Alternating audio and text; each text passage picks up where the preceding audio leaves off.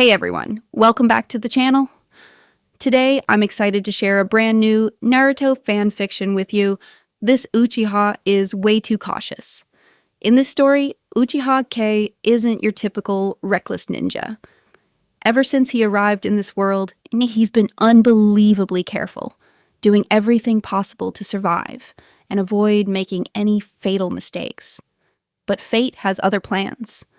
When he's assigned to join Minato Namikaze's squad on the dangerous mission to destroy the Kannabi Bridge, Kei realizes he's completely out of his depth, and maybe out of luck. If you enjoy stories about strategy, survival, and the hidden side of the Uchiha, you're going to love this one. Want to access the next part early or read all the chapters yourself? Check out my Patreon page, patreon.com/MV1717. Don't forget to like, subscribe, and hit the bell icon so you never miss an update. Alright, let's dive into This Uchiha is Way Too Cautious. Part 3 of This Uchiha is Way Too Cautious. Kakashi didn't stay lost in thought for long. After taking a brief rest, he stood up once more and resumed sparring with Uchiha Kei. Kei was more than happy to fight him. These battles were the quickest way for Kei to consolidate everything he'd recently learned. Other than holding back from lethal strikes, they both went all out. Kei even considered inviting Might Guy to join the sparring. After all, that guy's taijutsu was seriously formidable. Even though Guy focused on physical combat, his overwhelming speed could still challenge Kei's Sharingan. Kei could see the moves but couldn't always react in time. But after thinking it over, Kei decided against it for now. With the Mangekyo Sharingan now in his possession, his physical coordination had significantly improved. The enhancements from the Mangekyo were far beyond imagination. It drastically increased the potency of genjutsu, making them harder to detect. It also boosted dynamic vision, and likely certain ninjutsu too. These enhancements were mostly technique-based, and there was a catch: they only activated with the Mangekyo open. As for physical boosts, the original manga never clearly explained them. But Kei remembered Madara hinting at it, and from that, he deduced that the Sharingan might influence the body in different ways depending on the user. For example, one possible route was enhancing chakra, something Kei suspected was the case with Uchiha Izuna. And it made sense. After transplanting his brother's eyes, Madara became the only one who could match Hashirama Senju in raw chakra. Using the Sharingan's boosts to ninjutsu, and the immense chakra from the eye transplant, Madara managed to exhaust even the first Hokage in battle. Kei speculated Madara's own eyes might have emphasized agility, much like his own now. With two sets of complementary abilities, Madara seemed flawless, though he still got thrashed by Hashirama. As for Kei, his Mangekyo Sharingan clearly enhanced agility. He could see it in his battle stats and felt it during combat. If his Sharingan boosted chakra instead, he wouldn't have been popping pills like crazy in the final phase of the war. Even now, his chakra growth was relatively slow. Still, Kei was pretty happy with the agility boost. It suited his combat style: quick, sharp, and always on the move. Faster legs mean faster getaways, he joked. Casually deflecting Kakashi's strike, Kei's Sharingan scanned the surroundings and instantly locked onto the real Kakashi hiding with an earth-style jutsu. He shattered a shadow clone with one slash and lunged toward Kakashi's actual location.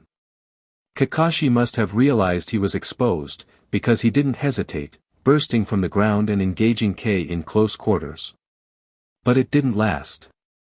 Under the pressure of Kei's Sharingan, Kakashi tried to pull back and ready a Chidori, only for Kei to grab his wrist mid-motion and place a blade at his neck. Lost again, Kakashi sighed. Fighting a real Uchiha with a borrowed Sharingan is still too much. You're doing great. Better than plenty of Uchiha, Kei replied with a grin as he withdrew the blade. Give it some time, and I might not be so confident next round. Kei knew he had an edge, no need to act cocky. Besides, future Kakashi would become Kakashi of the Sharingan, capable of standing toe-to-toe with almost anyone. He'd eventually awaken the Mangekyo too.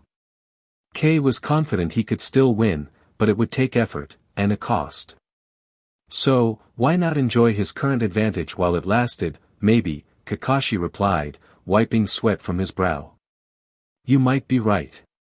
Swordsmanship could be worth exploring for me. But, you're worried it'd dishonor Obito's eye? Kei interrupted, giving Kakashi a look like he was being ridiculous. Sharingan has insane insight. Just because Uchiha favor ninjutsu doesn't mean we suck at taijutsu. Why not push the Sharingan's capabilities further? Combine them with your sword skills and jutsu. Forge a new style, one that blends the Hatake clan's legacy with Obito's eye. Kakashi fell silent, clearly deep in thought. Kei couldn't help but smile. It seemed Kakashi was finally taking his words to heart. Kei knew deep down that in Kakashi's eyes, he might just be a stand-in for Obito.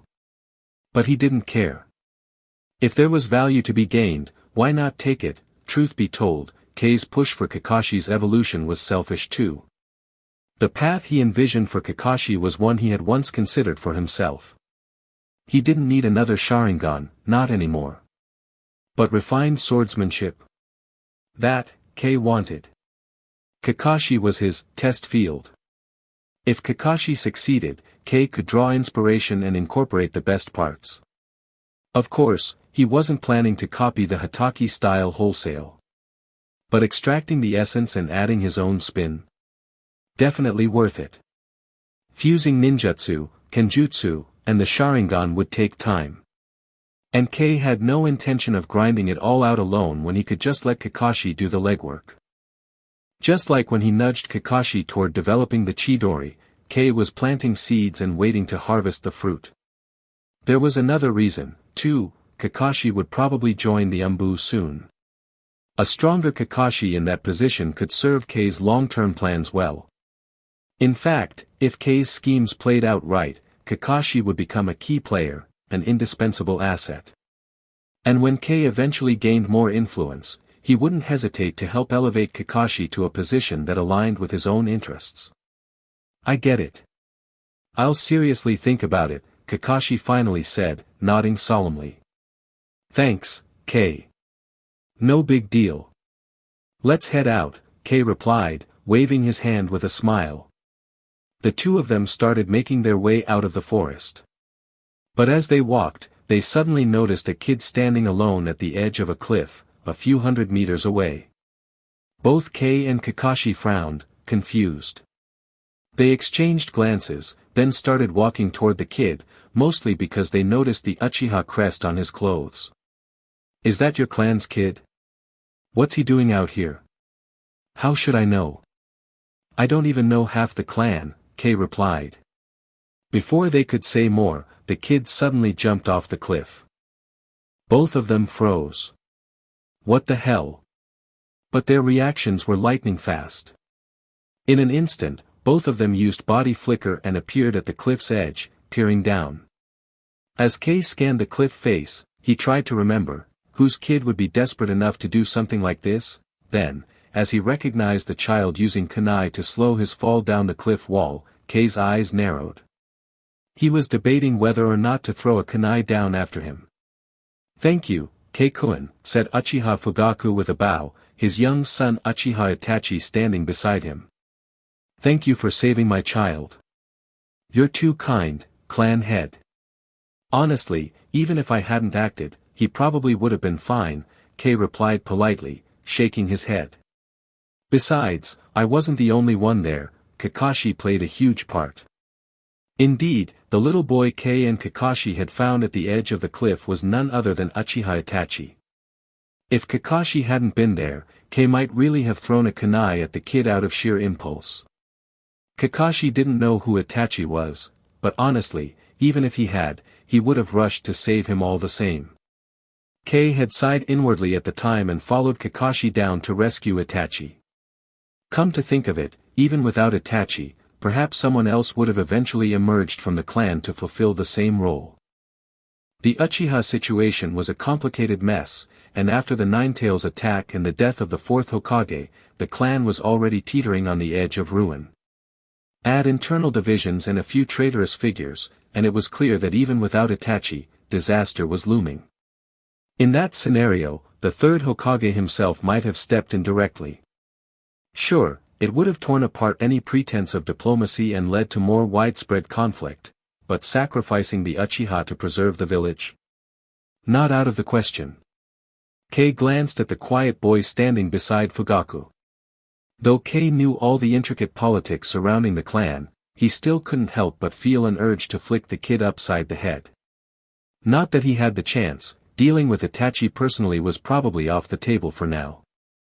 As for raising him, grooming him with Kei's own ideals, Kei quickly dismissed the idea. Given Itachi's legendary accomplishments, the thought made Kei's skin crawl. Even if Kei invested time and effort, Itachi might still end up brainwashed by Hiruzen and his ilk. Kakashi, huh? Fugaku thought for a moment, then nodded. I see. Still, I owe you thanks. And, Kei-kun, you haven't stopped by for tea in a while. I've been occupied with training, clan head, Kei replied with a polite smile. But I'll definitely visit when I get the chance. No time like the present, Fugaku tilted his head. Unless you're in a hurry. Kei hesitated briefly, then nodded. Since the clan head personally invited me, it would be rude to refuse. In truth, Kei found drinking tea with Uchiha Fugaku tedious and mentally draining. Fugaku, despite being indecisive and arguably unfit to lead in a time of crisis, was no fool. He was shrewd, perhaps even cold and calculating enough to have willingly sacrificed the clan in exchange for the survival of Itachi and Sasuke. Ruthless? Selfish? If those were assets, then yes, they applied to Fugaku. Kei couldn't say for certain whether his assumptions were correct, but it hardly mattered. The future was what it was, and dead men don't speak, unless you use Edo Tensei. Playing political games with Fugaku was a pain, but Kei had no choice. Unless he could demonstrate enough strength or value to make Fugaku trust or fear him, Kei's plans wouldn't go anywhere. Kei followed Fugaku to a small pond where the man showed no sign of sending his son away. Maybe Fugaku wanted his child to witness this and start learning early. They sat down in a gazebo by the water. Itachi quietly brewed tea for them, creating a picture of familial harmony. So, Kei-kun, Fugaku began once the tea was served, what are your plans moving forward? My plans? Kei tilted his head slightly, unsure if the question referred to his role within the clan or the village. Within the clan, Kei had made enemies among the hardliners. But at the same time, his intelligence and strategic thinking made him an intriguing ally, even to those he defended. The moderate or dove faction appreciated Kei's seemingly peaceful philosophy, even if it was really just him protecting his friends. They still hoped to win him over. As for the village, Kei had options. He could join the Konoha military police for a more stable role and a decent degree of authority. Or he could remain with his current team, a group celebrated as heroes for sparing many from the horrors of war, a position that came with its own advantages. I'm not sure yet. I think I'll observe for a bit longer before making any decisions, Kei replied neutrally, not knowing what Fugaku was truly probing for. Caution is wise, Fugaku said with layered meaning. Not every path offers a chance to turn back. I'll keep that in mind. Kei nodded. True enough, some choices were irreversible. But that's why he always prepared backup plans. And what's your view of the current state of the clan? Fugaku asked after a sip of tea. Kei frowned. That wasn't a question one could answer lightly. The clan was a mess of conflicting ideologies and factions, and Kei had only recently entered the inner circle. Still, he had prepared for this, though there were some truths best left unsaid. He glanced at Fugaku, then at the quiet boy beside them, and answered. It's complicated. The clan is fragmented. There's no true unifying force, not even you, clan head, can fully hold it together.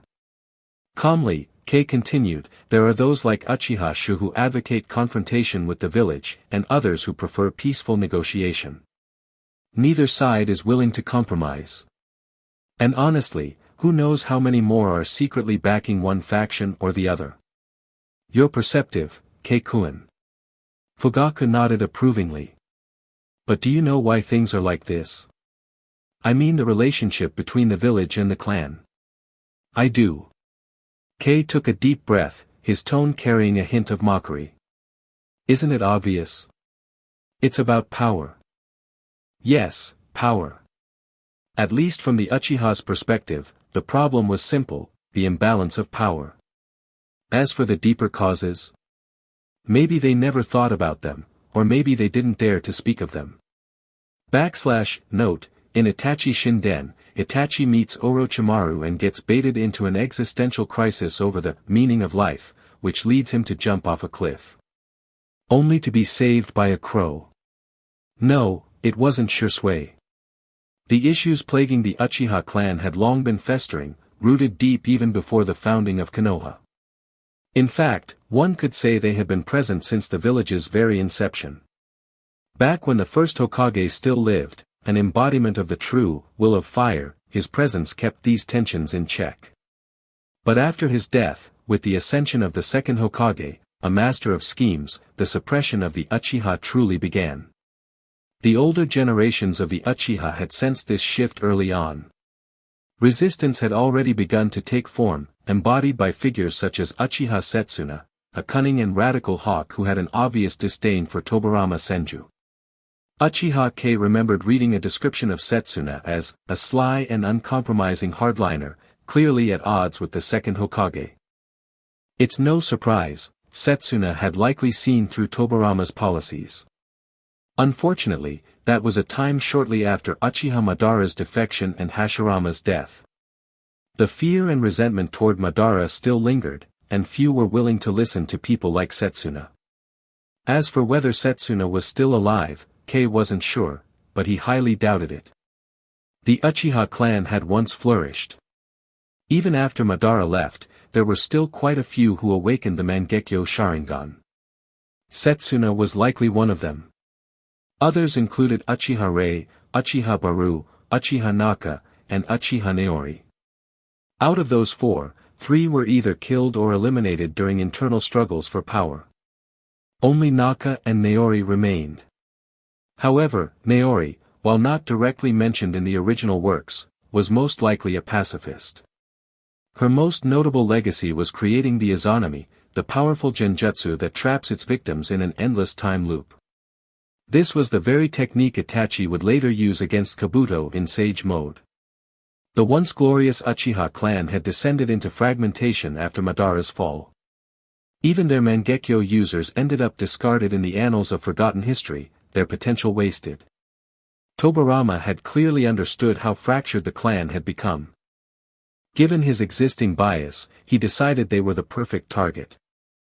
At first, he acted subtly, like establishing the Ninja Academy. And while the academy weakened the Uchiha's influence, it also reduced the power of other clans like the Senju. But no one could openly oppose such a move. It was, after all, an initiative to raise the village's overall standard. Once the groundwork was laid, Tobirama pushed the Uchiha to the village's periphery, placing them in charge of the Konoha military police force. Undoubtedly, the Uchiha elders at the time were against it. But between Madara's betrayal and the rise of pacifist factions, there wasn't much they could do. Moreover, Tobirama understood the Uchiha personality well. He purposely cultivated figures like Uchiha Kagami, a pacifist, and even accepted him as a personal student. That move sent a powerful message to the Uchiha: you still matter. There's still hope. Over time, this belief grew stronger. As the third Hokage took over, this mindset gradually became ingrained. But the truth was, the Uchiha were never a passive clan. There were always troublemakers among them. In times of strength, this might not have been an issue. But now, with the Mangekyo becoming a myth of the past, that defiance was nothing more than self-destruction. Power, it's an invisible, suffocating force that breeds endless ambition. Though intangible, it's undeniably real. Some within the clan, lacking the strength to back it up, had begun entertaining dangerous ideas. Ideas that could spell ruin.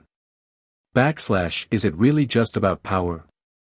Uchiha Fugaku asked. Though he nodded slightly, there was a hint of disappointment in his tone. Power is just the surface, Kei responded, understanding that this was a subtle test from Fugaku. One that came quicker than Kei had expected. Still, whether early or not, Kei knew he had to seize this opportunity. He needed to slowly draw in Fugaku, this hesitant, indecisive man, bit by bit, until he could fully control him.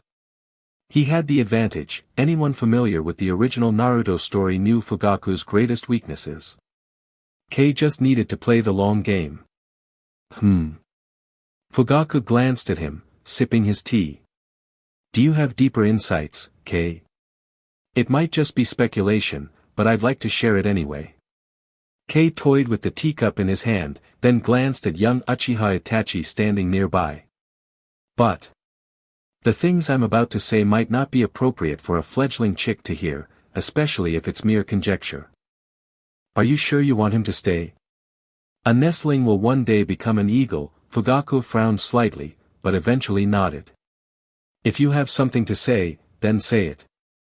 As you wish, clan head. Kei set the cup down. A faint, unreadable expression crossed his face. While browsing the archives, I came across many writings, especially insights from past Sharingan users. Some of it was quite intriguing. Indeed, the clan's archives recorded many curious things, about past battles, about the military police, about life and death. Most were vague personal notes, but they held truths if you read between the lines. Which is why Kei could frame this as personal speculation.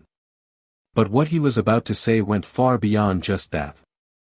The relationship between the Uchiha and the village, Kei said calmly, is a manifestation of an imbalance in power. That was obvious even during the last clan meeting. But if we trace it back, doesn't it all lead to the second Hokage's policies? And wasn't it all because of Uchiha Madara? Clink. The teacup in Fugaku's hand dropped onto the table with a sharp sound, echoing in the tense silence that followed. Apologies, that was rude of me. Uchiha Fugaku looked at the teacup lying on the table, silent for a moment before forcing a smile as he spoke to Uchiha Kei. Even so, such a lapse in composure was indeed unlike him. Uchiha Itachi was visibly surprised. He had never expected his usually composed and steady father to show such a moment of loss. But the sharp-minded Itachi said nothing. Instead, he silently etched a name into his memory, Uchiha Madara, the man who had caused his father to falter. Kei, don't mention that name again, Fugaku said, his emotions gradually settling. I don't know where you came across it, but please, don't bring it up anymore. I understand, clan leader, Kei replied calmly on the surface, though inwardly, he couldn't help but sigh in amazement. The very mention of Uchiha Madara still holds terrifying power. Even though he was long believed dead, no one dared to deny how formidable he was. And in the future, when he is resurrected via Edo Tensei, he will prove once again just how fearsome he truly is, and just how justified everyone's fear of him was. Kei respected Madara deeply, but he wasn't particularly afraid, not now. Who knows? Maybe that old monster was already on his last breath anyway. As for the future, Kei wasn't going to think too far ahead.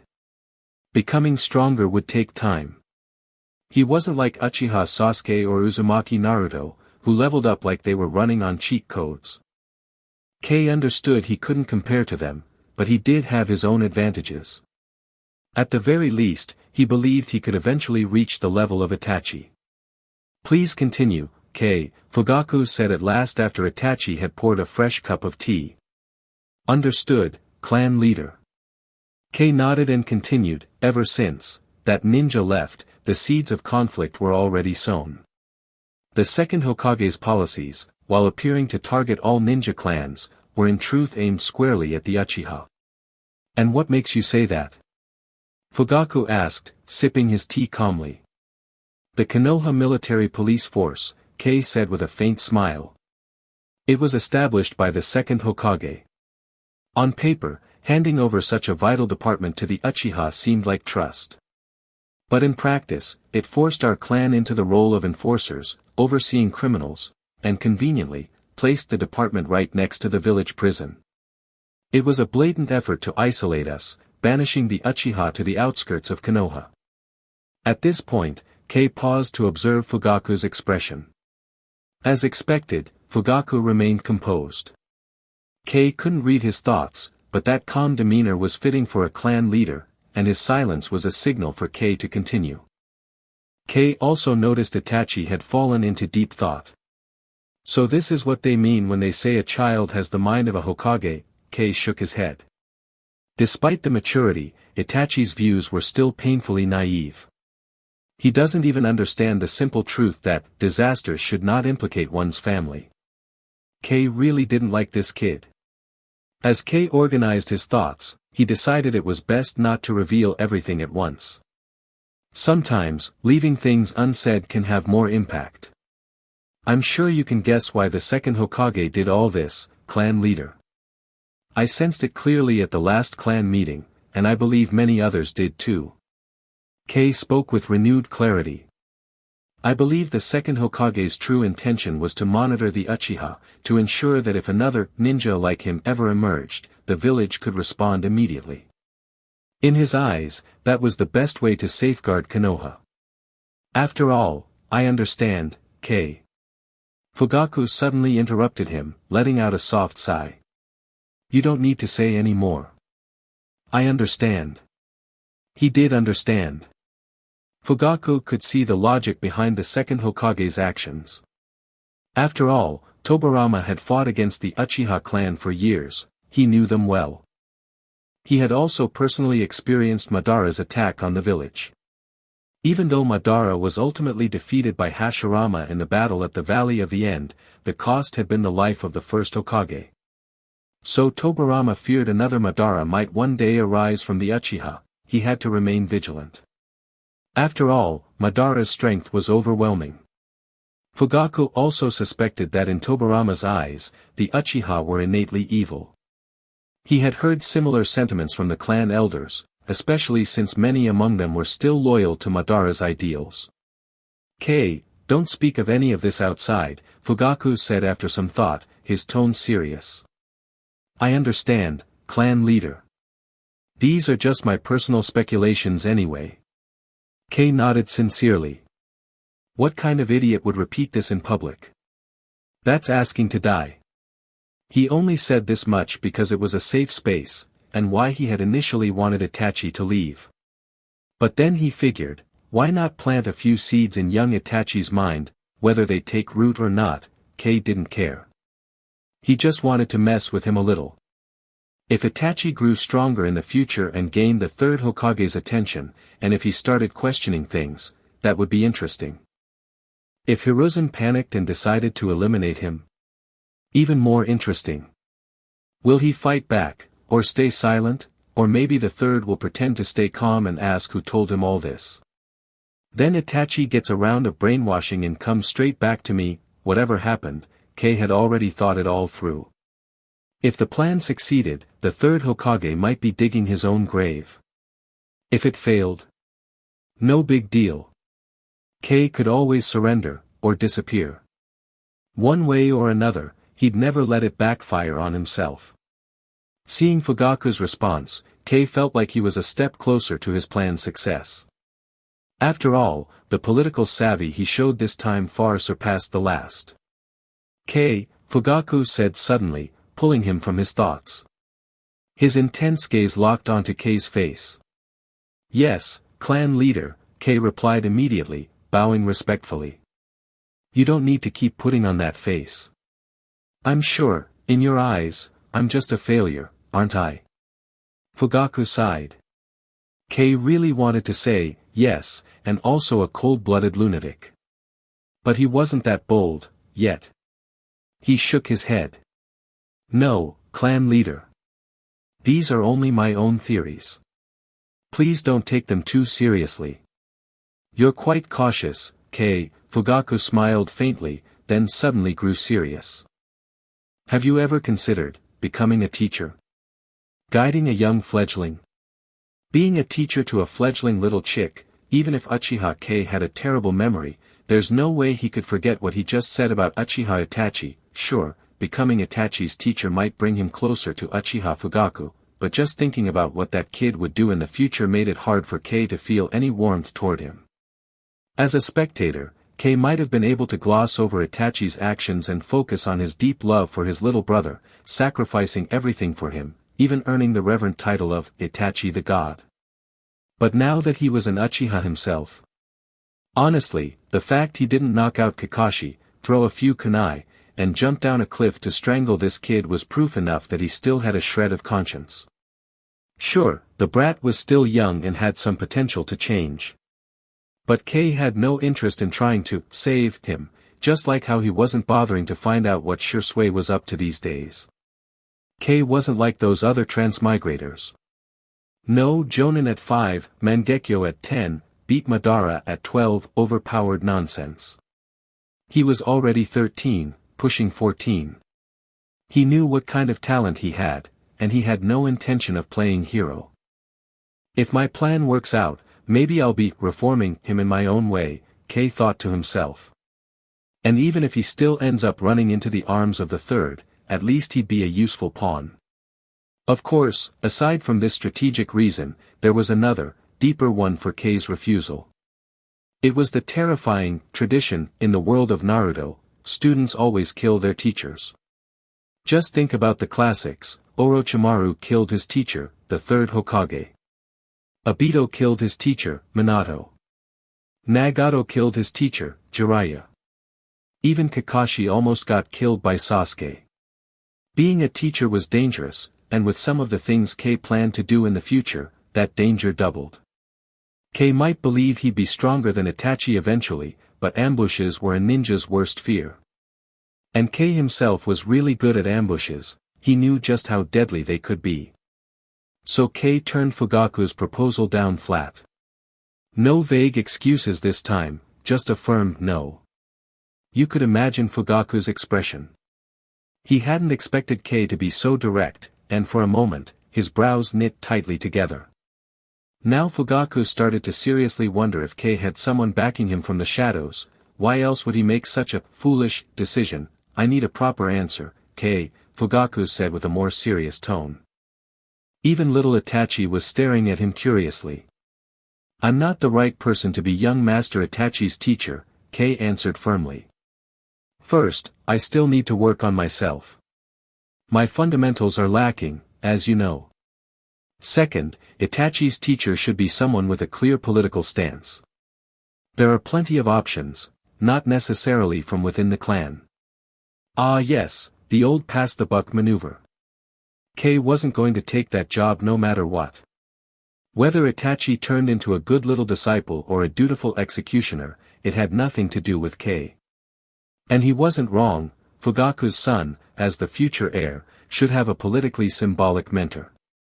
Choosing a teacher for him could reflect the clan's internal stance and alliances.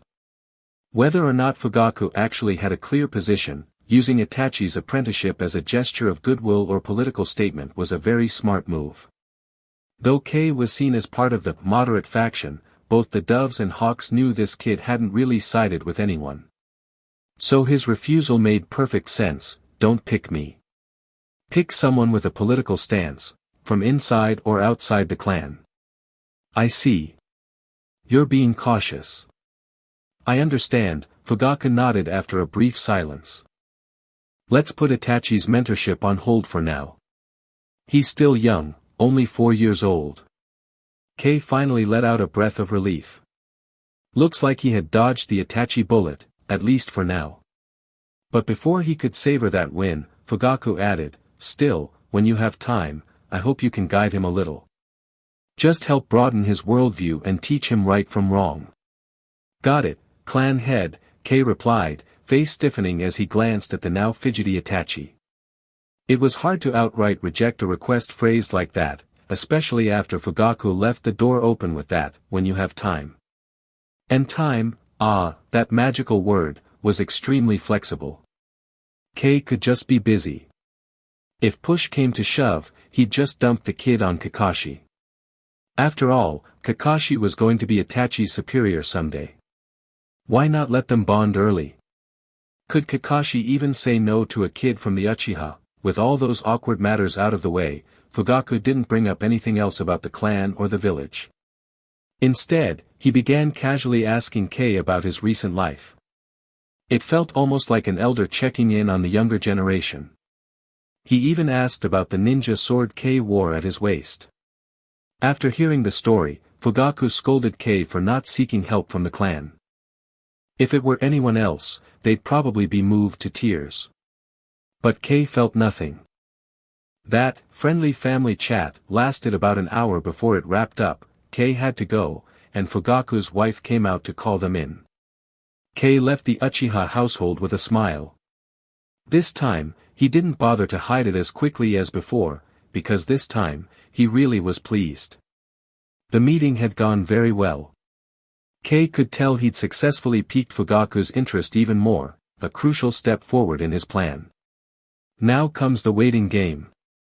Time to find the right moment to toss out the next set of bait. Chapter 76, Lightning Cutter, Raikiri. In the following days, Uchiha Kei kept to his usual routine, and Uchiha Fugaku made no further efforts to contact him. Although Itachi was occasionally asked to visit Kei, every time he did, he returned empty-handed.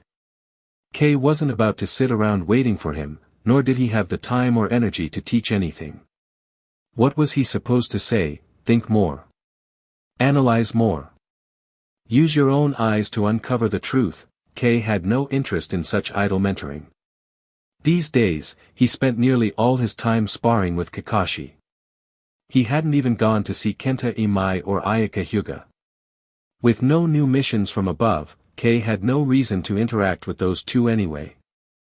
His impression of them had always been poor, and he was sure the feeling was mutual. Their relationship was like three magnets with identical poles, constantly repelling, never attracting. Sparring with a true genius like Kakashi, however, had yielded Kei tremendous benefits. What annoyed him, though, was how fast Kakashi was progressing, almost absurdly fast. Maybe Kei's advice and encouragement had really done something. Kakashi had picked up the blade again and veered off the strange path he was headed down in the original timeline, now trying out the suggestions Kei had made.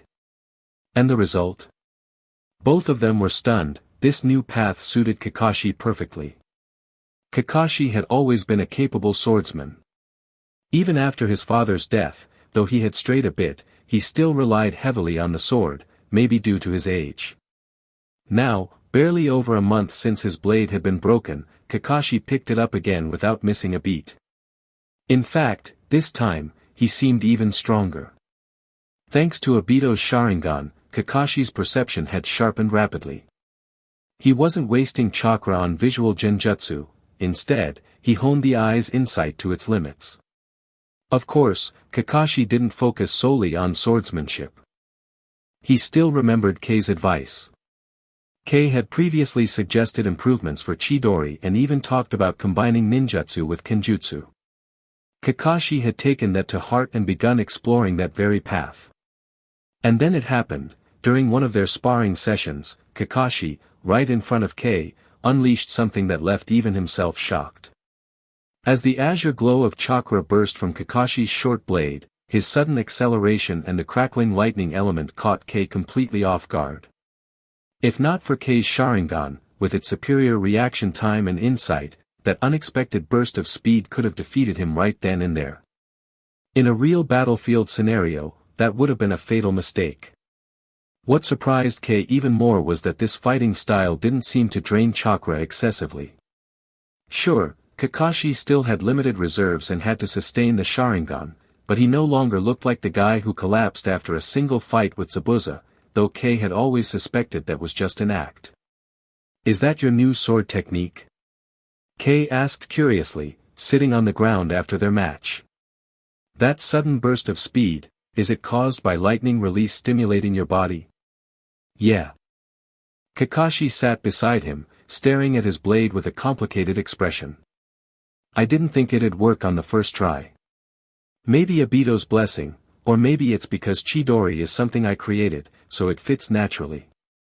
Buddy, Obito's not dead, Kei thought silently. But he didn't bother explaining that. He was far more interested in Kakashi's new technique. Kakashi didn't hide anything. He probably saw it as something they developed together, and since Kei had the Sharingan and knew Chidori too, it was only a matter of time before he figured it out anyway. From Kakashi's explanation, Kei got a clearer picture. Kakashi's blade, like Kei's, was forged from chakra-conductive material. The difference? Kakashi's was still the short sword his father had once used. This blade had excellent chakra conductivity and compatibility, allowing him to infuse chakra and unleash jutsu through it. Kakashi's fighting style wasn't exactly traditional either.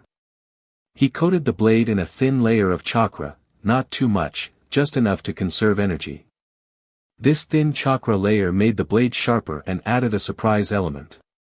When Kakashi saw an opening, he could instantly unleash lightning release chakra, stimulating his body and dramatically increasing his speed to land a hit. And because the blade already had chakra coating it, the switch to lightning release was almost instantaneous.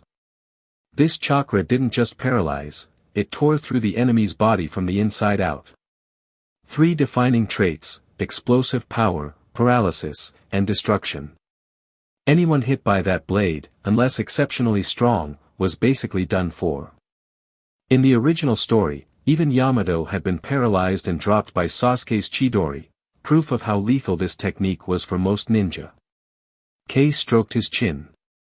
Kakashi's transformation was going better than expected, and he'd even created something rather impressive. This fit Kei's plan perfectly: use Kakashi's path to validate his own theories, then extract the best parts for his own development. It wasn't exactly noble, but as long as he didn't say it out loud, he was just a mentor, right? Besides, he thought this move Kakashi had come up with would suit him very well too. It was a strong beginning. Kei believed Kakashi would eventually create even more useful techniques. And when that time came, Kei would continue deepening their connection, while quietly reaping the benefits. By the way, do you have a name for that technique yet?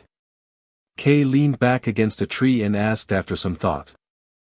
Not yet, Kakashi replied, scratching his head. But I think you should name it. After all, it was based on your idea, even if I was the one who developed it. Me? Kei tilted his head and thought for a moment, then said slowly, how about Raikiri, lightning cutter? End of chapter. Chapter 77, speculation. The name, Raikiri, was quickly approved by Kakashi. From Kakashi's perspective, he felt that Uchiha Kei had given him a blueprint for a stronger technique, a gesture he genuinely appreciated, and one he was eager to experiment with. Moreover, Kakashi believed that combining his own strengths with Obito's might actually be the best path forward. At this moment, Kakashi had not yet reached the depths of despair as seen in the anime's flashbacks, likely because Rin Noara had not yet died by his hand. Thanks to Uchiha Kei having saved him once before, the relationship between them remained not just good, but steadily improving. After receiving the sword technique, Kei dedicated some time to practice it. He quickly realized that for him, it wasn't particularly difficult. The true challenge lay in identifying an enemy's opening and then instantly channeling lightning chakra through his weapon to deliver either a fatal or disabling strike. This demanded both exceptional perception and superior physical coordination. Fortunately, as a member of the Uchiha clan, Kei excelled at both. Kei especially appreciated the sword's paralyzing effect. As he faced stronger and faster opponents, there were bound to be enemies who could evade even his most lethal strikes. Previously, Kei could do little against such foes and would have to wait patiently for another opportunity. But now, with Raikiri in hand, even if the enemy managed to dodge the first strike, the paralysis would prevent them from avoiding the second. Of course, it depends on the opponent, Kei thought silently. Against monsters like Uchiha Madara, the third Tsuchikage, or Orochimaru, this kind of paralysis might not mean much. Inwardly, Kei reflected, forget about Madara. Orochimaru's resurrection will unleash chaos in this seemingly calm world. The future is full of godlike battles. Kei had once lamented how each new generation of ninja seemed weaker than the last. Looking at the sheer strength of the first Hokage and his peers, then at the current shinobi, the gap was obvious. Yet after witnessing Naruto Uzumaki and his comrades' potential, Kei no longer dared to make such sweeping statements, especially when even the Boruto era turned into full-scale divine warfare.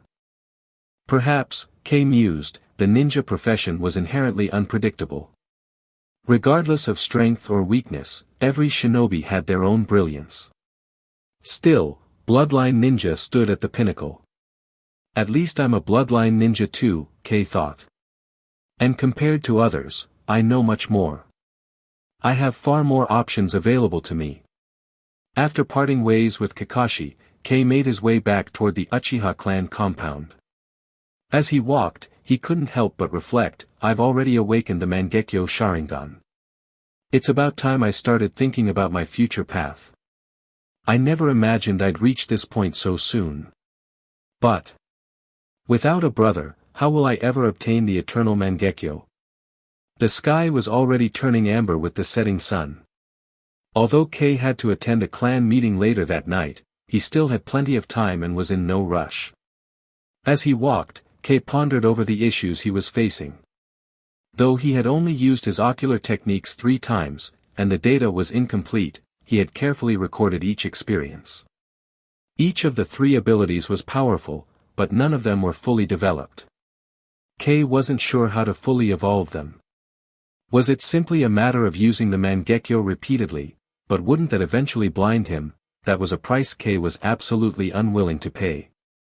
As for Susanoo, Kei hadn't yet found a clear path to mastering it, but he had some ideas. From his memories, both Shisui Uchiha and Madara Uchiha were able to use Susanoo even before their Mangekyo abilities were fully matured. Madara was even able to manifest Susanoo without having any eyes at all. Didn't this suggest that, once the right method was mastered, Susanoo could be deployed with minimal, or even no, damage to the eyes? In Kei's understanding, Susanoo was a colossal giant constructed entirely of chakra, capable of both offense and defense, and of amplifying other techniques. Essentially, it was a structure of pure chakra. The challenge was figuring out how to solidify and shape it correctly to bring out its true power. What Kei was sure of, however, was that Susanoo must involve some form of yin release in combination with chakra. While Kei didn't know the exact method of extracting yin release, having a rough direction was already a huge step forward. Beyond Susanoo, Kei had also estimated the active durations of his eye techniques. During his first use of Chrono Freeze, his chakra and mental state were already severely depleted after prolonged battle. Thus, Kei adjusted his later usage slightly to extend the duration, although he dared to extend it by only a few seconds, to be cautious. Against stronger opponents, Kei worried about damaging his eyes. Against weaker ones, there was no need to even activate the ability. The same logic applied to Chrono Leap and Chrono Drift. Fortunately, these 2 single-eye techniques consumed far less energy than Chrono Freeze. Kei remembered that when he used Chrono Drift, he was able to affect both Kitsuchi and another rock ninja at the same time.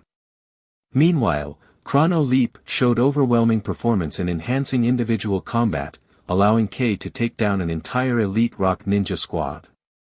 These abilities are directly tied to my chakra reserves and ocular strength, Kei mused, stroking his chin. If I can boost both, maybe I can finally unlock their full versions. Though he didn't know exactly what the completed forms would look like, Kei was confident of at least one thing: with sufficient chakra and ocular power, he wouldn't suffer severe eye pain and blood leakage after each use anymore. Most importantly, he would finally have enough power to attempt using Susanoo. The Mangekyo Sharingan's true strength came from continual usage and training. No one, not even Obito, had fully mastered it without long periods of combat and refinement. Even Sasuke Uchiha had to get hammered into shape through endless battles. Chapter 78, Test subject achieving that goal, however, wasn't going to be easy. there were countless problems, each more difficult than the last. For instance, Kei needed to acquire materials similar to what Obito had used. But even if he managed to get them, the next question of how to properly process them was another headache entirely. Not to mention, he also needed someone capable of examining and monitoring his physical metrics. And finding such a person wouldn't be simple either. Still, Kei had no intention of giving up. He had survived up to this point through sheer tenacity and an overwhelming will to live, and through that struggle, he had finally earned the Mangekyo Sharingan he had long dreamed of. But this was only a temporary victory. Considering the terrifying monsters that would soon appear one after another in the future, staying stagnant at his current level would be nothing short of suicide. As for the materials, I already have a few ideas. With some luck, I might be able to get my hands on them. The real problem is, what to do afterward. Kei felt his head throbbing as he approached the Uchiha compound, shaking his head with a wry smile. Forget it. No point thinking too much about it now. If worst comes to worst, I'll just intercept Orochimaru when he makes his move. Or maybe even ransack his hideout. Facing Orochimaru directly, though, might be risky. After all, the current Orochimaru wasn't yet the one-hit illusion victim he would become in the future. A direct battle with him could go either way. Even if Kei somehow won, killing Orochimaru would be another story altogether, especially since Orochimaru had already been experimenting with the cursed seal, a simplified form of Sage Mode.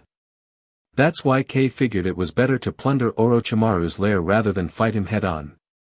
Who knows what kind of treasures he might find, or maybe he could ambush Orochimaru after he was wounded. The only thing I'd need to be careful about is the third Hokage's faction.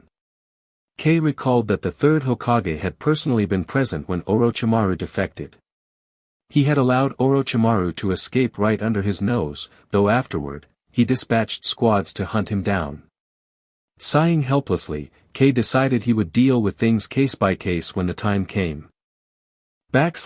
Pushing aside thoughts of Orochimaru, Kei's mind drifted back to the matter of the eternal Mangekyo Sharingan.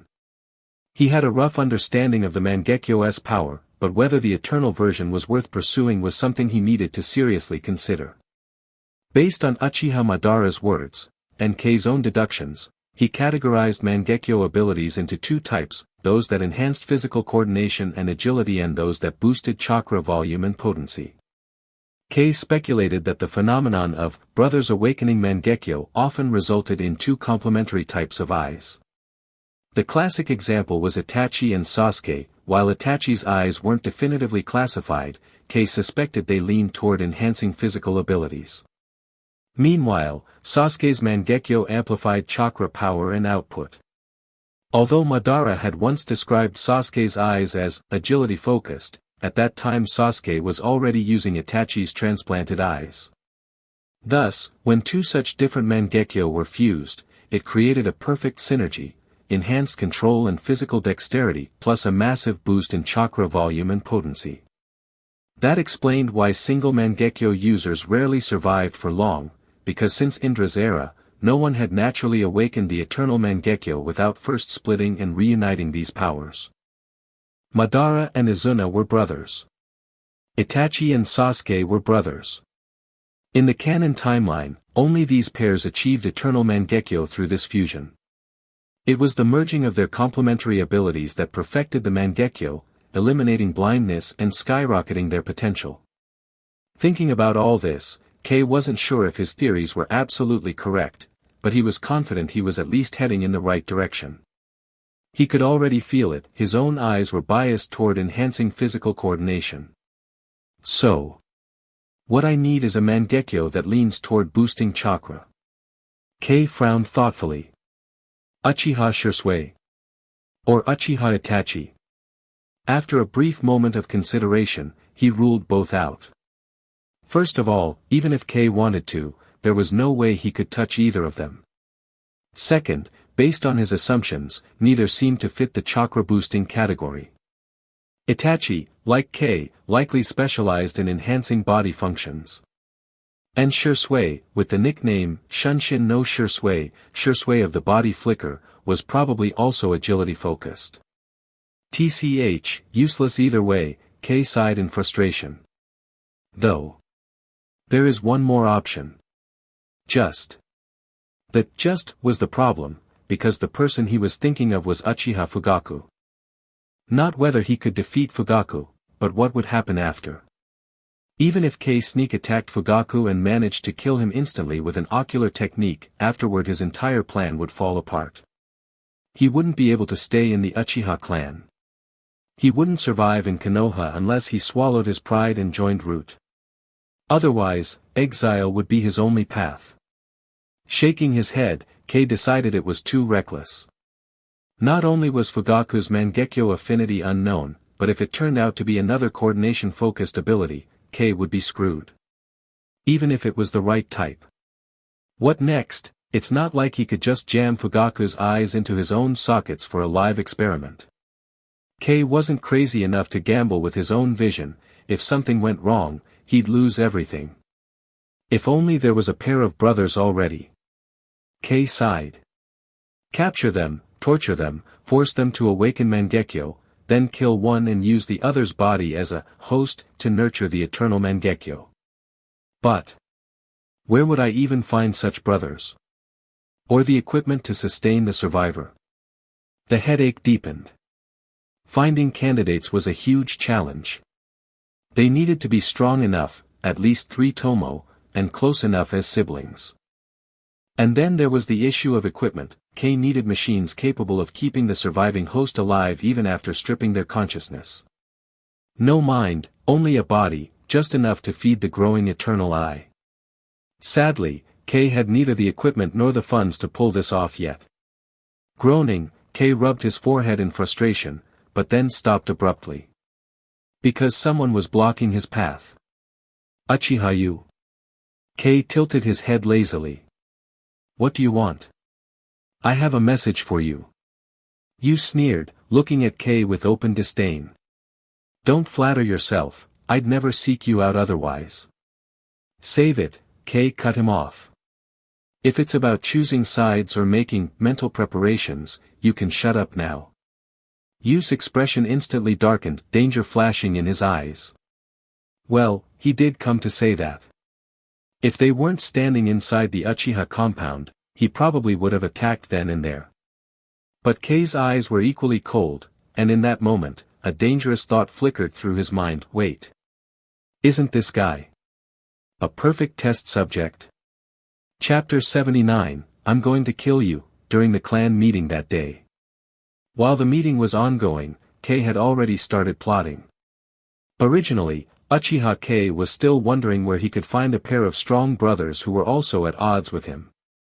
Coincidentally, Uchiha Yu, that guy, just happened to jump out in front of Kei, which greatly surprised and delighted him.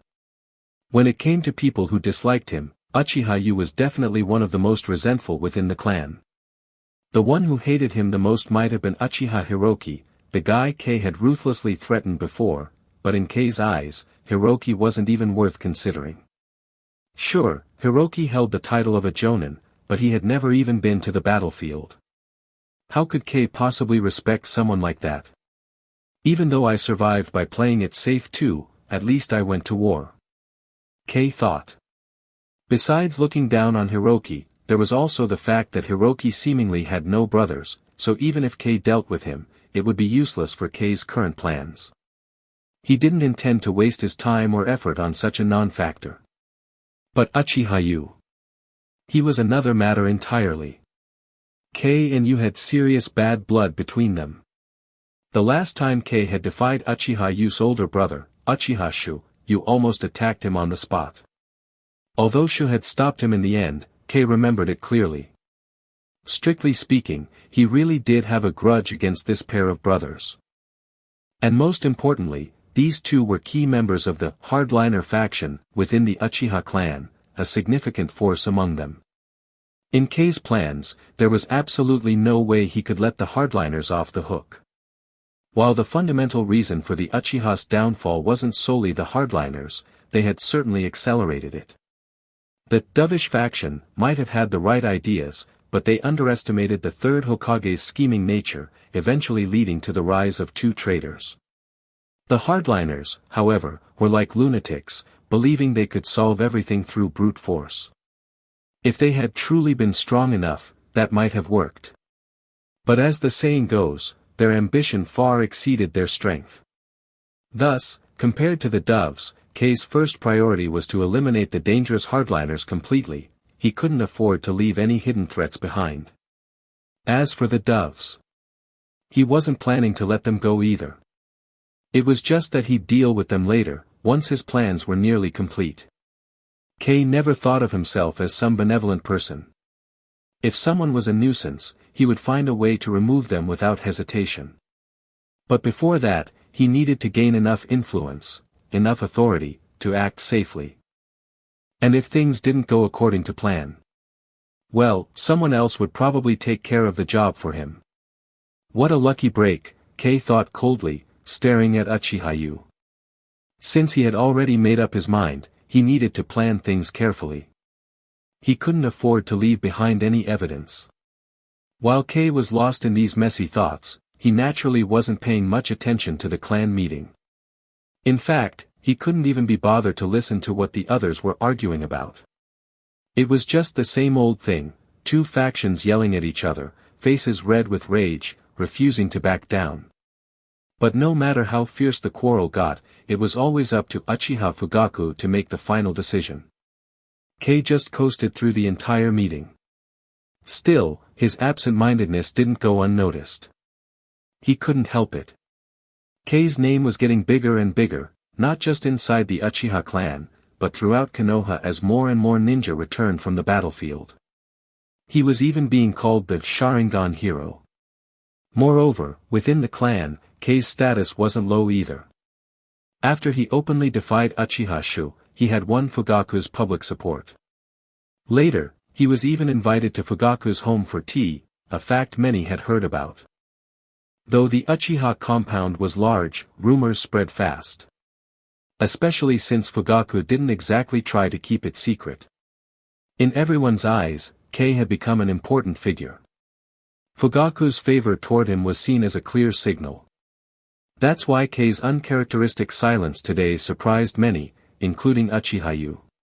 Of course, you had no idea that Kei's mind was entirely occupied with planning his death.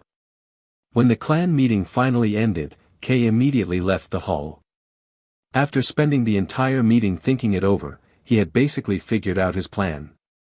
Next, he just needed to quietly gather some intel on you, and once everything was ready, Kei would make him disappear from Konoha without leaving a trace.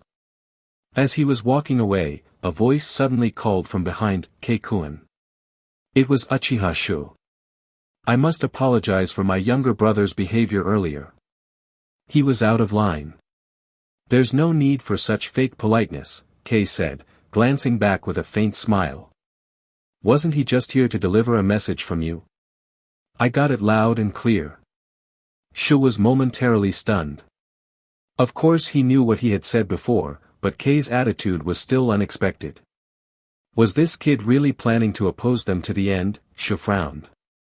This wasn't good news. He had thought Kei was smart, his actions on the battlefield had proven it. But now it seemed the kid might be a fool after all.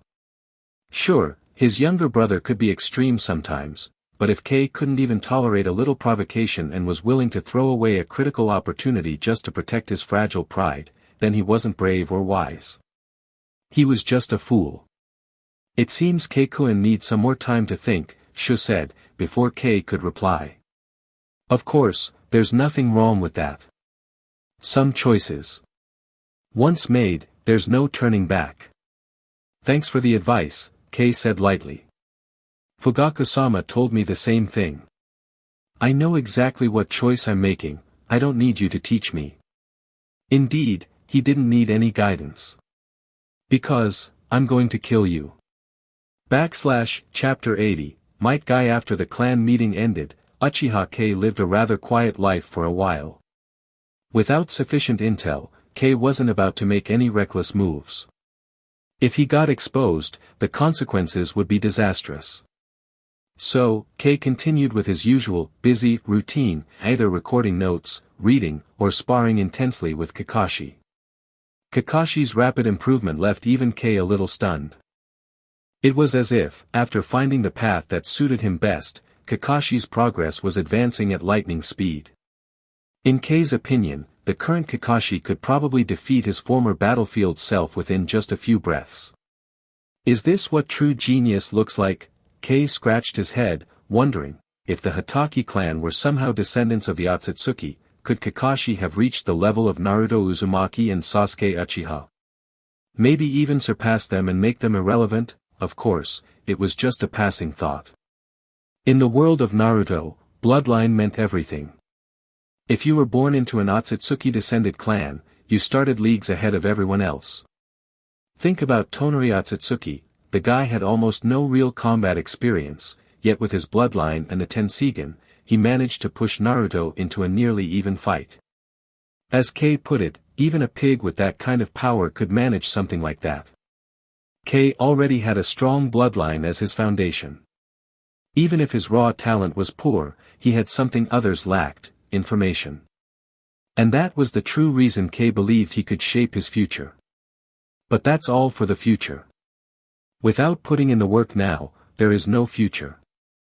Besides, I've got more than enough on my plate. And indeed, Kei had a lot to handle. His top priority right now was to figure out Uchiha use movements and gather detailed intel on his strength. At times like this, he couldn't help but miss Ayaka Hyuga a little.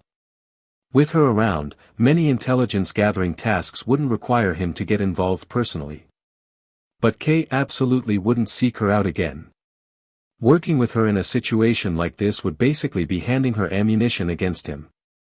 He had already been considering cutting ties with that woman. She was a loose end he needed to resolve eventually. No way was he about to entrust her with sensitive matters now.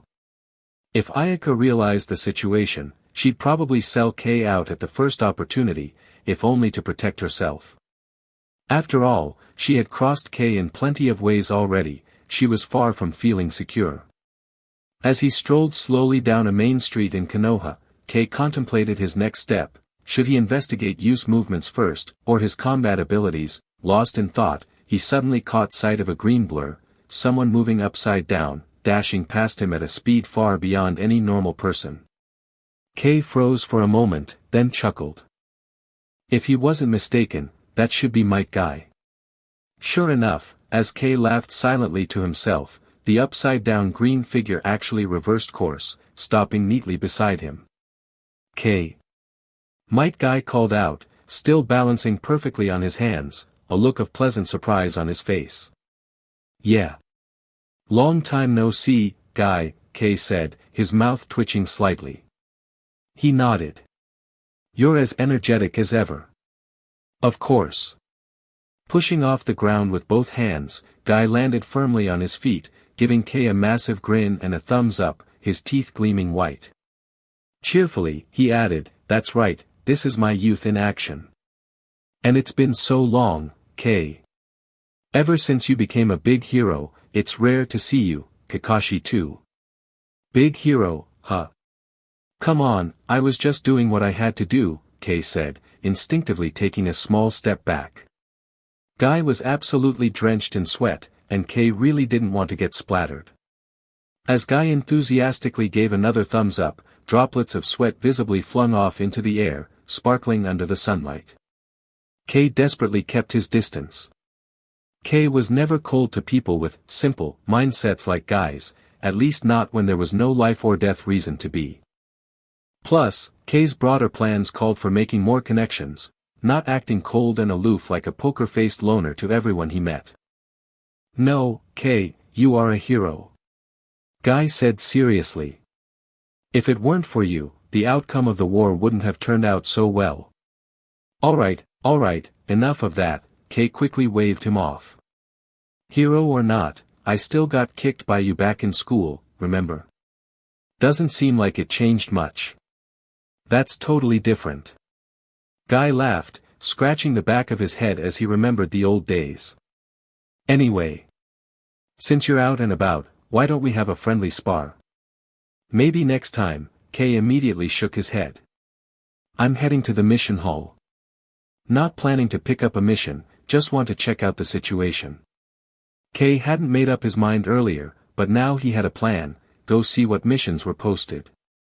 While the missions assigned to the Konoha Police Department and the regular mission hall were two separate systems, the mission hall still had heavy traffic.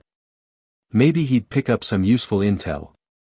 Information gathering was always about digging through countless tiny details, and the mission hall was prime real estate for loose chatter and rumors.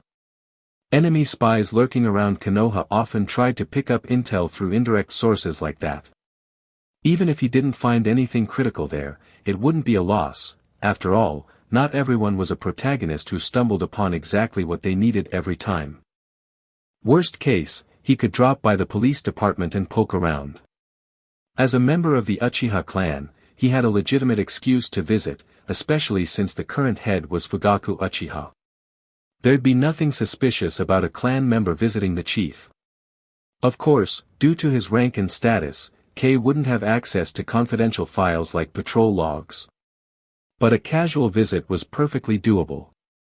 And if by some chance he managed to get his hands on information like Uchiha use patrol routes, then all Kei would need was to study use capabilities and set up an ambush along the way. I see. Guy gave another big thumbs up. Then good luck, Kei. I'll keep working hard too. Thanks, Kei said, taking another discreet step back to avoid the flying sweat, then nodded politely. Let's both do our best. Chapter 81, Mission Center. Watching Might Guy doing handstand laps around the Hidden Leaf Village yet again, Uchiha Kei couldn't help but feel a surge of envy for the man's boundless energy and monstrous physical strength. Uchiha Kei had never worn any sort of weights on his body. His main reason was simple: he didn't want to handicap himself on the battlefield. Even after returning home, he still hadn't gotten into the habit. But Guy was another story entirely. Kei wasn't sure what Guy was like during wartime, but he could clearly sense that Guy was currently carrying a considerable amount of weight on him. Kei didn't know the exact amount, but just imagining Rock Lee was enough to make him break out in a cold sweat, especially since Guy was running laps around the entire village while doing a handstand. That guy's a total maniac, Kei muttered under his breath. No wonder he was able to go toe-to-toe with Madara. Honestly, thinking back, getting kicked by him when I was a kid doesn't seem so unfair anymore. Rubbing his face, which had long forgotten the pain of that old memory, Kei couldn't help but recall how Guy had once flattened him with a single kick. Shaking his head quickly, Kei continued toward the mission hall. The older generation of tough veterans in Konoha was still fairly large, and Kei recognized most of them. It couldn't be helped, they were all from the same class, after all. It would have been harder not to know each other. Back when Kei was still a weakling, he'd seriously considered clinging to their coattails more than once. But fate had other plans. Somehow, inexplicably, Uchiha Kei had risen to become a hero. Something no one, least of all himself, would have ever predicted. Kei thoughtfully stroked his chin. Their graduating class had produced quite a few notable names: Obito Uchiha, Kakashi Hatake, Kurenai Yuhi, Asuma Sarutobi, Might Guy, and Shizun, among others. A year or two younger were Irika Yumino, Ibiki Marino, Enko Mitarashi, and others. In Kei's memories of Konoha's future, the middle to upper echelons of the village's strength would basically be composed of people from these few graduating classes. Our batch really spread out across all levels, Kei mused silently. Looks like I need to strengthen my connections with them, whether my plans succeed or fail. If things go south and I have to flee, these people will probably be the ones sent to hunt me down. If we're on good terms, maybe they'll go a little easier on me. With these chaotic thoughts swirling in his mind, Uchiha Kei arrived at the mission hall. The place was bustling. He even recognized a few familiar faces among the crowd, many of whom had clearly just come back from the battlefield. Although the Land of Fire's daimyo supported Konoha, a village that relied entirely on outside funds without developing its own economy would never truly thrive. Thus, Konoha extracted a percentage of profits from both ninja missions and the village's industries through taxation. In truth, it wasn't just Konoha, every hidden village operated similarly. Internal industries could only generate so much, it was the endless stream of missions that truly brought wealth to the ninjas and their villages. Kei had often wondered if, when the great nation's shinobi villages went to war, it wasn't just about land and resources, but also a way to flex their strength and secure larger shares of the mission market. Kei casually picked a spot to sit, pretending to wait for teammates to take on a mission. In reality, he was focused on eavesdropping on nearby conversations. But much to his frustration, even after sitting there for quite a while, no one dared to talk about anything related to the Uchiha clan. Instead, a steady stream of ninjas came up to greet him politely. Kei forced himself to respond to their small talk and turned down several mission invitations. Only then did it finally hit him, I'm a complete idiot. After cursing silently at himself, Uchiha Kei simply walked up to the mission board, gave it a quick glance, and then left the hall pretending to look disappointed. Wearing the full attire of the Uchiha clan, with the bold Uchiha crest shining brightly on his back, how could anyone possibly dare to openly discuss Uchiha-related topics in front of him? The Uchiha clan still commanded considerable prestige in Konoha. Even though their reputation, especially that of the Konoha military police force, was less than stellar, no one was foolish enough to gossip about them with an Uchiha member standing right there. Feeling helpless, Kei realized he had seriously miscalculated. He remembered that back in the day, people would badmouth the Uchiha even right to his face. But things were different now. Kei had returned to the village as a hero. Even if some ninjas harbored resentment deep down, they weren't about to take it out on someone like Uchiha Kei. These people knew better. They understood the difference between personal prejudice and objective reality. But that made Kei's mission even more difficult. Looks like I'll have to head to the police force instead, Kei sighed, then turned and made his way toward the outskirts of the village. At present, the Uchiha clan's district was still relatively close to the center of Konoha. However, the police force headquarters and the village prison were already situated much farther out. It wouldn't be until after the Ninetales attack that, during Konoha's reconstruction, the Uchiha clan would be forcibly relocated to the very edges of the village, a move that would severely inflame tensions within the clan. That would give rise to the more radical hardliners, while the so-called Dove faction would steadily lose influence, ultimately leading to an inevitable and tragic end. As Kei walked along, he suddenly spotted a few familiar figures ahead. Interestingly, he had ties to everyone present. On one side was a squad from the Uchiha police force. Leading them was none other than Uchiha Hiroki, a man Kei had always found particularly irritating. Opposing them were two non-Uchiha individuals. One was a young boy, no older than 14 or 15, already tied up by the police squad. The other was someone with whom Kei's relationship was a bit more complicated, Fukuhiko Kohei. Fukuhiko Kohei was Kei's current supervising jonin. Although Kei hadn't seen much of him lately, he still remembered Kohei fairly well. A loyal shinobi, devoted to the Hokage, with an easygoing personality and solid strength to match. Kei and Kohei had completed several missions together in the past. Kohei had provided him with plenty of assistance. Still, Kei couldn't say he liked him very much, not because of personal issues, but because Kohei's loyalty to the third Hokage, Sarutobi Hiruzen, which didn't sit well with Kei's current position. Frowning slightly, Kei approached them and greeted, Kohei-sensei, it's been a while. Kei. Fukuhiko Kohei, who had been arguing with Uchiha Hiroki, froze for a moment upon hearing Kei's voice. It has been a while. What's going on here? Kei asked casually, shaking his head slightly before turning his sharp gaze toward Uchiha Hiroki. Uchiha Kei, this has nothing to do with you, Hiroki snapped coldly. You're not a member of the police force. I advise you to. Before Hiroki could finish, his eyes widened in shock, his expression twisting grotesquely. Because Kei didn't bother letting him finish. Without hesitation, Kei lashed out with a brutal kick right into Hiroki's gut. Chapter 82, unexpected information. Uchiha Kei didn't actually want to handle things this way. After all, what if he made a mistake? What if Uchiha Hiroki's actions were actually justified? Moreover, doing something like this in front of outsiders would inevitably leave a bad impression within the clan. However, just seeing Uchiha Hiroki's face irritated Kei to no end. This man was constantly at odds with him, and his involvement in the whole Kakashi matter had created all kinds of trouble, indirectly disrupting Kei's plans. From a different perspective, Kei could almost thank Hiroki for causing the trouble, since it pushed him to find a suitable test subject more quickly. But just looking at Hiroki made Kei feel a deep sense of frustration. Kei's actions, while seemingly impulsive, were actually calculated. He had already become too entangled with the hardliners, and he was determined to target Uchiha Yu. The worse his relationship with the hardliners became, the less likely they would be able to take serious action against him if Uchiha Yu's plan succeeded. Any traces of suspicion would be too obvious, and the hardliners couldn't afford to push him too far. Plus, even if they suspected him, Kei wasn't without backup, and he had Lord Orochimaru to thank for that. Kei.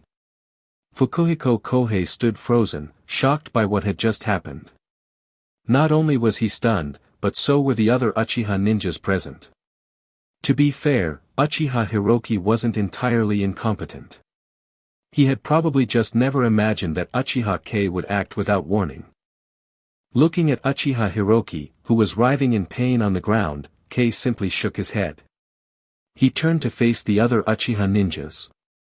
The moment those ninjas noticed Kei's gaze, they immediately tensed up, clearly worried that he might suddenly attack them too. Relax, I haven't lost my mind. This is a personal grudge, Kei said, raising his hands in a mock gesture of peace.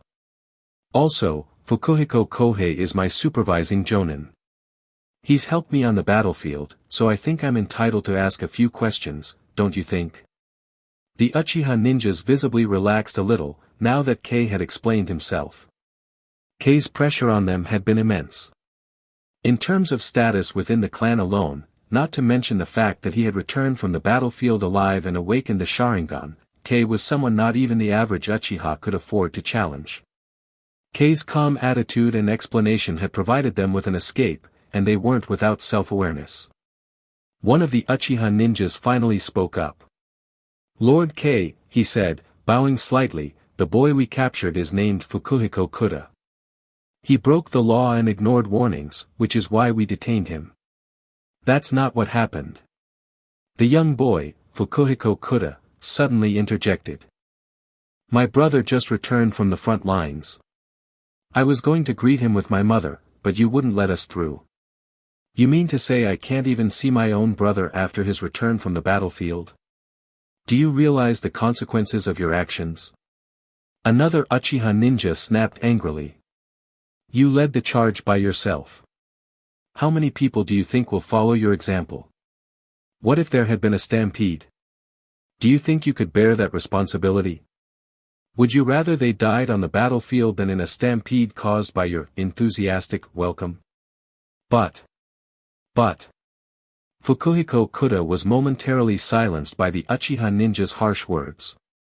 Hearing this, Kei understood the situation and rolled his eyes in disbelief. This was such a minor issue. In fact, the police force had done nothing wrong.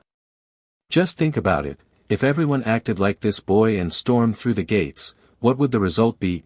The ninjas themselves might be fine, but their families, ordinary civilians, would be the ones to suffer, but the arrogance inherent in the Uchiha clan made them too disdainful to properly explain their actions. Combined with the Uchiha's reputation for being harsh and the biased narratives spun by certain people, it was no wonder that the clan's popularity had steadily declined. I understand now. Kei nodded slowly, then turned to the Uchiha ninjas. I'm sorry for stopping you, but sometimes, I think it might have been better to take a moment to explain things to them. After all, they're the families of heroes. It's understandable for them to be emotional after such a long separation, don't you think? Ah, yes, Lord Kei, the Uchiha ninja stammered, before nodding. We didn't think it through. And you, boy, Kei said, now turning his attention back to Fukuhiko Kuta. Your brother's a hero who just returned from the battlefield. I understand your excitement, but rules are rules. If things had escalated, none of you would have been able to shoulder the consequences, right? Fukuhiko Kuta started to speak, but he was immediately pushed down by Fukuhiko Kohei, who then spoke to Kei. I think he understands his mistake now, Kei. Thank you. Kei nodded, not bothering with the boy's face, as he didn't care much about such things. Although he wasn't part of the police force, Kei's actions could be seen as overstepping. But, at the moment, he didn't mind. Fukuhiko Kohei was his supervising jonin, and that alone was enough to justify his involvement, regardless of the details. Kei hadn't intervened to absolve the boy of his mistakes, he had simply taught Hiroki a lesson. Fukuhiko Kuta seemed to have learned his lesson, as he didn't argue further and quietly followed the other Uchiha ninjas. As for Uchiha Hiroki, he had been kicked hard enough that he was carried away by other Uchiha ninjas, his pride shattered. Watching Hiroki's pathetic state, Kei felt a strange satisfaction. At least Hiroki had learned his lesson. Kei wondered if he'd come back looking for help. Thanks, Kei. Fukuhiko Kohei said, watching his younger brother walk away, now subdued. Though still a bit worried, he didn't forget to thank Kei. No problem, it's nothing. Kei shook his head, unconcerned. But your brother's pretty young, huh? He looks about my age. Fukuhiko Kohei, who seemed to be in his 30s, had a younger brother who looked just about the same age as Kei. This piqued Kei's curiosity, but Fukuhiko Kohei appeared a little uncomfortable with the topic. He scratched his nose, not directly answering. Kei didn't press further. He had other matters to attend to. With a casual wave, he turned and began to leave. Captain Fukuhiko, I'll head off now. I'll try to talk to them about your brother's situation, though I can't guarantee it'll work. Thank you, Kei. Fukuhiko Kohei seemed relieved. It seems like this war has really changed you. You've changed a lot since we first met. Has it? Kei chuckled. I suppose this counts as growth. Definitely. Fukuhiko Kohei smiled. You're very different from the Uchiha I used to know. Oh. You used to know other Uchiha ninjas? Yeah, otherwise you wouldn't have made it into my squad. Speaking of which, that guy was really impressive. His name was Uchiha Yu. Chapter 83, The Plan. Uchiha Kei was genuinely surprised. He hadn't expected his almost unrelated superior, Fukuhiko Kohei, to know Uchiha Yu. This made Kei think quickly. If they were teammates, then perhaps Fukuhiko Kohei knew some useful information about Uchiha Yu. As this thought crossed his mind, Kei paused and deliberately cast a questioning look at Fukuhiko Kohei. If you know him, why didn't you just mention his name? Kei asked, feigning curiosity. The guy I just injured, he seems to have a good relationship with Uchiha Yu. And Uchiha Yu holds significant sway in the clan, especially in the Konoha police force. If it would have been helpful, I would have gone to him already. Fukuhiko Kohei sighed, a trace of helplessness in his voice. Kei silently nodded, his assumptions confirmed. It seemed their relationship as teammates was indeed rather superficial. It was possible that they had only fought together on the front lines against the Cloud Ninja, and while they might have been part of the same team, their bond certainly wasn't strong. Uchiha Yu, with his explosive temper and overwhelming Uchiha sense of honor, likely wouldn't respect even his own clan members, let alone outsiders. Is that so? Kei nodded. Uchiha Yu's reputation is certainly not the most pleasant, even within the clan. Seems like you don't like him either, Fukuhiko Kohei said, scratching his head helplessly. But he's really powerful. If it weren't for him, I probably wouldn't have had the chance to become your superior. Got him, Kei silently chuckled. He had been waiting for Fukuhiko Kohei to start sharing stories from their past. By hinting at some of his thoughts, Kei had triggered a sense of camaraderie in Fukuhiko Kohei. It seemed that Uchiha Yu wasn't just a formidable fighter, he had played a significant role in Fukuhiko Kohei's past. Kei had now managed to coax Fukuhiko Kohei into reminiscing about the past, hoping to learn some interesting tidbits. Oh. Kei rubbed his chin. Could you tell me more about him? I'm curious as to why he holds such a high status within the family. It's said that his power is truly terrifying. It is terrifying. Fukuhiko Kohei didn't hesitate. He sighed deeply and began to recount his memories. Uchiha Yu has an older brother named Uchiha Sho. Both of them showcased extraordinary strength on the battlefield against Land of Cloud. I was assigned to a squad with Uchiha Yu at the time. It seemed that, in this world, ninja often had a habit of recounting entire events when they were reminiscing. Kei had no choice but to listen patiently. Fortunately, Fukuhiko Kohei's story was exceptionally detailed, even including battle specifics from his own perspective. Kei paid close attention as they reached the entrance of the Uchiha clan's compound, and Fukuhiko Kohei finally finished his tale. My story's pretty much like that, Fukuhiko Kohei smiled at Kei.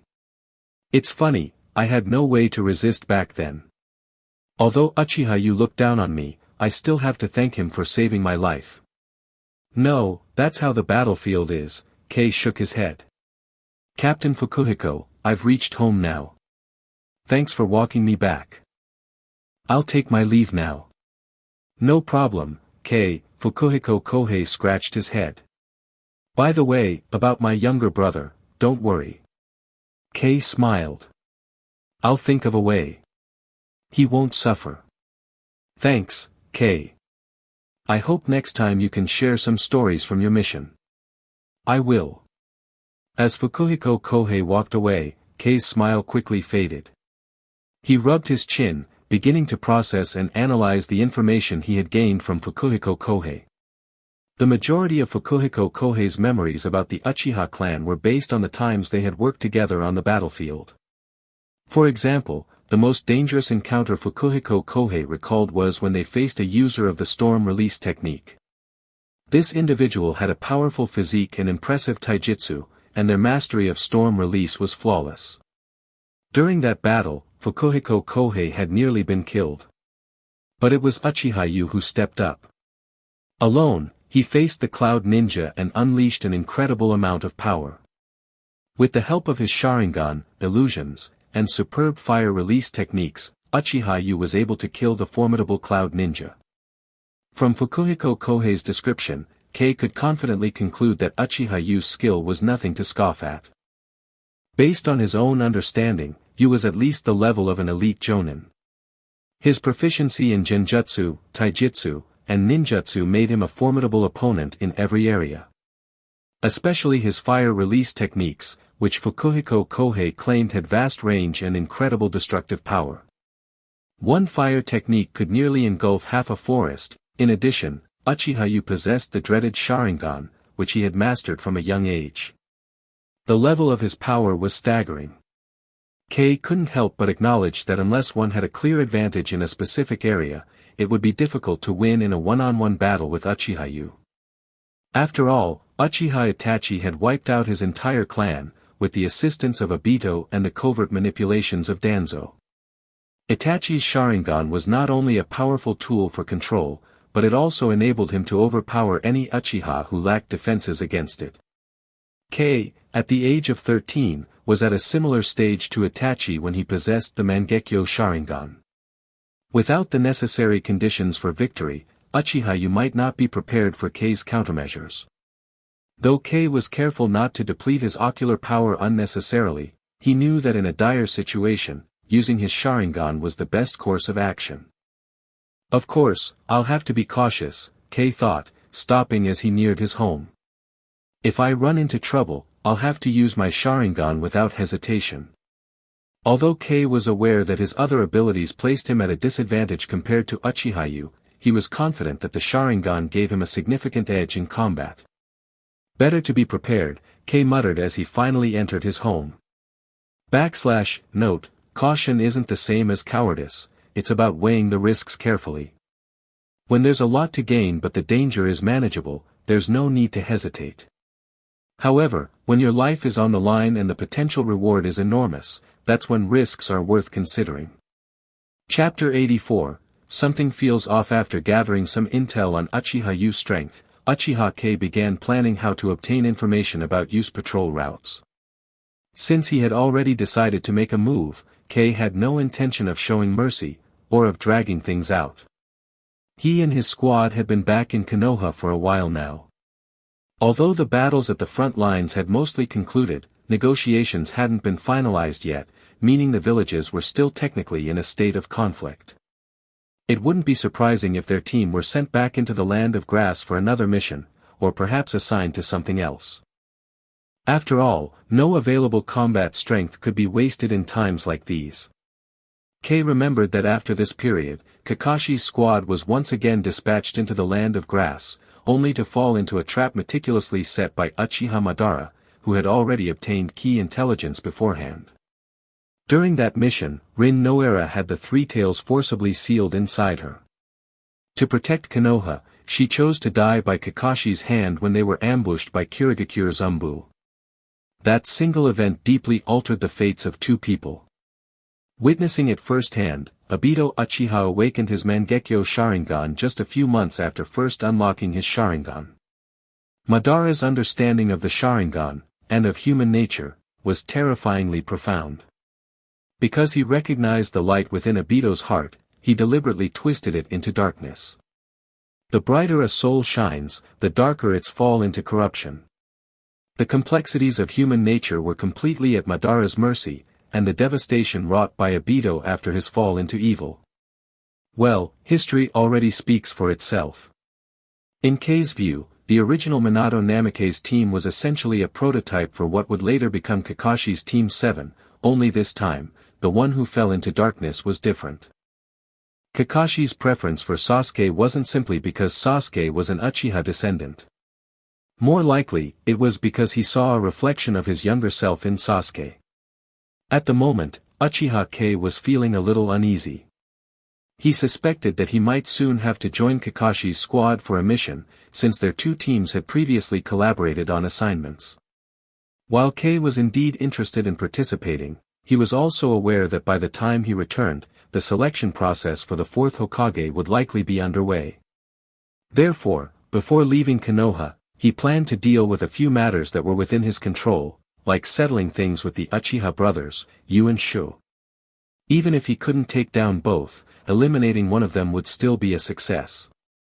Especially now, with Orochimaru's scandal growing more serious by the day, the sudden disappearance of a Uchiha could serve to further destabilize the situation, and perhaps even be quietly accepted. Besides, there was no telling how the political landscape would shift once he returned. The Konoha police force might tighten their surveillance even further. However, the thought of having to stimulate the Mangekyo Sharingan, and the need for life support measures afterward, gave Kei a headache.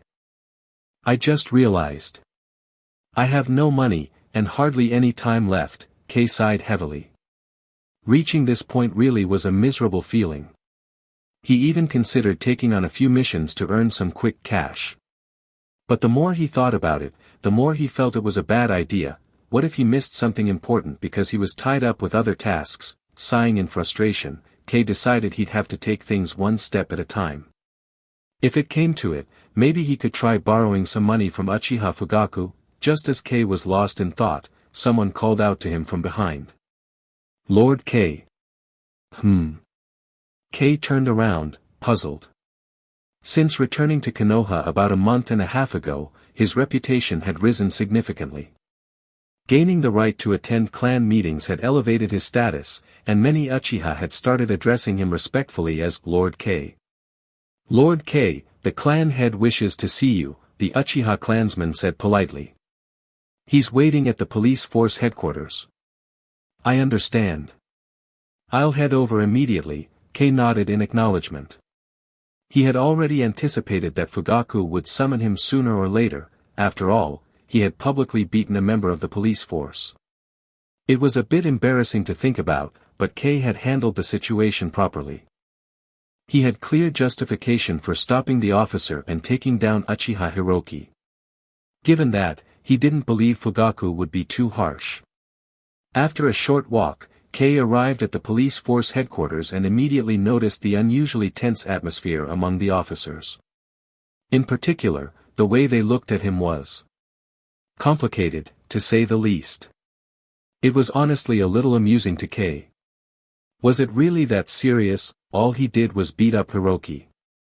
Was Hiroki actually important within the police force? Amused and a little curious, Kei walked inside, ignoring the stares from the other officers, and made his way straight to Fugaku's office. "Come in," came Fugaku's voice after Kei knocked. Pushing open the door, Kei was surprised to find Fugaku alone. Hiroki was nowhere to be seen. This confirmed Kei's suspicions. If even the victim wasn't present, it meant Fugaku hadn't taken the incident too seriously. "Clan head," Kei bowed respectfully, despite having already guessed the situation. "No need for the formalities. You should be able to figure out what's going on just by looking around," Fugaku said, shaking his head. He pointed to a chair nearby. "Have a seat." "Yes, clan head," Kei nodded and sat down. "May I ask why you've summoned me?" "What do you think?" Fugaku asked with a faint, almost teasing smile. "Your analytical skills are impressive, and you're a smart one. Why don't you take a guess?" "My analytical skills are only this good because I know the future." Kei grumbled silently to himself. Still, he quickly began analyzing Fugaku's intentions. Since Hiroki wasn't here, and Fugaku wasn't angry, it was safe to say he hadn't been called in for punishment. It was probably just routine formalities. After all, Fugaku was the clan head. Even if he approved of Kei, he couldn't show too much favoritism. Suddenly, another thought occurred to Kei. Previously, Kei had openly criticized the police force's heavy-handed methods during a clan meeting, pointing out how both Konoha's leadership and the Uchiha's own stubbornness were pushing the two sides further apart. Now, after personally disciplining a police force member, Kei had effectively slapped the hardliners in the face. Could it be? Fugaku was considering a change of direction. Was Kei about to become a symbol of that shift? Or maybe Fugaku saw Kei's actions as aligning with Konoha's expectations, and intended to plant Kei as a spy within the ANBU? At this thought, Kei couldn't help but overthink things a little. Chapter 85, Even the Heavens Want You Dead. Have you figured it out?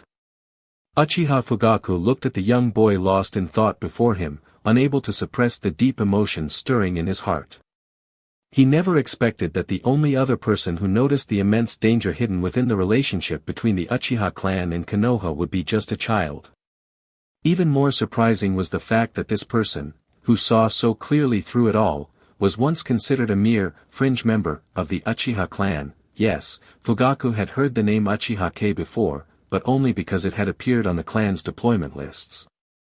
These deployment lists were typically compiled when the village requested manpower from the clans, and the clans would assign those they deemed expendable, people with little future or expectations in the family's eyes. Yet, out of all those names, two anomalies had appeared. One was Uchiha Obito, who astonishingly awakened the Sharingan with 2 tomo right from the start. Sadly, Obito later died on the battlefield in the Land of Grass, his body unrecovered. The other anomaly was even more shocking, Uchiha Kei, who opened his eyes directly with a fully matured 3-tomo Sharingan, though Fugaku had sensed something unusual about this boy, for soon after awakening his Sharingan, Kei had single-handedly slain the Rock Village Demolition Corps Gari. He still found it hard to believe. And that wasn't all. Later, Kei also eliminated Ishimizu Hiragi's squad from Iwagakure, all on his own. The sheer talent needed for such feats was terrifying. If not for the lack of hard evidence, Fugaku would have doubted that Kei had only just awakened his Sharingan. When he eventually met Kei face to face, Fugaku quickly realized, this boy was interesting. Sharp-minded, with exactly the kind of temperament one needed to thrive in their world. These discoveries piqued Fugaku's curiosity even more. Kei's performance during the Konoha funeral also aligned perfectly with Fugaku's own thoughts, further raising his interest. And the clan meeting afterward, that was the moment when Fugaku's interest reached its peak. He hadn't expected the boy's perspective to be so unique, so deeply logical, and, even more astonishing, so closely aligned with his own. With his curiosity now fully ignited, Fugaku began keeping a closer watch on this boy. He wanted to see, in the tangled, complicated web that was the Uchiha clan, what choices Kei would make. Yet, to his surprise, Kei made no moves at all. He didn't even bother to formally greet the clan head. Still, Fugaku didn't take offense. He knew this boy spent his days either reading or training. Someone with such strict self-discipline didn't need micromanaging. What he hadn't foreseen, however, was that their next meeting would come under such strange circumstances. His own son had jumped off a cliff, and Kei had saved him. While deeply confused by his son's actions, Fugaku also felt immense gratitude toward this young boy. Thus, Uchiha Fugaku decided to stop the boy for a chat, putting off the matter with his son for later. Uchiha Itachi was a mature and deeply thoughtful child. As his father, Fugaku suspected that Itachi's fall had not been a suicide, and it was certainly not something he could allow Itachi's mother to learn about. But what Fugaku never anticipated was how a casual conversation would leave him utterly shocked, and it was during this talk that he realized he could no longer treat Uchiha Kei as just a child. Too sharp. Too precise. Despite his young age and incomplete information, Kei had deduced the complex and dangerous dynamics between the Uchiha clan and the village, all from his own insights and experiences. This was something even many adult clan members, armed with documents and history, couldn't fully grasp. At that moment, Fugaku realized he had been underestimating this boy all along. Even though he had raised his evaluation of Kei several times, he still felt he hadn't appreciated Kei's true potential. In terms of strength, Kei had already proven himself, and he was still just 13 or 14, with endless room to grow. In terms of intelligence, Kei had also proven himself, surviving and excelling on battlefields riddled with danger, and now accurately reading the tangled relationship between the village and the clan. Right then and there, Fugaku decided, he could no longer allow this boy to remain isolated from the family. Kei's relationship with Kakashi might very well hint at some other intentions. Intentions that Fugaku dared not even fully contemplate. Clan head, are you planning to reform the Konoha military police force? Just as Fugaku was silently contemplating all this, Uchiha Kei suddenly spoke up.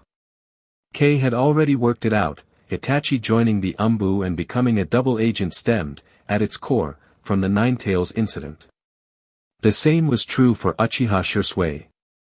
Although Shisui had long been inclined toward loyalty to Konoha, it wasn't until after the Ninetales attack, when relations between Uchiha and the village deteriorated, that he officially joined the Umbu. Those sly old foxes running Konoha might have seemed like they were appeasing the Uchiha clan, but they clearly knew exactly what they were doing, grooming those with sympathetic ideologies, subtly brainwashing them into betraying their own people. Without the Ninetales attack, there would have been little reason for the Uchiha to infiltrate the Umbu. Which meant the most likely explanation now was that Fugaku truly wanted to reform the military police force, and Kei's earlier observations might have strongly provoked the clan head into action. Especially considering Kei had almost been speaking from a moderate or dove standpoint. Taking early measures to prevent disaster was absolutely the right move, even if the path was fraught with challenges. For Kei, this was undeniably great news. It was clear that his plans were moving forward smoothly. Yes, Fugaku admitted without hesitation. There are too many within the village who despise the Uchiha. Our clan and Konoha are drifting farther and farther apart. This is not something I wish to see. This will be a difficult undertaking, clan head, Kei said after some thought, deciding to hold back a little. Many within the clan will likely oppose you. I know, Fugaku sighed. But there are things that must be done, even if it requires a firmer hand. Take your time to think it over, Kei-kun. I would appreciate your advice. Before Fugaku could finish his words, a knock came at the door. Lord Yu is here. Uchiha Yu, Kei simply nodded calmly, of course he would come. Kei hadn't exactly been hiding his movements. It would have been strange if you hadn't noticed. Fugaku also responded calmly and stood up, moving toward the door. "Think carefully, Kei-kun," he said in an even tone. "Wait here for a moment. I'll go have a word with you, Kun." "Understood, clan head." Kei stood and gave Fugaku a respectful bow. Though Kei didn't really care about Uchiha, he had no reason to cause unnecessary trouble. If someone else was willing to smooth things over, all the better. No doubt, Fugaku had also brought you here partly for that reason. Complete reconciliation might be impossible, but a reduction in tensions was still valuable. Smiling slightly as Fugaku closed the office door behind him, Kei began casually inspecting the office. But when his gaze landed on Fugaku's desk, he froze. Lying atop it was the newly drafted patrol route chart for the military police force. Kei stared at it, a strange light flashing in his eyes. It seemed that this time, even the heavens themselves wanted Uchiha dead. Chapter 86, Future Investments. When Kei used to play games, he often heard the saying, "It's not how well you play, but how well you position yourself." At first, Kei thought this phrase was a bit extreme. After all, what good is positioning if you don't have the strength to back it up? However, over time, Kei realized that the saying held a lot of truth. Whether you're a master or stuck in the bronze ranks, positioning truly mattered. Essentially, it was a game of luck. Upon arriving in this world, luck became even more important because it directly affected Kei's life. For example, on the battlefield, when an enemy ninja throws a kunai at you, and you can't dodge it, but just when it's about to hit, an ally or the enemy's teammate suddenly appears and saves you, those moments make all the difference. In any world, while skill is essential, luck is something you can't overlook. Otherwise, there would be so many talented people whose potential is never realized. Kei had decent luck.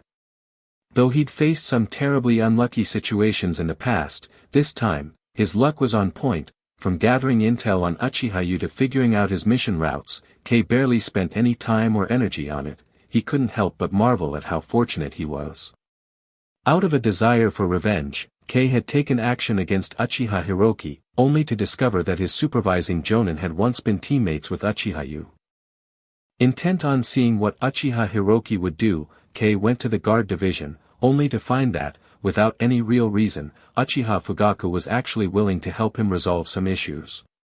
Kei knew that this was likely an attempt to maintain the peace within the family, but by chance, he had been left alone in the office, which led him to uncover the guard division's patrol routes.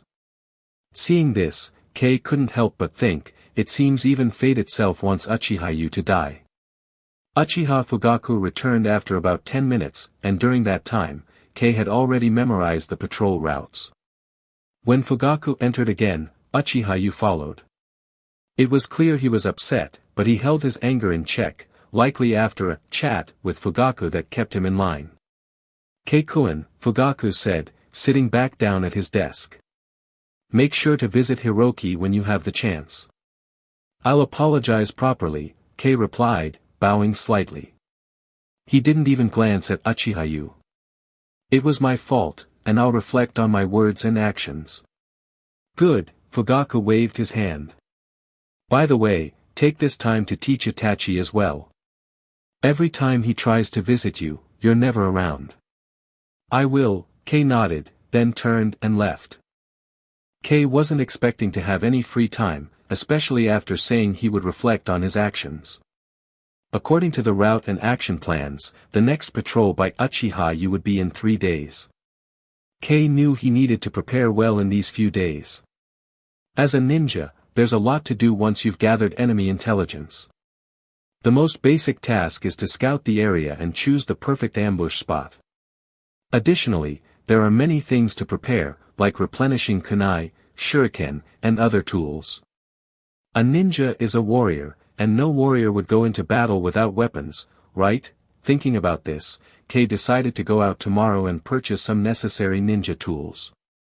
He also planned to follow the route map and explore the area to find the best locations for himself. In Kei's mind, the ideal ambush point didn't need to be overly concealed. Being too hidden would only raise suspicion. What mattered most was finding a place with little foot traffic. "Kei-sama." Just as Kei was deep in thought, a voice interrupted him. Turning around, Kei saw Uchiha Asahi standing there.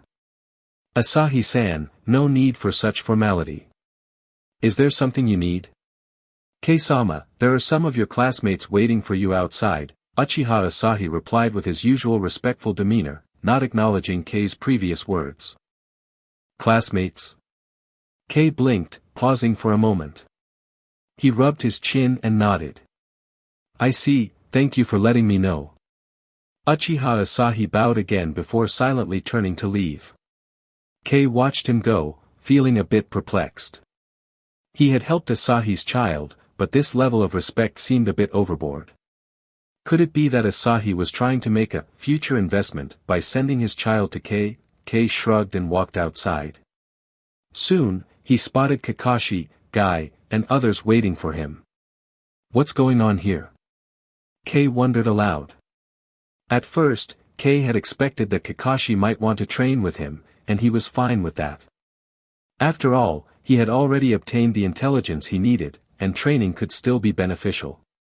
Plus, he could discreetly use a shadow clone during training, sending it to buy more ninja tools or scout the area. Preparing was always a good thing. But now, it seemed like this group gathering was even better than training with just Kakashi. With so many people around, Kei felt it would be safer.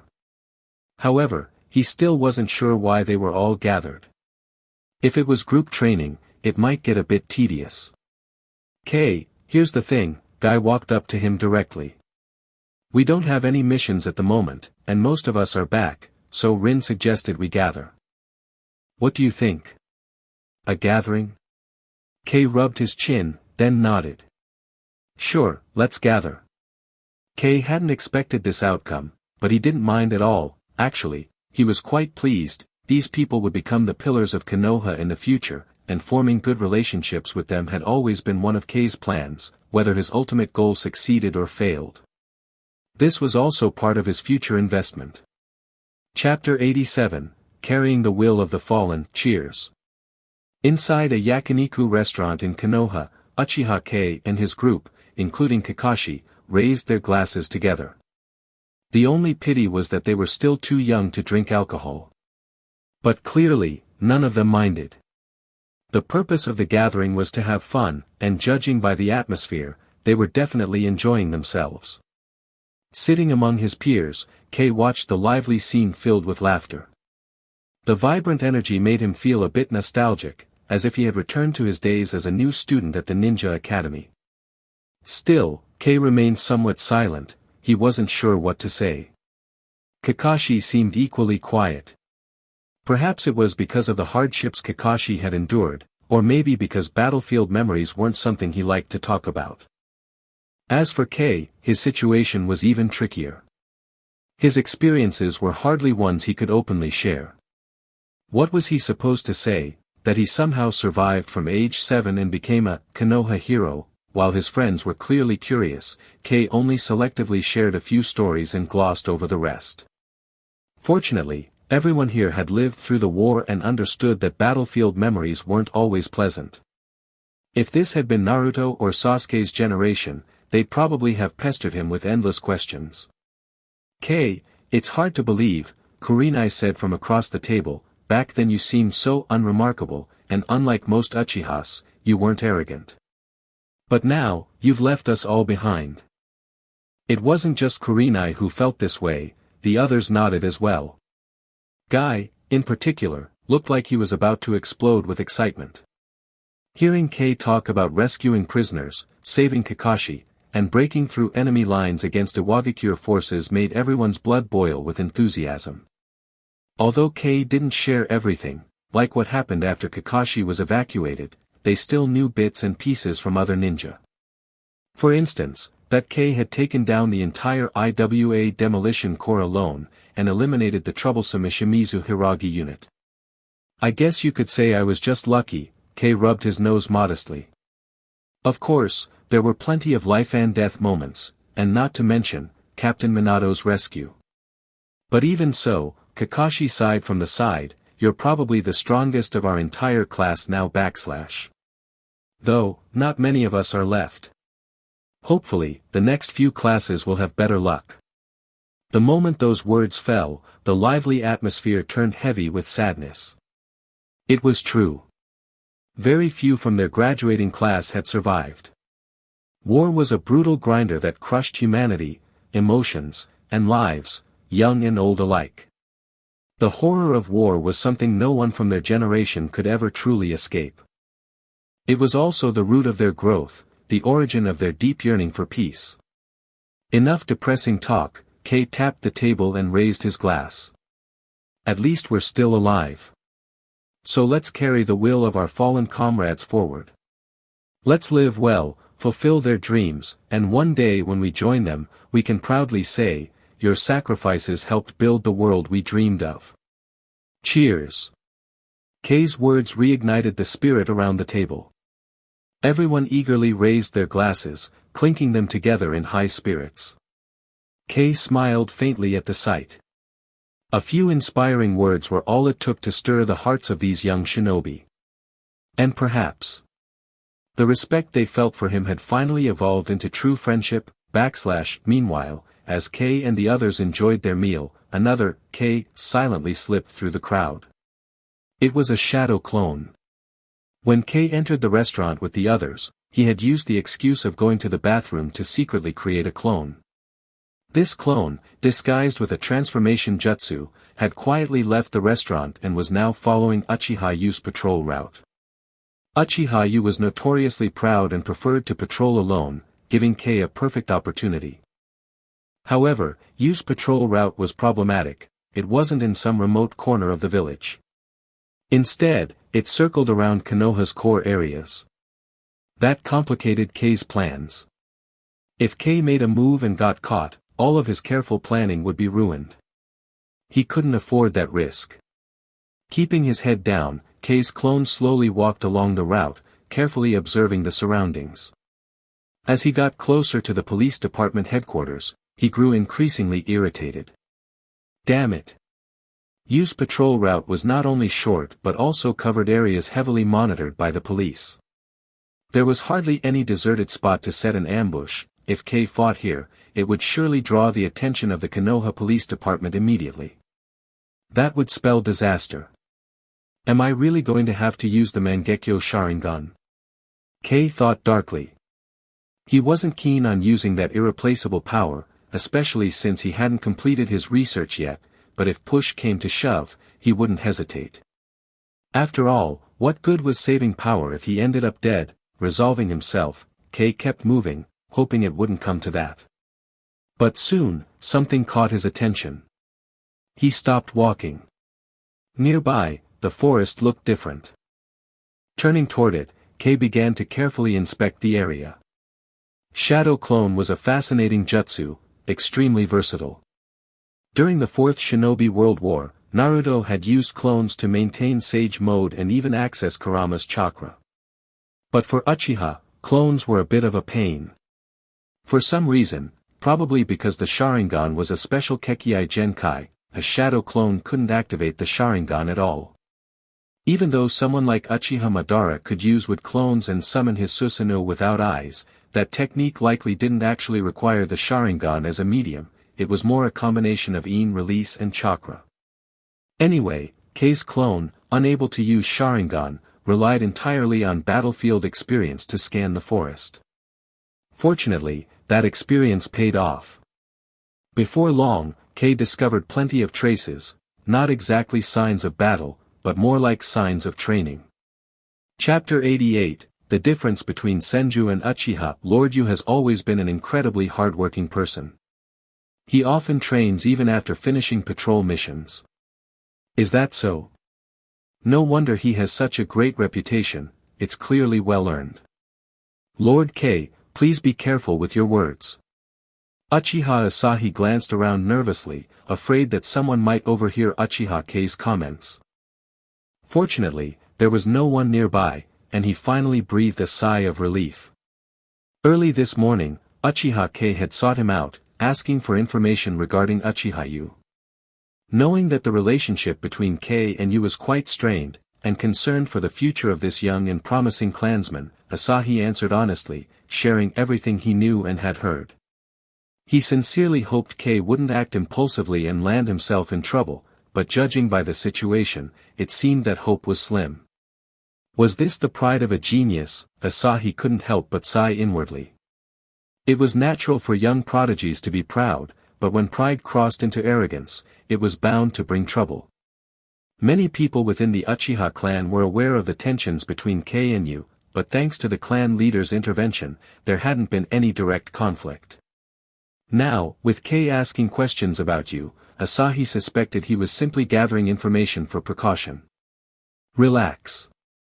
You don't have to be so nervous, Kei chuckled, noticing Asahi's unease. It's not like I'm going to attack him. Considering our relationship, it's only natural I gather some intel in advance. I understand, Lord Kei. Asahi bowed slightly. He couldn't tell whether Kei was speaking the truth, but he had no choice but to appear trusting. Still, in the future, such talk, I know what you mean. Don't worry, Kei waved it off casually. Even if I said it right to his face, it wouldn't be a big deal. Anyway, thank you for the information. You've given me a clear view of just how strong he is, and a direction for my own improvement. I see. Asahi offered a sincere smile. Then I look forward to the day Lord Kei surpasses Lord Yu and becomes the clan's strongest. The clan's strongest? Kei smiled faintly but didn't reply. In the grand scheme of things, being the strongest in the Uchiha clan within Konoha wasn't really anything to be proud of. In the future, even a single rogue Uchiha could easily wipe out the entire clan. Of course, if the goal was to become the strongest Uchiha overall, Kei was even more reluctant to take up that title, because in a little over a decade, the true, strongest Uchiha would rise again, showing the world the terrifying power of their bloodline. Waving his hand casually, Kei turned and left. He had gotten everything he needed. Through Asahi's information, Kei confirmed that everything his shadow clone had discovered yesterday matched his suspicions perfectly. This gave Kei the perfect opportunity. From yesterday's observations, Kei found that Yu's training routines were extensive, including clear traces of fire release ninjutsu. With that kind of training, it's natural to cause a lot of noise, Kei thought to himself. Meaning, if we do fight, the commotion might not immediately draw attention. Indeed, for someone accustomed to intense ninjutsu training, even causing a big disturbance wouldn't seem unusual. But Kei also understood the crucial distinction between training and actual combat, continuity and intensity.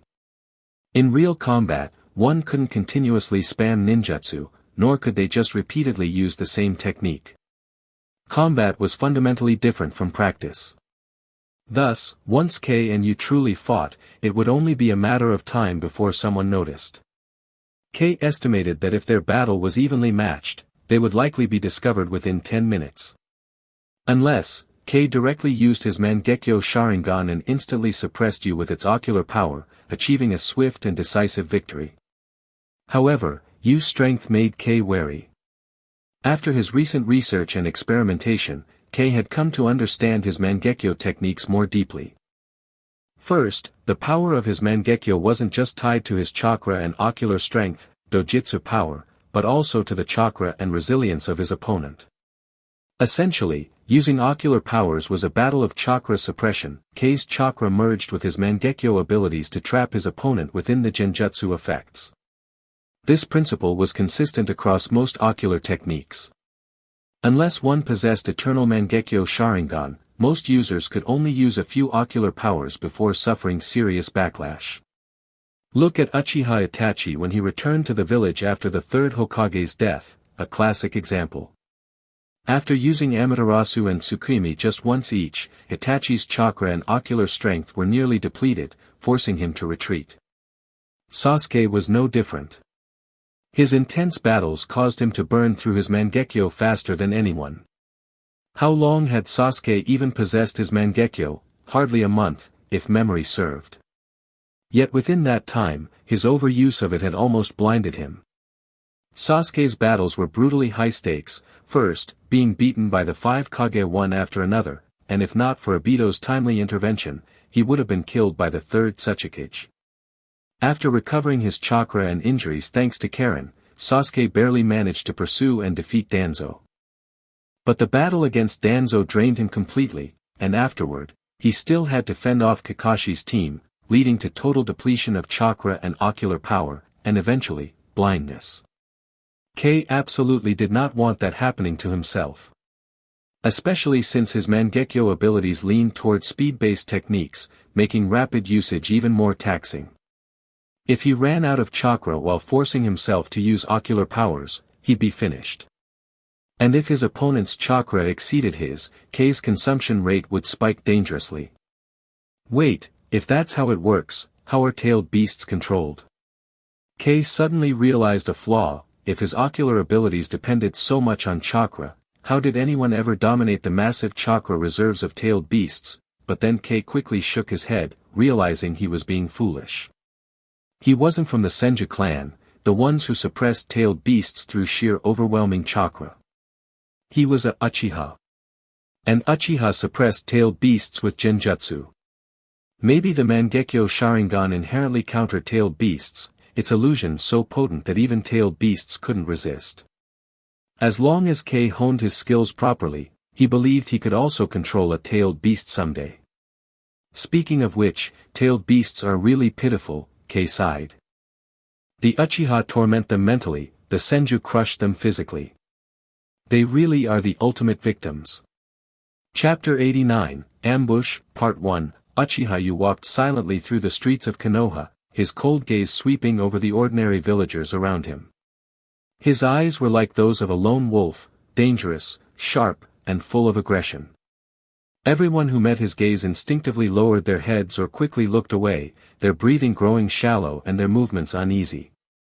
To Uchiha Yu, their reactions were no different from a bunch of pathetic clowns. And he thoroughly enjoyed it. He had always taken great pleasure in watching these weaklings tremble before him, as if he and the Uchiha clan were the true rulers of Konoha. In Yu's heart, that was exactly how it should be, the Uchiha were meant to rule this village. Yet now, the once proud Uchiha had become weak, incompetent. His elder brother had been working tirelessly to restore the clan's strength and dignity, but within their ranks, too many dissenting voices had risen. Behind those voices stood many hidden figures. Yu despised politics, but that didn't mean he failed to understand it. To him, the weak-minded within the clan were nothing but rot that needed to be purged. It was because of them that the Uchiha had fallen into such a pathetic state. Fortunately, more and more clan members are finally waking up, Yu thought coldly. Soon, my brother will realize his dream, and the great elder will achieve his lifelong wish. Support within the Uchiha was growing, with more members standing on their side.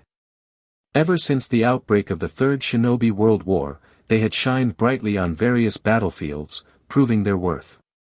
Even so, the Uchiha's influence in Konoha remained pitifully small. They were excluded from most major decisions, and burdened with the unfulfilled ambitions of their fathers and forefathers. To many, reclaiming their rightful place was a duty they could no longer ignore. Once, they were a minority.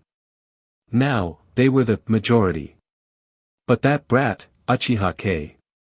Why does my brother think so highly of him?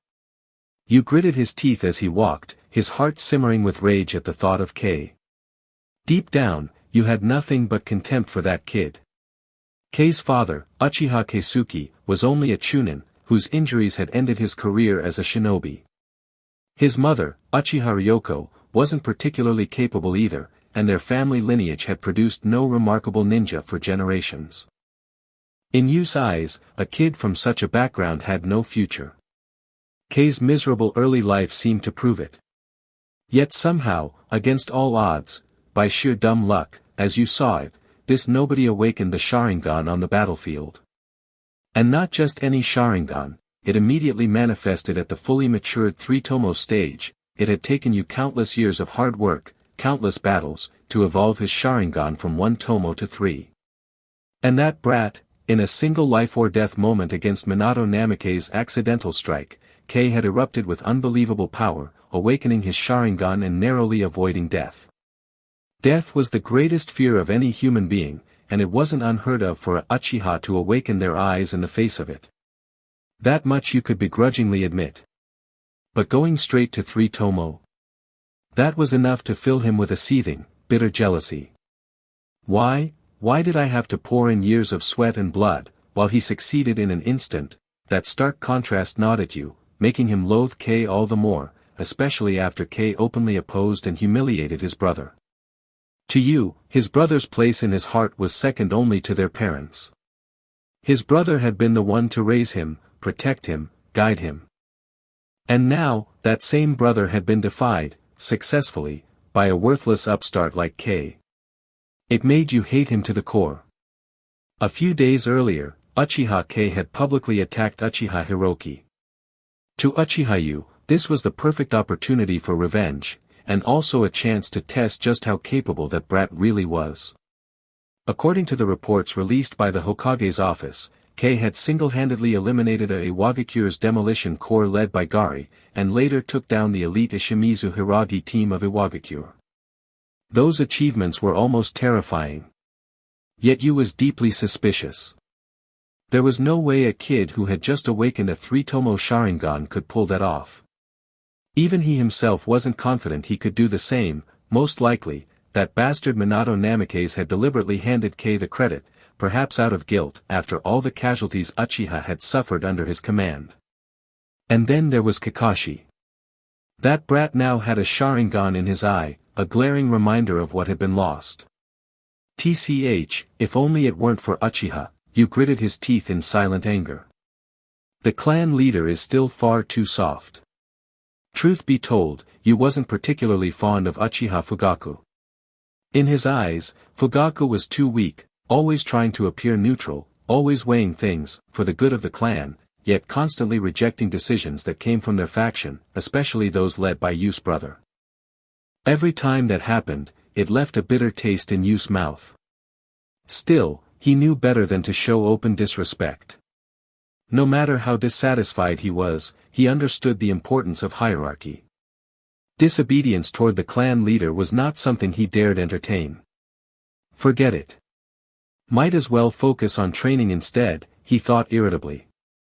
Picking up his pace, he headed toward the Konoha Military Police Force headquarters. His training ground lay within a small forest about 1 kilometer or 2 from the headquarters. Since joining the police force, he had made a habit of training there every single day. After all, being a ninja was about strength above all else. His brother was powerful, and as the younger sibling, Yu refused to fall behind. In fact, deep down, he aspired to surpass his brother someday. Only by becoming stronger could he protect his brother, especially if his brother were ever to abandon training to focus solely on rebuilding the clan. As for patrol duties, Yu hardly paid them any mind. In his view, no one dared cause trouble wherever he was stationed anyway. Everyone in the police force, even the clan leader Fugaku himself, knew about his daily training routine. And since no one said anything about it, Yu felt no need to restrain himself.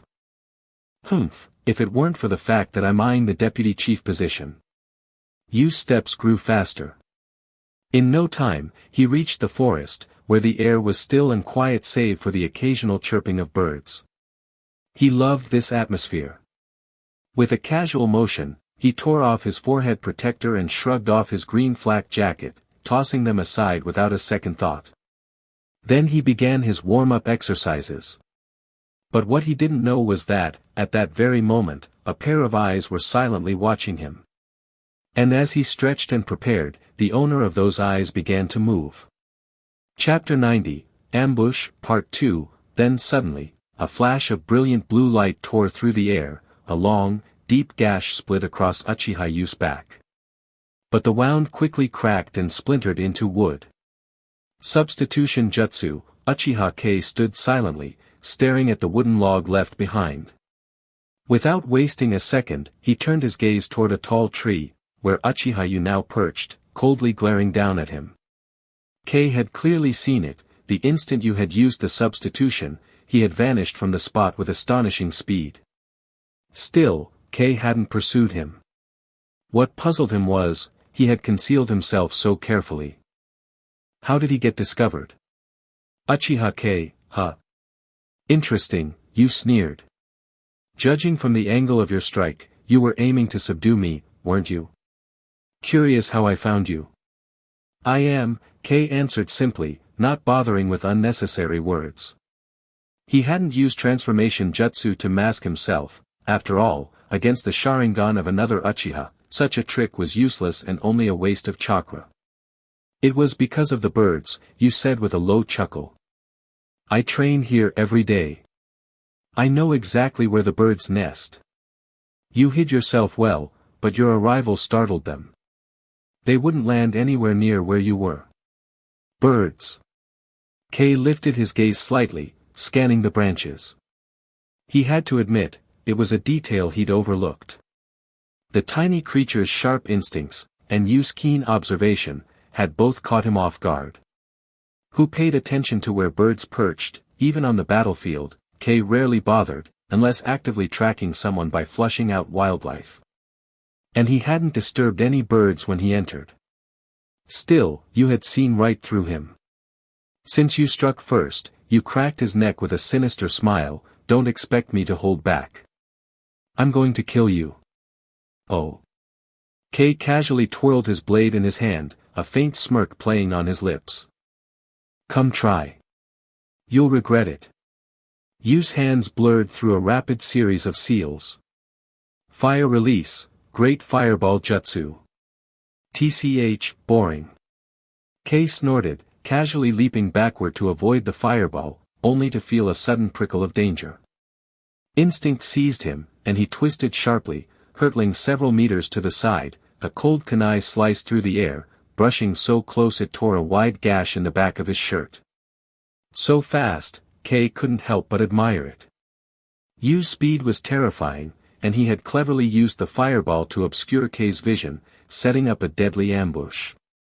If Kei's reactions had been even a fraction slower, or if his body control had been anything less than perfect, he would have been skewered. Now fully alert, Kei was done underestimating him.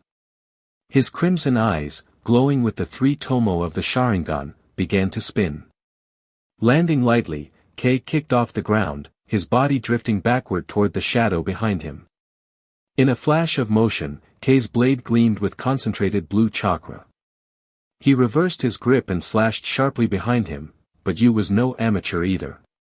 With the 3 tomo Sharingan aiding him, he met Kei's strike head-on, blocking it effortlessly. On the surface, Uchiha Yu looked relaxed, almost casual. But inside, he couldn't help clicking his tongue in admiration. This kid, Uchiha Kei, was far from ordinary. Such reaction speed wasn't entirely unheard of, but it was still dazzlingly impressive. And you knew exactly how fast he was. For Kei to react, counterattack, and reposition so swiftly, it showed not just lightning-fast reflexes, but also extraordinary bodily coordination. No wonder he managed to take down so many dangerous enemies on the battlefield. Still, Yu wasn't afraid. He reasoned that Kei's earlier victims had simply underestimated him, that's why they had fallen. But now that he was fully alert to the boy's capabilities, he wouldn't make the same mistake. He had begun treating Uchiha Kei as a genuine opponent, an equal. Even if Kei was barely 13 or 14 years old. Even if this was only their first brief exchange. Uchiha Yu couldn't deny it, this boy's strength was real. Now taking the fight seriously, Yu's aura changed, and Kei felt it immediately. If at the beginning of the duel you had only relied on his speed, now, after a full minute of intense hand-to-hand combat, Kei could clearly sense it: speed, precision, ruthlessness. Those 3 words were the only way Kei could describe him. Under the 3 tomo Sharingan's guidance, Yu's taijutsu was nearly flawless. If Kei didn't have his own Sharingan, he might have already been turned into a pincushion. Still, Kei wasn't concerned. Their battle had just begun, and it was a perfect opportunity to test the fruits of his own training. Clang! Clang! Clang! The sharp clash of metal against metal echoed through the forest. Their blows grew faster, sharper, more vicious, but strangely, neither bore any visible injuries yet. Kei knew this stalemate wouldn't last. Although Yu's strength was tremendous, Kei's speed was noticeably superior. As a result, Yu's attacks were either deflected or narrowly evaded. And there was another hidden advantage: Kei's ninja blade, a gift from Kakashi, could conduct chakra. Meanwhile, Yu was wielding nothing but an ordinary kunai. This difference in weapon quality meant that if Kei could seize the right moment, he could utterly overwhelm him. Finally, after relentless pressure and fierce exchanges, Yu's kunai snapped clean in half. Yu immediately realized the danger. He had long noticed Kei's blade was no ordinary weapon. Without hesitation, he hurled the broken kunai at Kei to disrupt his rhythm. At the same time, he sprang backward, rapidly weaving hand seals, once again trying to obscure Kei's vision with ninjutsu, buying himself precious seconds to regroup. His actions were fluid, seamless, a split-second decision executed perfectly. But Kei wasn't about to waste such a golden opportunity. After days of sparring against Kakashi, Kei had picked up more than just the Raikiri. He had also drawn inspiration from Uchiha Itachi's Great Clone Explosion and begun developing his own tricks. Especially techniques rooted in basic ninjutsu, they were often the most deceptive and effective, just like the Dance of the Crescent Moon style. Kei didn't know the exact Crescent Moon dance technique. But that didn't stop him from creating something similar. In an instant, Kei closed the distance, one hand gripping his blade, the other forming a single-hand seal. Blue chakra flared violently around him. A puff of smoke erupted, and when it cleared, 3 identical figures had split from Kei's body, all charging at you from 3 different angles, blades flashing. Chapter 91, Ambush, Part 3, Dance of the Crescent Moon. No. That's not right. Uchiha Yu's eyes widened slightly in shock as 3 identical figures of Uchiha Kei suddenly appeared. This technique, the Dance of the Crescent Moon, was infamous throughout Konoha. The Dance of the Crescent Moon, a signature of the leaf-style kenjutsu, was an ultimate technique created by the second Hokage himself, an art capable of finishing an opponent with a single lethal strike. Its power didn't lie purely in destruction, but in the split-second confusion it created, overwhelming even those with Sharingan. The Sharingan could usually distinguish clones from the real body, yes, but even it struggled to make the perfect reaction in the heat of close-quarters combat. Back in his prime, the second Hokage must have used this technique to slay many Uchiha. And that was exactly why Yu's mind spun. Was Uchiha Kei already siding completely with the Hokage faction? Otherwise, how could he possibly have learned such a blade technique? But even with all these doubts flashing through his mind, Yu's instincts remained razor-sharp. In the very instant of contact, he realized, he'd been tricked. This wasn't the true Dance of the Crescent Moon at all. The clones Kei created weren't semi-solid shadow clones that could deal real damage. They were nothing but simple illusions, basic clone technique. The moment you clashed with one, the clone dissolved into smoke, and he immediately spotted the real Uchiha Kei. This move had never been intended to defeat him outright, its purpose was to create just the slightest hesitation at the most critical moment. And that single heartbeat of confusion was enough to decide life and death. Kei had planned it from the start. He knew full well that a veteran like you would have ways to deal with such tricks, but now that Kei had closed the distance, the one at a disadvantage was him. With a low snort, Kei's blade flared with chakra once more. At the same time, his left hand burst into dazzling, crackling light.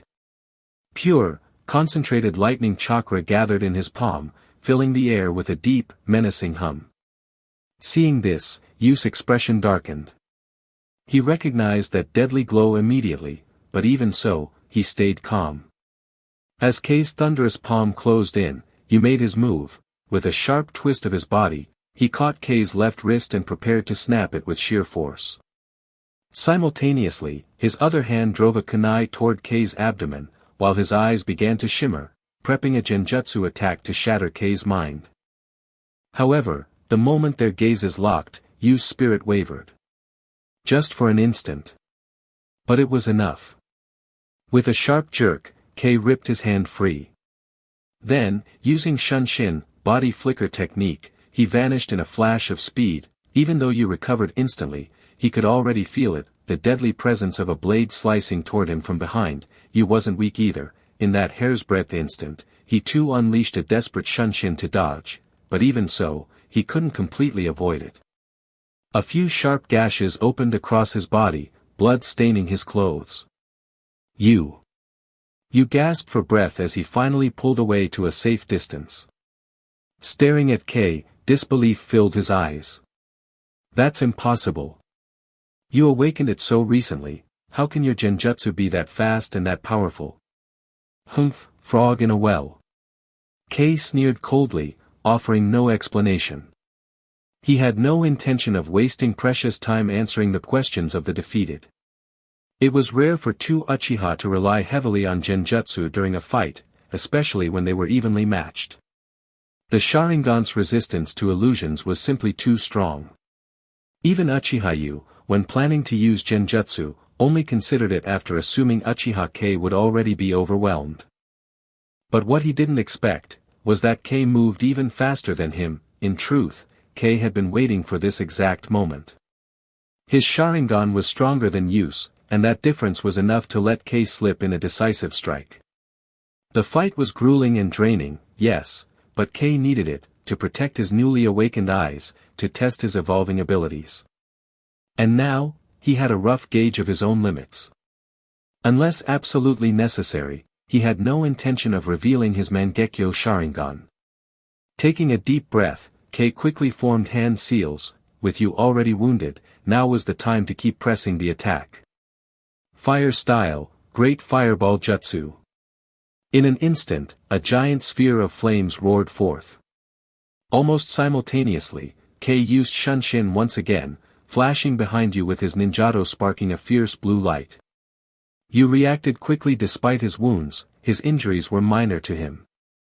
He immediately began forming hand seals for a counterattack, but halfway through, he abruptly cancelled the technique, because he realized, just like before, Kei wasn't aiming to damage him directly, he was manipulating his judgment. Damn brat! You cursed inwardly, backing off at a sharp angle while thinking quickly. If he can learn my methods, I'll just have to turn his tricks against him. But I need to be cautious, there's something odd about his eyes. With that thought, you suddenly twisted and hurled a kunai at impossible speed. Kei easily deflected it, feeling a twinge of surprise, and then amusement. He understood Yu's intentions immediately. But so what? Kei wasn't copying you mindlessly, he was adapting, using borrowed techniques, layered with his own improvised counters. No matter how skilled Yu was, he couldn't fully adapt so quickly. The battle raged on, it almost felt as if their roles had been reversed. The longer it dragged out, the more off balance Yu became. Meanwhile, Kei grew even more aggressive with each exchange. Ever since returning to Konoha, Kei had undergone intense strengthening and retraining. And unlike on the battlefield, he wasn't struggling to ration his chakra anymore. He was fighting at full strength, without fear. All this time, he had cautiously assessed his limits. But now, he realized he had underestimated himself. Kei's brow furrowed slightly. A feedback pulse from a scouting clone he had left near the Konoha police headquarters came through, warning him, the police force had sensed the disturbance and were already mobilizing troops this way. This annoyed Kei. He had finally found the perfect opponent to polish his fundamentals, but it seemed his sparring match was about to be cut short. TCH, guess that's enough for now. Kei sighed inwardly. I thought I had at least 10 minutes. Looks like I still underestimated the Uchiha's reaction speed. Just then, getting distracted at a time like this? Yu's voice sneered from behind him. You deserve to die, brat. A kunai stabbed toward him with wild, reckless ferocity. But in the very next instant, the crazed expression on Yu's face froze. The kunai passed straight through Kei's body, an afterimage. And behind him, steel pierced through his back. I told you, Kei's voice echoed coldly from behind him. You're boring. And arrogant. Kei's figure shimmered into full clarity, both his eyes now gleaming with a strange, three-pronged rhombus pattern. Chapter 92, A Terrifying Thought. Chief, it's just ahead. Under the guidance of one of the clan members, Uchiha Fugaku arrived at a small grove not far from the guard division. The sky had already darkened slightly. Uchiha Fugaku silently observed everything around him, deep in thought, trying to figure out what had happened. Earlier that day, Uchiha Fugaku had noticed signs of fire-style jutsu near the guard division. At first, he hadn't paid much attention because Uchiha has been training there for a long time, and he was aware of that. However, this time seemed different. The duration of the training didn't last as long as usual. What was more concerning was that the trees in the area kept falling. Even if it was a training session for taijutsu, it shouldn't have caused this much destruction. More importantly, Uchiha Fugaku felt the presence of a different chakra. For safety's sake, Uchiha Fugaku ordered the guard division ninjas to investigate and figure out what had happened. If there was no issue, then it would be no big deal. But if something dangerous had occurred, they would be able to provide assistance quickly. It was true that Uchiha was strong, but the strength of a ninja couldn't be measured solely by chakra. There were too many uncertainties. Even Uchiha clan members, with their Sharingan activated, had not been immune to falling on the battlefield. No one dared disobey Uchiha Fugaku's orders. While they didn't believe that a powerful ninja like Uchiha would be in danger, there was no harm in checking. However, when they arrived, they were all stunned. The forest was in ruins, and there were clear signs of battle everywhere. Kunai, blade marks, and traces of ninjutsu were visible, and the ground was littered with bloodstains and a broken kunai. But there was no sign of Uchiha. This terrifying sight left the Uchiha ninjas in disbelief. After a careful search, they were certain, Uchiha had likely been ambushed. With no other choice, they quickly rushed back and reported everything to Uchiha Fugaku in detail. At first, Uchiha Fugaku was surprised, but soon, fear gripped him. In Konoha, only the high-ranking officials could silently take down someone like Uchiha. But Uchiha Fugaku couldn't understand, why would the Konoha higher-ups want to target Uchiha? What was their purpose? Could they be trying to provoke a war between Konoha and the Uchiha? But after thinking it through, Uchiha Fugaku felt that it was unlikely. The Third Great Ninja War might be drawing to a close, but the final outcome hadn't been decided yet. Starting a civil war now would only benefit the other ninja villages. The Konoha leadership wouldn't be so foolish as to overlook that possibility. After some reflection, Uchiha Fugaku concluded that this was likely an attempt to frame someone, but why target Uchiha? Why at this particular moment? Uchiha Fugaku couldn't make sense of it, but he decided to investigate further. Even if he ruled out the possibility of Konoha's involvement, he would remain vigilant. The relationship between Konoha and the Uchiha clan was already tense. In the past, Uchiha Fugaku had only vaguely sensed this tension, but after Uchiha Kei pointed it out, he finally understood the gravity of the situation. Everyone, head back. I'll go check the situation myself, Uchiha Fugaku said to the Uchiha clan members around him before walking alone toward the epicenter of the battle. Normally, it was the Hyuga clan's responsibility to inspect battlefields, but that didn't mean the Uchiha clan was incapable of such tasks. Uchiha Fugaku began carefully inspecting the signs left on the battlefield, making sure not to miss even the smallest detail. The traces at the scene were quite complex. Blade marks and kunai traces were scattered here and there, common enough for any ninja who used these weapons. However, Uchiha Fugaku noticed something unusual: these weapon marks were not scattered. In fact, the damage left behind by them was strangely sparse. Based on his own recollection, Uchiha Fugaku remembered that it had been about 5 or 6 minutes since Uchiha released his chakra, and the time it took for him to send someone to investigate. For two ninjas engaged in a battle, the number of signs of combat here seemed too few. If Uchiha had fought alone. Suddenly, Uchiha Fugaku froze. If Uchiha had fought alone, then yes, the traces would be fewer. Uchiha ninjas, especially those with the Sharingan activated, left behind minimal signs of battle. With the Sharingan, they could seize the enemy's openings almost instantly, meaning they wouldn't leave much evidence behind. Even in an evenly matched fight, their clashes would usually be focused on their opponent's weapon. Realizing this, Uchiha Fugaku's gaze fell on a broken kunai. He picked it up and examined it closely, and his expression darkened. The kunai was covered in numerous blade marks, and the piece had shattered from the intense strain of combat. The attacker could also be a Uchiha. Uchiha Fugaku thought to himself.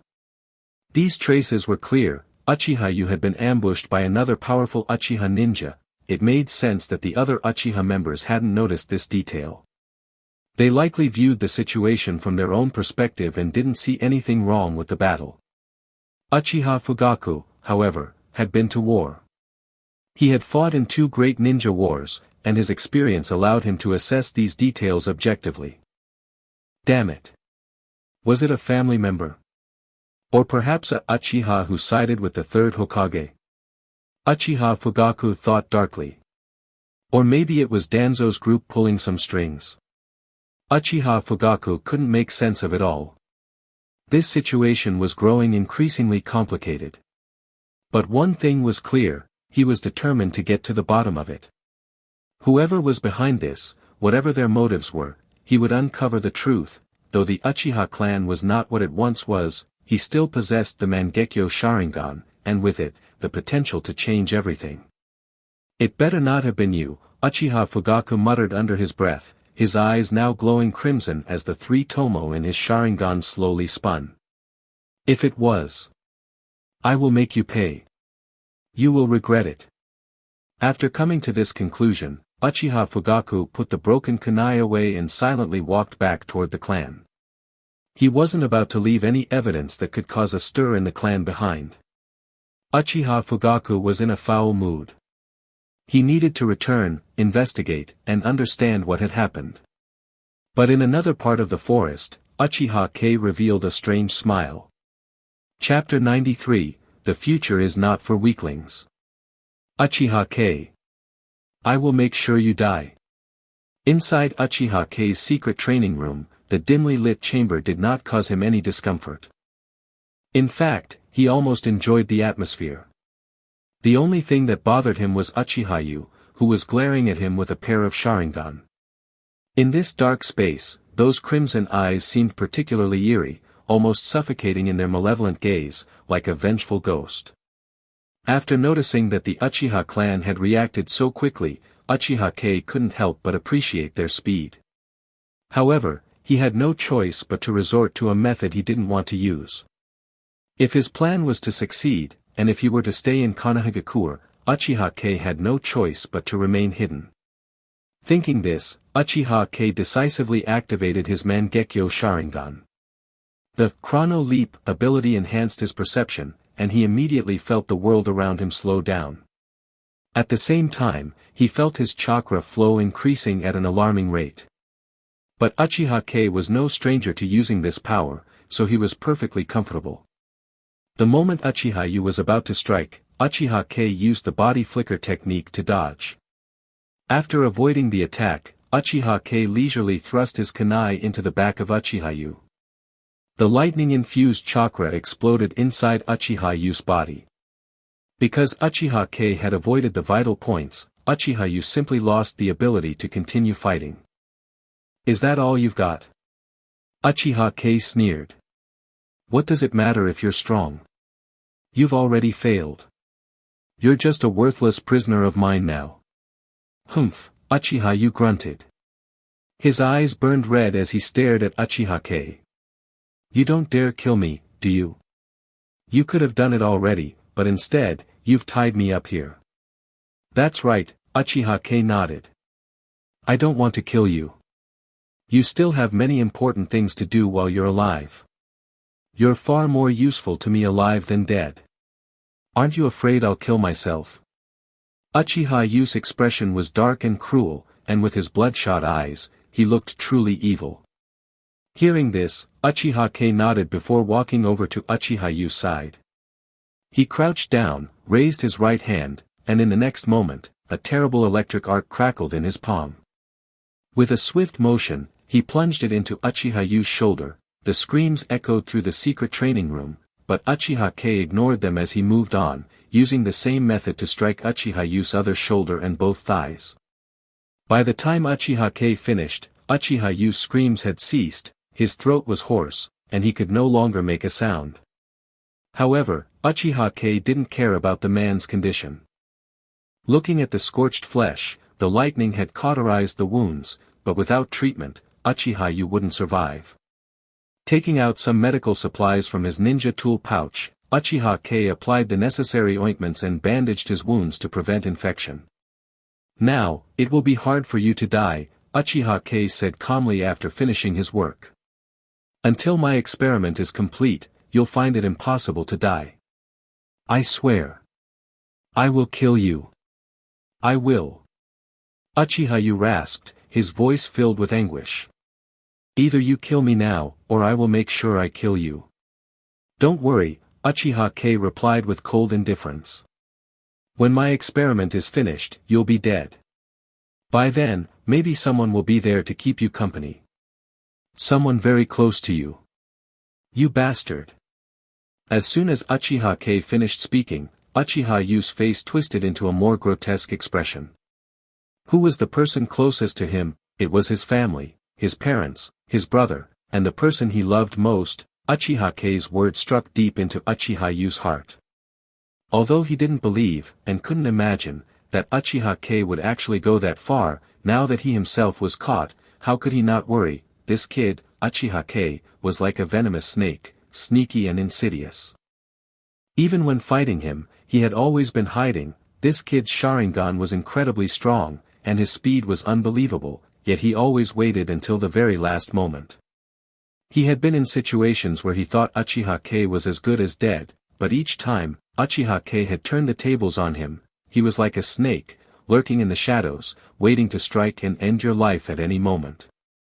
Uchiha Kei had no idea how Uchiha Yu now saw him, but if he knew, he would probably be pleased. After all, how else could one survive in this world if they didn't act like a snake? And Uchiha Yu wasn't wrong. His first use of genjutsu was indeed underhanded.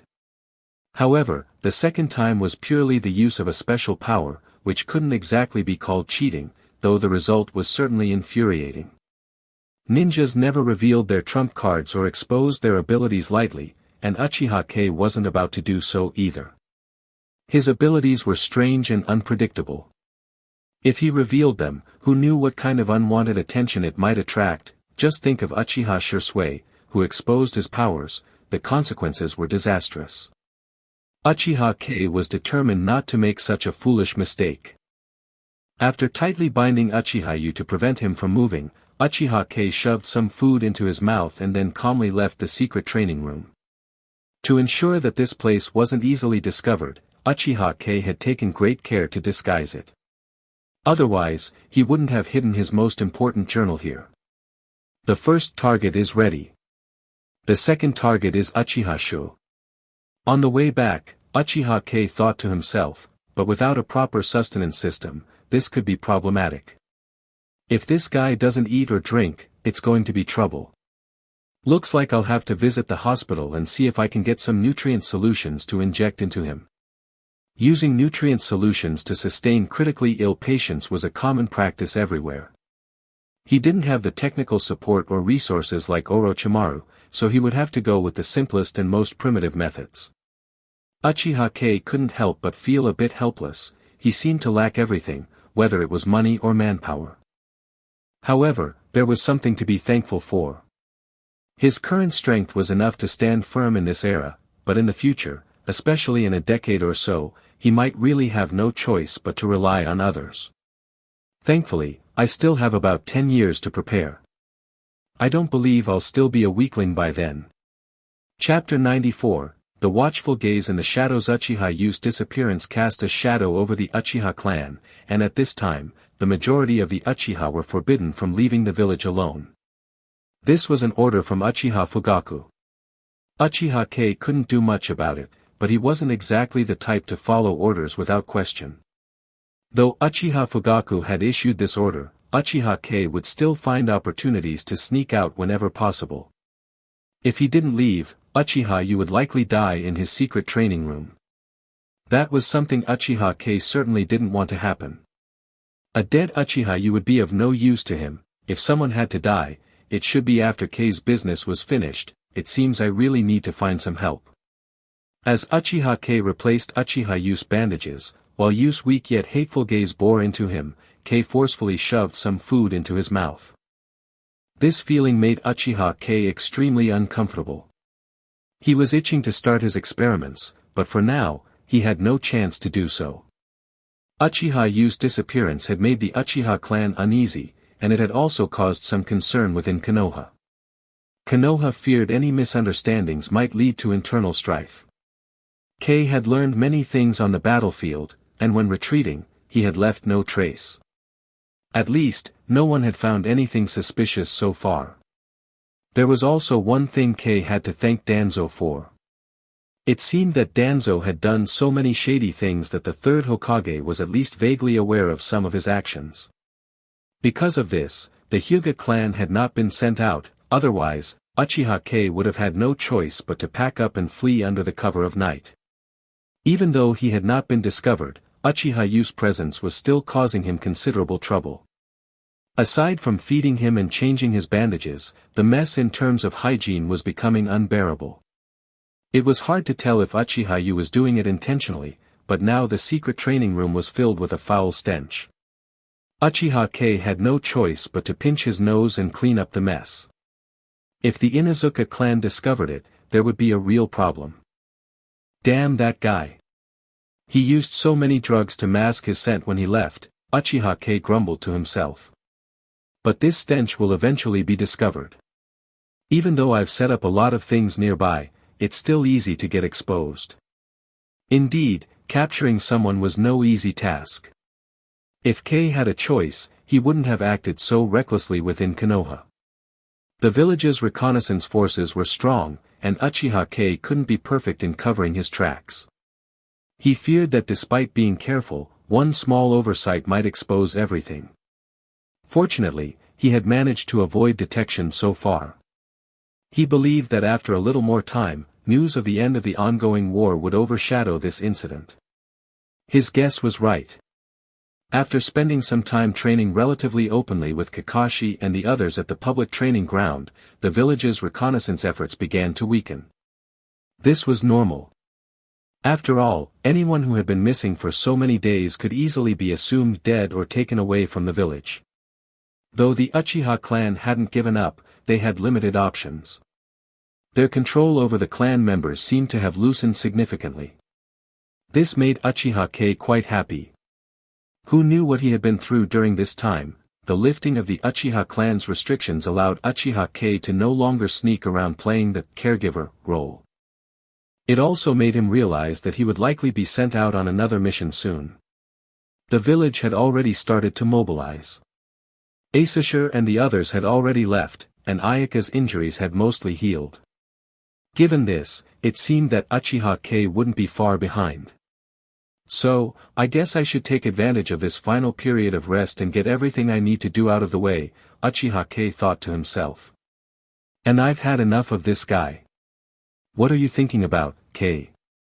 Just as Uchiha Kei was lost in thought, Uchiha Ryoko suddenly spoke up. Hurry up and eat. Don't just sit there zoning out. Yeah, I know, Uchiha Kei responded, snapping back to the moment and nodding. Don't think about other things at home, Uchiha Ryoko muttered under her breath. The war is almost over. I believe you won't, Ryoko, Uchiha Keisuke interrupted, cutting her off. Let's eat. We can't do anything about the village affairs, and Kei has already made his decisions. He's far surpassed us. Uchiha Keisuke's words left Uchiha Ryoko at a loss for words. Indeed, Uchiha Kei had truly surpassed both of them. Whether it was his strength, his position within the Uchiha clan, or his rank among the ninjas in the village, Uchiha Kei was far ahead. He was their pride, and because of his status, their own positions in the clan and village had subtly improved. But neither of them cared much for that. They just hoped that their child would be safe. Don't worry, I know what to do. I've been on the battlefield for so many years, haven't I survived? Uchiha Kei said calmly. He then set his bowl down. I'm full. Take your time. Kei, why are you eating so little? Uchiha Ryoko frowned. Even if you're troubled, you should eat everything. Understand? I'm really full, Uchiha Kei explained with a helpless look. My appetite has always been normal. I've gotten used to it on the battlefield. No matter how the food tastes, I'll eat enough, or I won't have the energy to fight. Are you saying you don't like the food I made? Uchiha Ryoko raised an eyebrow, looking a bit angry. Uchiha Kei was even more helpless. He knew that Uchiha Ryoko wasn't actually angry. This was just one of her little tricks to strengthen their bond. The truth was, Uchiha Kei felt genuinely grateful to them and would do anything for them.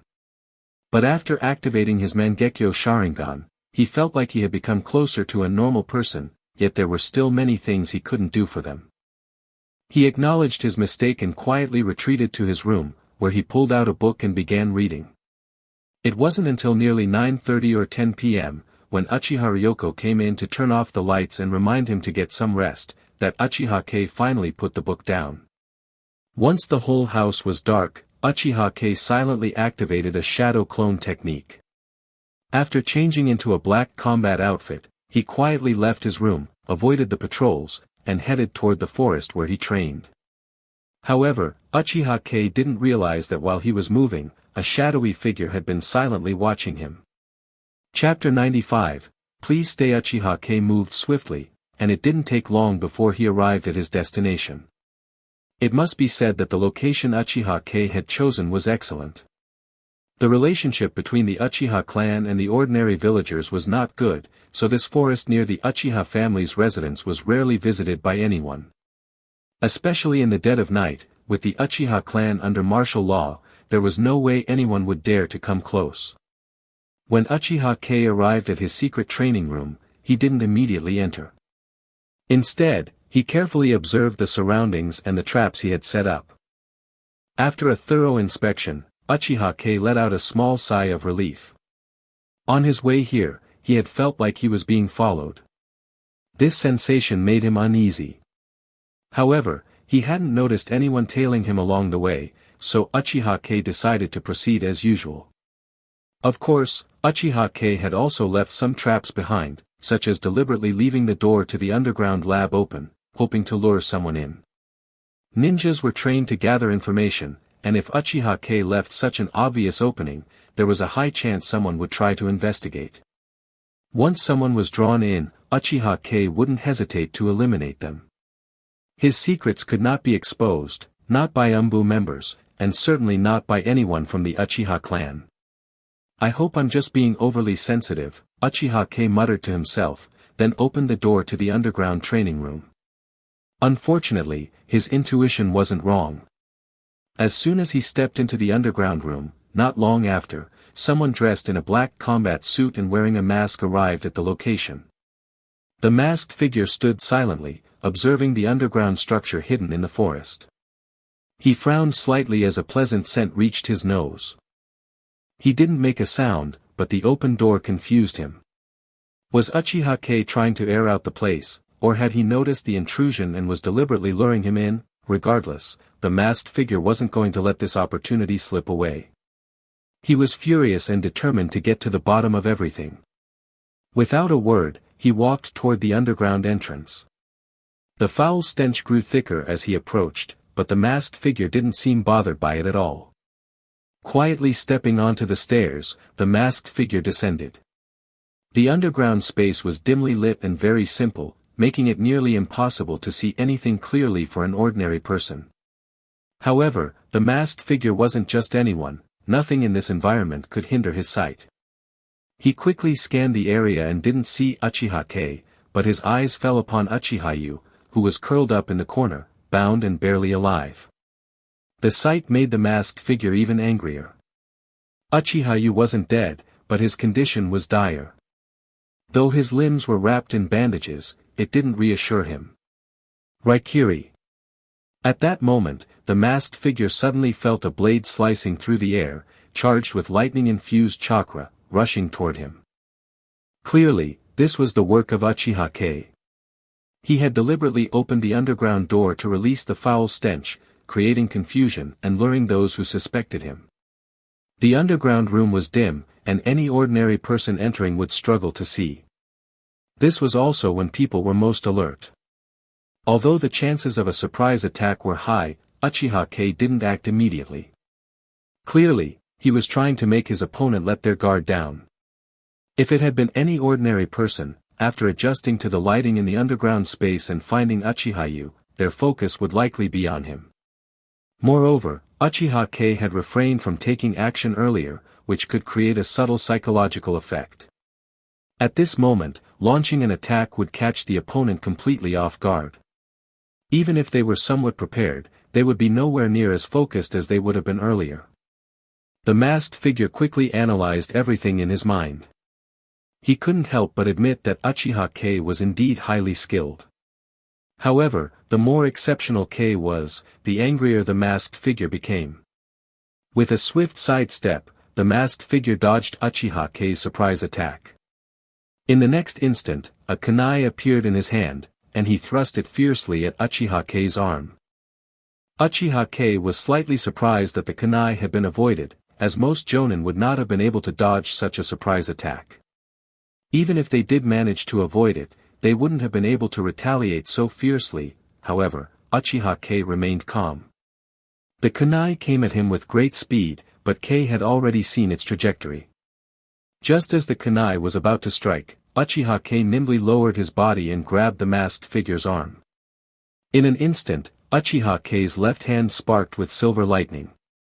While he hadn't fully developed the Chidori yet, the proximity was close enough to use the electrical charge to incapacitate the masked figure. The masked figure realized what was happening, so he quickly raised his left hand, his index and middle fingers extending, channeling chakra through his body. Fire style, fireball jutsu. In the blink of an eye, the fire style jutsu was unleashed. Uchiha Kei, already releasing the masked figure's right arm, swiftly dodged, and the masked figure gave chase.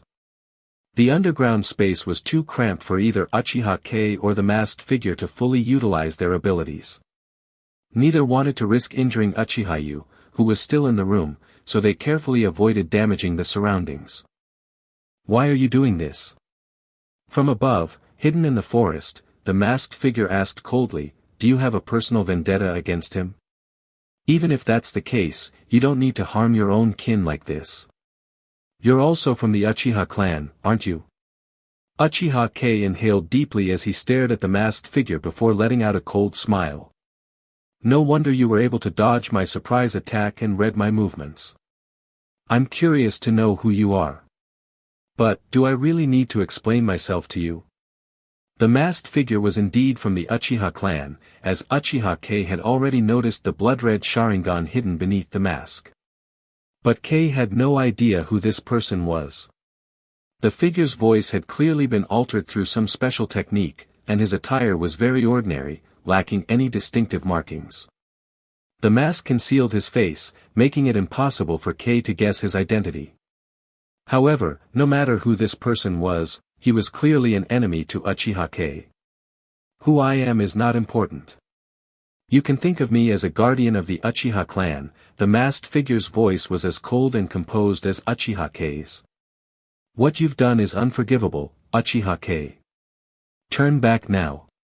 You might still have a chance to redeem yourself." "Is that so?"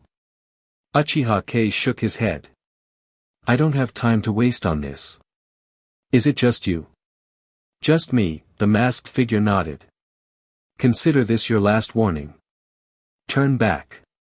"I don't think there's a path for me to turn back." Uchiha Kei took a deep breath. "I'm sorry, but I'm doing this for myself, so, please stay." Note, cold smile, a smile filled with contempt, sarcasm, helplessness, or frustration. It's not a genuine smile but an expression of disagreement or disdain toward another's viewpoint. The Uchiha clan is known for their maniacal laughter. It seems adding a cold-faced smirker wouldn't hurt, especially since the protagonist isn't much of a laugher. Chapter 96, a soft whisper. If you asked who put on the most spectacular fights in the shinobi world, the answer from most would undoubtedly be, two Uchiha of equal strength. An Uchiha battle was a rare sight, elegant and artistic, yet brimming with deadly lethality. But for members of the Uchiha clan themselves, the most dreaded opponent was precisely another Uchiha of equal power.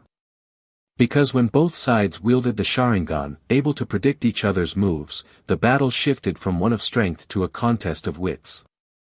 Every second of the fight was a fierce battle of strategy, with each trying to outsmart the other, constantly calculating and exploiting any hidden advantage to turn the tables.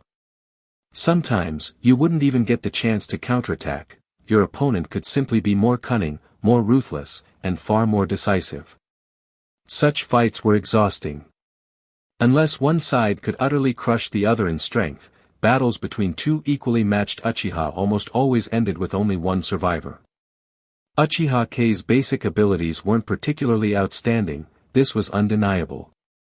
His young age and mediocre innate talent meant he relied heavily on his Sharingan to climb to his current level. Even though Kei had been working hard to strengthen his weaknesses, aiming to develop into a more well-rounded ninja rather than just a master of the body flicker technique, progress took time. After all, a long history of lopsided training wasn't so easily corrected.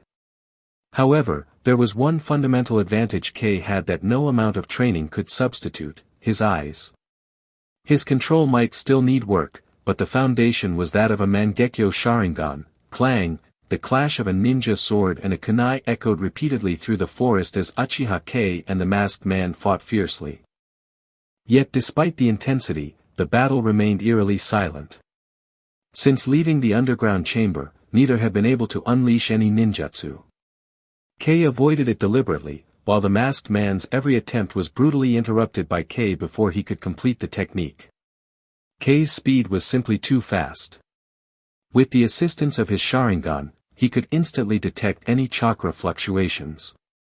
Using the body flicker technique combined with the explosive power of Raikiri, Kei would forcefully interrupt the masked man's jutsu attempts again and again. The masked man wasn't slow either. Though constantly disrupted, Kei's reckless charges weren't without risk.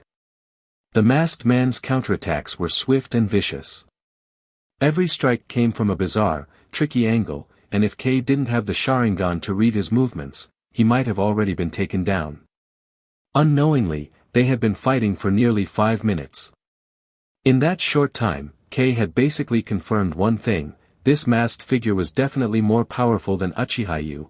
As for his exact identity, Kei truly had no idea. Frankly, aside from those characters frequently appearing in the manga and anime, he barely remembered anyone else from this era.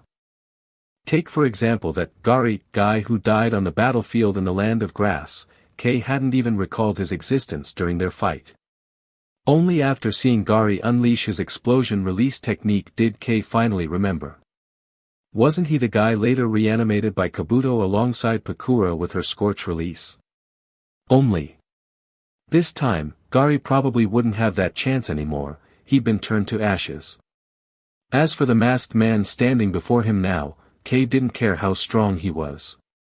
He had his trump cards, and it was about time he used them.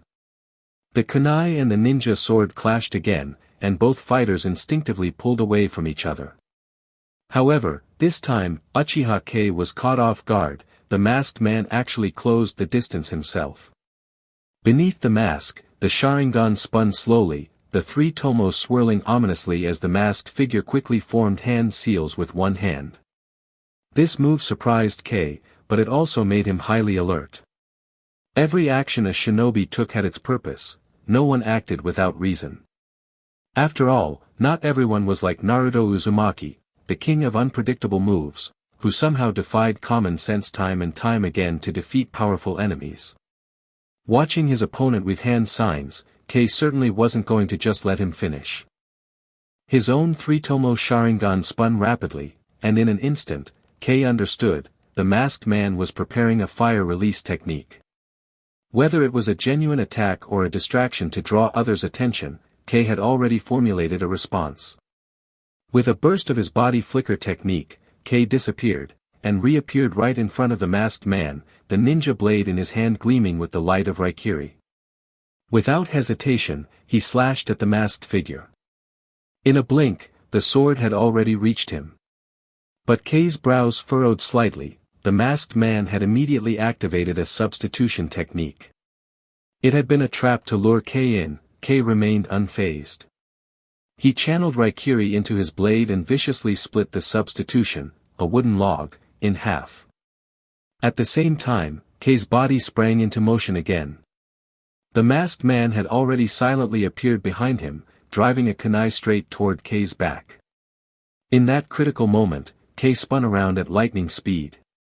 Both fighters pushed their speed to the absolute limit, but Kei managed to firmly grab the masked man's wrist with his left hand just as the kunai neared his skin. This time, Kei wasn't going to give him another chance. His crimson Sharingan erupted with a bizarre surge of chakra. The masked man's body stiffened for a split second, the kick he had been preparing froze mid-motion.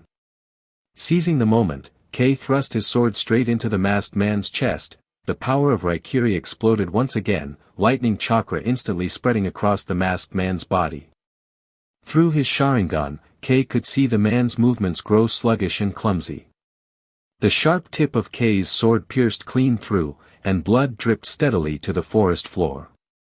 The fight was over. "You're finished," Kei said quietly, sighing. "I warned you you'd be left behind. You really shouldn't have followed me." As he spoke, Kei slowly pulled his blade free, sending another splash of blood across the ground. The masked man looked weak and pained but didn't utter a sound, despite the paralyzing effects of Raikiri and the agony he was surely enduring.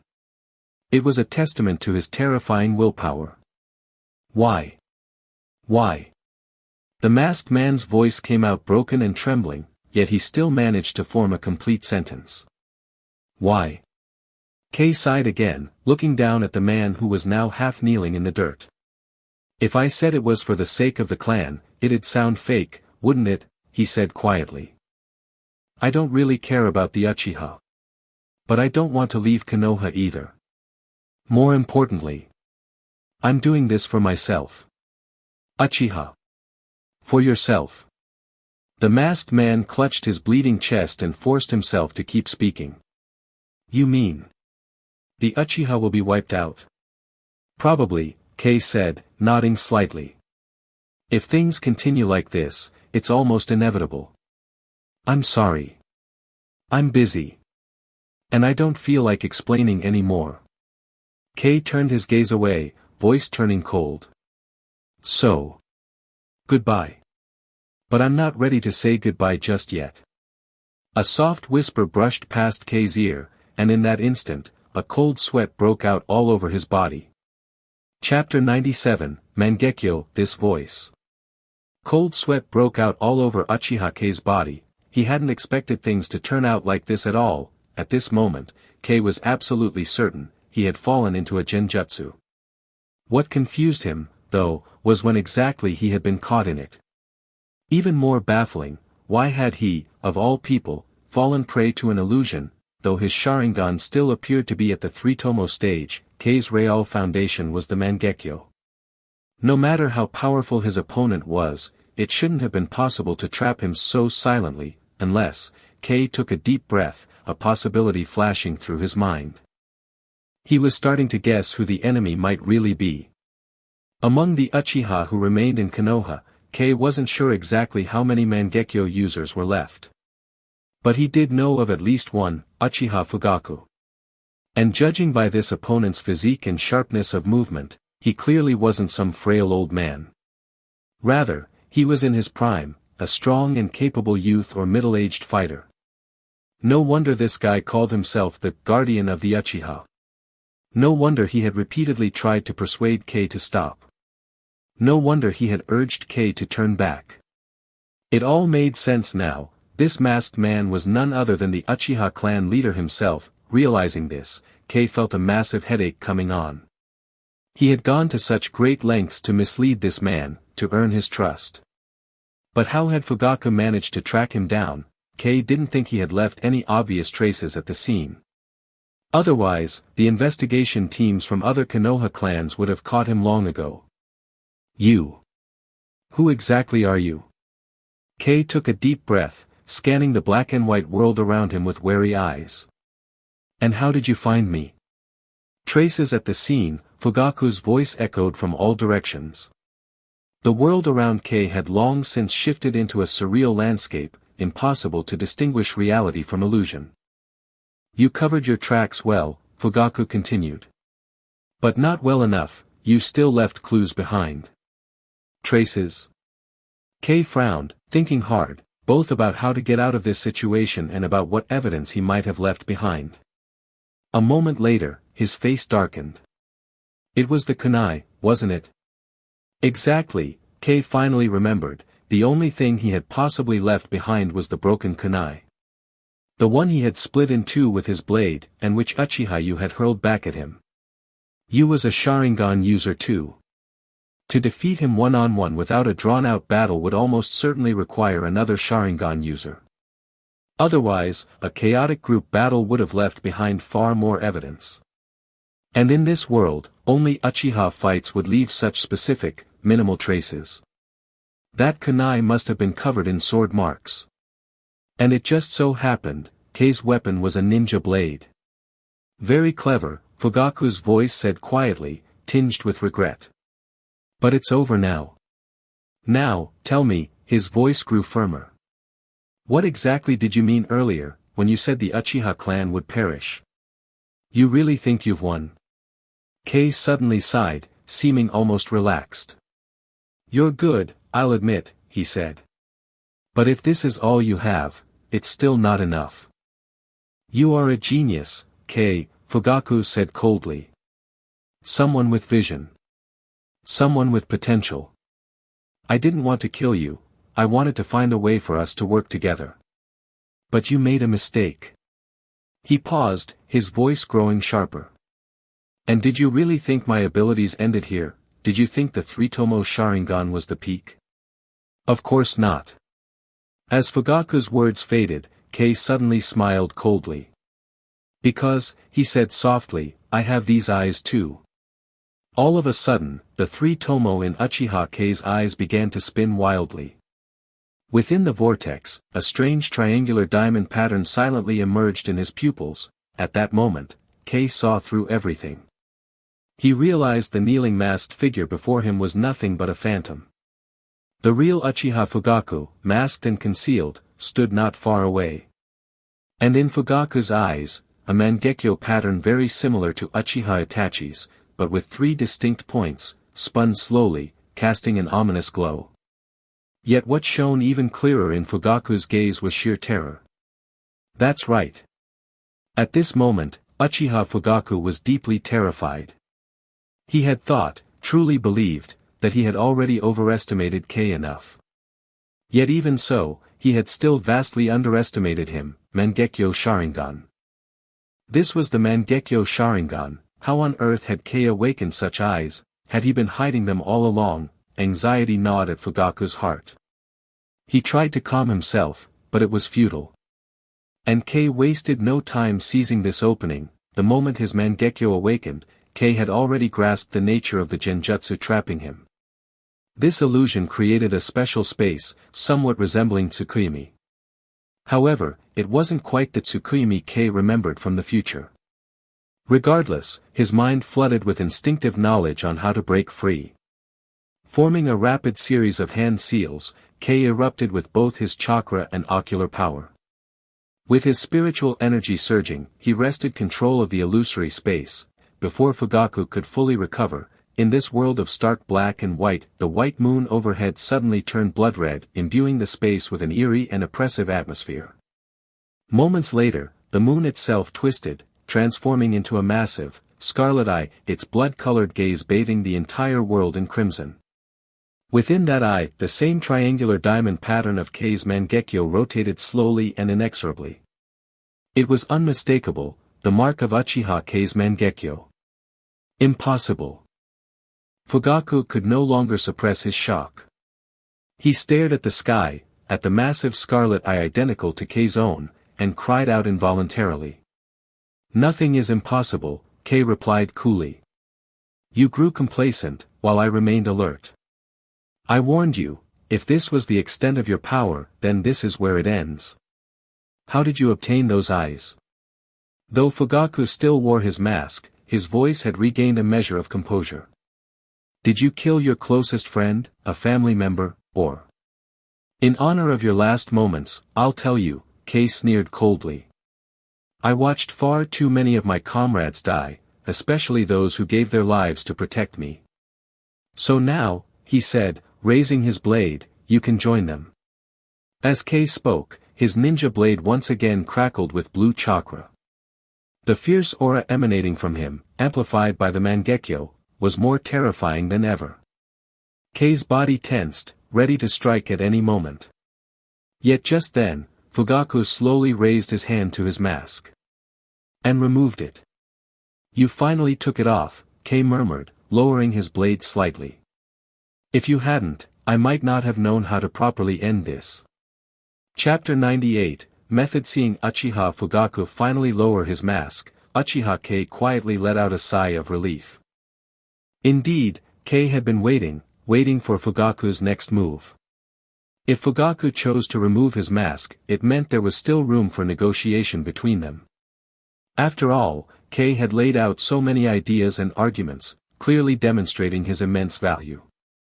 If Fugaku had any sense of judgment, he would know what choice to make.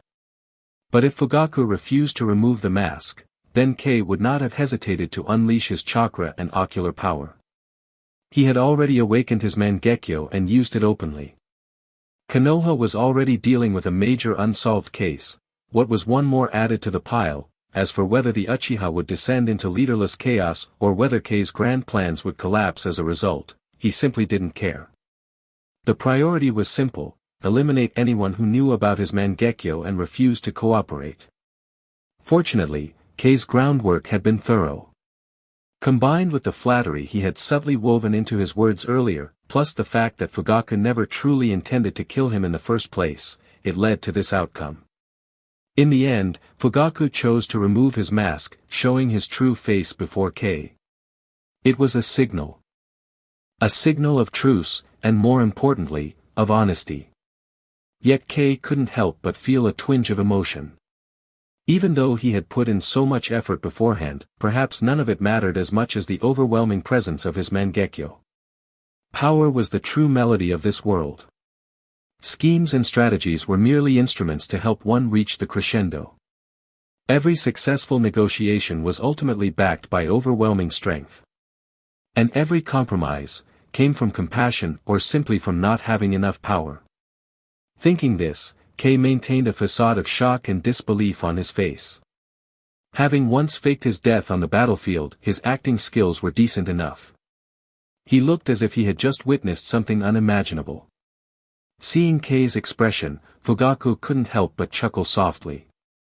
"There's no need to be so surprised, Kei-kun," Fugaku said, casually tossing his mask aside. At the same time, his eyes returned to their normal black and the fractured black and white illusionary world collapsed entirely. Kei paid it no mind. After all, this genjutsu space had never truly belonged to him, he had merely hijacked control for a moment. Now that Fugaku had voluntarily ended the technique, Kei, lacking the original foundation of the illusion, could no longer sustain it either. Watching Fugaku's calm movements, Kei hesitated briefly, then decisively deactivated his Sharingan as well. That too, was a signal. "I truly didn't expect the clan head to be hiding so much strength," Kei said in a low voice once they fully returned to the real world. "The feeling is mutual, Kei-kun," Fugaku replied, his tone also deep and steady. "I didn't expect you to possess these eyes either.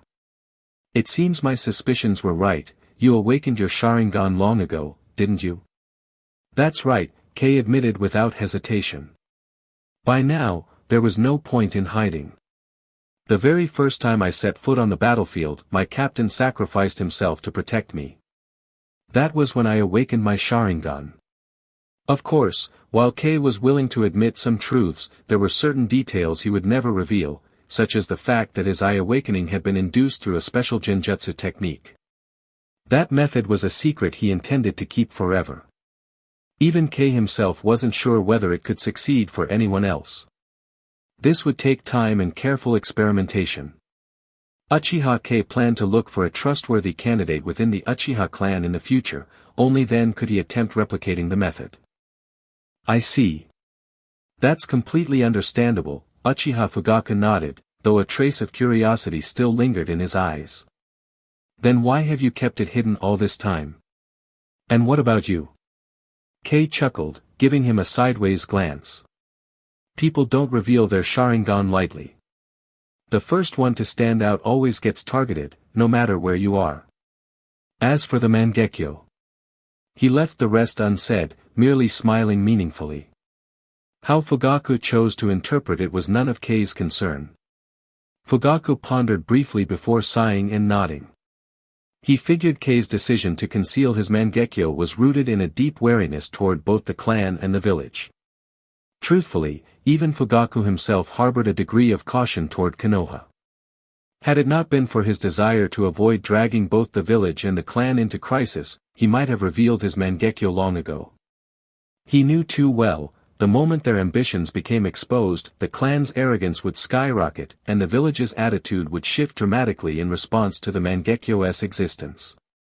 Keikuin truly is sharp, one cannot judge you by common sense, Fugaku sighed again. A Mangekyo suddenly appearing within the clan would be an extremely deadly development, both for us and for Konoha. Exactly, Kei replied calmly, easily understanding Fugaku's line of thought. I have no desire to be used as a mere weapon. Fugaku took a deep breath and glanced toward the basement. Keikuin, can you now share your concerns and plans with me? Uchiha Isamu was one of our unit's elites, and a key figure among the hardliners. Your actions. Fugaku genuinely struggled to understand. If Uchiha Kei's attitude hinted at the potential destruction of the clan, then things were truly dire. Kei had expressed reluctance to leave Konoha, and he had mentioned the hardliners and the ideology of the second Hokage. Did that mean, if things continued on this path, the Uchiha clan would face an unimaginable disaster? What kind of calamity could possibly drive someone like Kei, who usually only cared about himself, to act preemptively? The only answer Fugaku could imagine was the complete annihilation of the Uchiha clan. He was merely the first.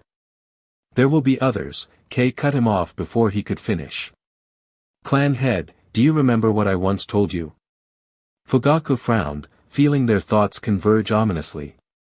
But was Kei going too far? Even if they purged all the hardliners, would that really be enough to restore relations with Konoha? Clearly, the answer was no. For the first time, Fugaku found himself questioning whether Kei was truly as brilliant as he seemed. Still, facing another Mangekyo user, he didn't dare to move rashly, nor did he want to provoke Kei unnecessarily. I remember, Fugaku said after a moment, but even if you purge every hardliner, what difference would it make? As long as someone who inherited the second Hokage's ideology remains Hokage, no matter what you do, it will all be in vain. Then what is your plan, clan head? Kei crossed his arms and asked calmly. Attempt peaceful negotiation, keep a low profile while suppressing the growing unrest within the clan. You're right, Fugaku admitted, glancing at Kei with some surprise. That was exactly my plan. Kei sighed softly. It wasn't unexpected. After all, that was Fugaku's chosen path. But this cautious strategy would never work against the third Hokage. Reality had already proven, if a crisis arose in Konoha, and if the Uchiha could even remotely be linked to it, then the Uchiha clan would be utterly doomed. Chapter 99, I still underestimated you in the original story. Uchiha Fugaku had chosen this exact method. However, after Kakashi's murmured words at the cemetery, all of Fugaku's efforts crumbled into nothing. Even more tragic, as a hidden Dove faction member, Fugaku was eventually forced, under unbearable pressure, to agree to the Hawk faction's coup attempt. In the end, whether because he lost his mind as a Uchiha or because he finally saw the reality and chose to protect his son's bloodline, the Uchiha clan met its complete downfall under his leadership. Uchiha Kei, on the other hand, had long made up his mind, he had no intention of leaving Konoha. For the sake of safety, familiarity with the timeline, and overall advantage, remaining within Konoha was by far the best choice.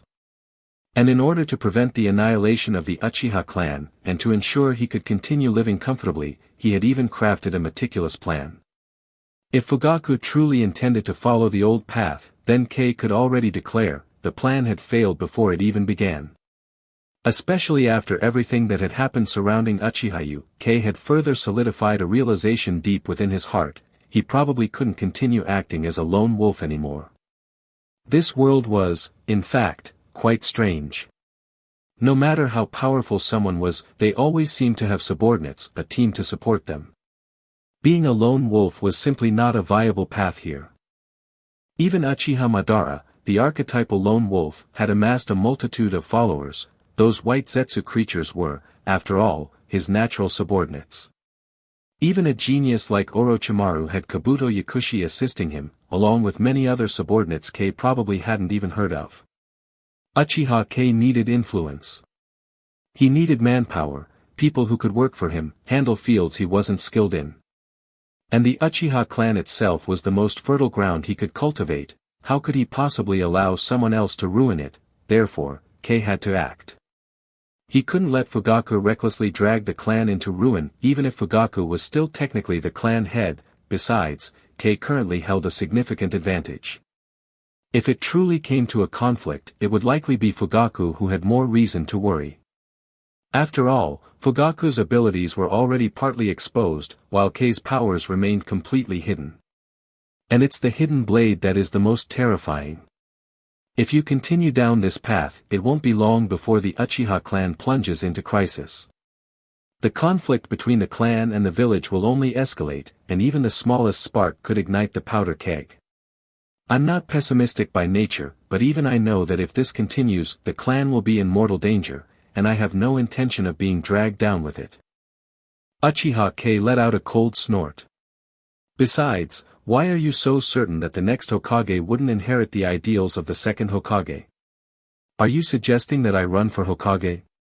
Uchiha Fugaku stared at Kei, a trace of disappointment flickering in his eyes. No, Kei shook his head, you are not qualified. Or rather, as long as the third Hokage and his faction remain alive, the Uchiha will never have that opportunity. Then what exactly are you proposing, Kei? Fugaku took a deep breath. Do you really think they would hand over their hard-earned fruits of power to an outsider and dismantle their own faction? Fugaku saw the situation quite clearly. Politics was nothing but an intricate web of interest groups stitched together.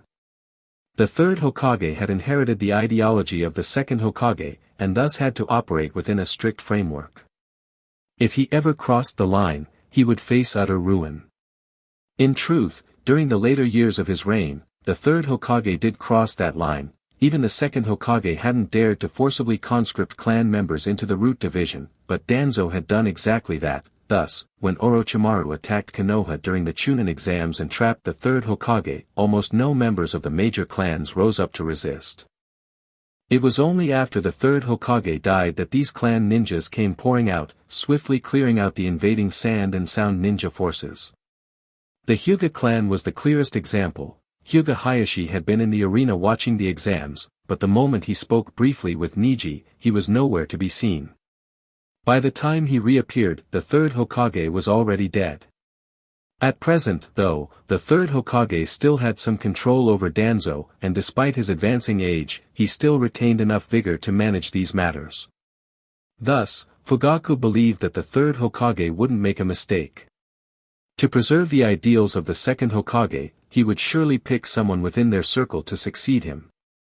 In doing so, he could both uphold a consistent ideology and maintain a strong alliance of mutual interests. No, Uchiha Kei chuckled, they wouldn't willingly hand power to an outsider. But what if someone within their circle held different views? You mean Jiraiya? Fugaku frowned, then sighed. Jiraiya would be a good choice, but he's too naive. I've heard he has no intention of becoming Hokage, and the village's votes don't seem to favor him either. Exactly, Kei nodded. Jiraiya is indeed an excellent candidate, but as you said, he refuses to shoulder the responsibility. However, Kei's eyes sharpened, don't forget, he has a disciple. Namikaze Minato. Fugaku's frown deepened. Was this some kind of joke? The third Hokage's own direct disciples hadn't even made it to the Hokage seat, and yet this young man in his 20s, merely a grand disciple, would? Fugaku shook his head, feeling Kei was being far too idealistic. Not to mention Minato, even Jiraiya would struggle to claim the title. After all, the village's upper echelon had already come to a consensus. They were preparing to hand the Hokage position to Orochimaru. Though the public votes and the Jonin Council's trust votes hadn't yet occurred, Orochimaru undoubtedly had the highest public support at the moment. Yes, Kei affirmed calmly, Namikaze Minato. He could see the disbelief in Fugaku's eyes, but Kei didn't mind. He continued bluntly, I'm sure you've heard about the recent rumors, haven't you? You mean the human experimentation allegations? Fugaku pondered before replying, but so what? Can mere rumors really shake the third Hokage's resolve? There's no solid evidence implicating Orochimaru. True, there's no direct evidence. Kei's lips curled into a cold smile. But isn't the sheer scale of the scandal already enough? Do you really believe no one is fanning the flames behind the scenes? You mean? Fugaku's expression shifted. He wasn't a fool, of course he had noticed something suspicious. He just hadn't paid it much mind at first. He had no desire to compete for the Hokage seat and thus stayed far away from such political quagmires, barely even paying attention. After all, in his mind, the candidates had already been predetermined. But now, with Kei pointing it out. Could it be that someone outside the established shortlist was aiming for the Hokage position, or worse yet, was the third Hokage's faction already showing signs of internal fracture? Thinking along these lines, Fugaku couldn't help but sigh. He had still underestimated this kid. Chapter 100, Clearing the Obstacles. Uchiha Fugaku had lost count of how many times he had sighed inwardly. Every time he interacted with Uchiha Kei, he found himself feeling the same way. He had underestimated this boy yet again. Whether in strength or intellect, he had completely misjudged this 13 or 14-year-old. Uchiha Kei's true strength was still unclear, but Fugaku had no intention of ever fighting him. After all, Kei possessed the Mangekyo Sharingan. With those eyes, even a Kage would hesitate to claim victory against him easily, no matter how young Kei might be. Such was the overwhelming deterrence, such was the terrifying allure of the Mangekyo Sharingan. As for intellect, whether it be combat IQ, strategic thinking, or political savvy, Uchiha Kei demonstrated a depth of understanding and a level of capability that defied all expectations. Faced with such a youth, Fugaku knew he would never be able to control him. Now, recalling the conversation they once had beside the small pond, he couldn't help but find his earlier thoughts laughable. Still, Fugaku's mindset shifted quickly. If you can't control him, then cooperate with him. A man sipping tea by the pond needed a chess partner after all. Is it Danzo? Fugaku sighed, then immediately adjusted his tone, the one stirring the pot. Oh, Danzo is. I know who he is, clan leader. Uchiha Kei noticed the subtle shift in Fugaku's attitude, but when Fugaku was about to launch into a lengthy explanation, Kei cut him off calmly. Back on the battlefield, the interrogation and reconnaissance was mostly done by his people, thus we learned plenty about this so-called darkness of the leaf. That's right, Danzo, the darkness of Konoha. Fugaku nodded. The one manipulating things behind the scenes is likely him. He's always dreamed of becoming Hokage. And he has both the strength and the resources to pull it off. Fugaku was far from foolish, on the contrary, he was extremely astute. With just a few words from Kei, he had already deduced a great deal. Orochimaru had practically been preordained as the next Hokage, yet at this critical juncture, such a scandal had suddenly exploded. And the public outcry that followed seemed almost too perfectly timed. Konoha had tried to suppress the news, the third Hokage had issued veiled orders to that effect, but it was useless. If there weren't powerful forces fanning the flames behind the scenes, Fugaku would never have believed it.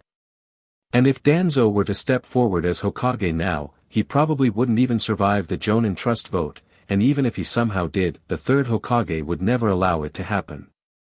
Fugaku saw the situation clearly, not just him, but practically every major ninja clan in Konoha despised the so-called darkness of the leaf. In truth, Kei himself also suspected Danzo. Though Danzo had nominally supported Orochimaru, his ultimate goal had always been to take the Hokage seat for himself. As for why he later backed Orochimaru instead, it was likely due to the severe losses he had suffered during the Rain Country incident, leaving him too weakened to pursue the title directly. If that's the case, Fugaku mused after a moment of contemplation, then things have gotten very interesting indeed. Orochimaru is being dragged down by Danzo. Tsunade, the Senju princess, has already left Konoha.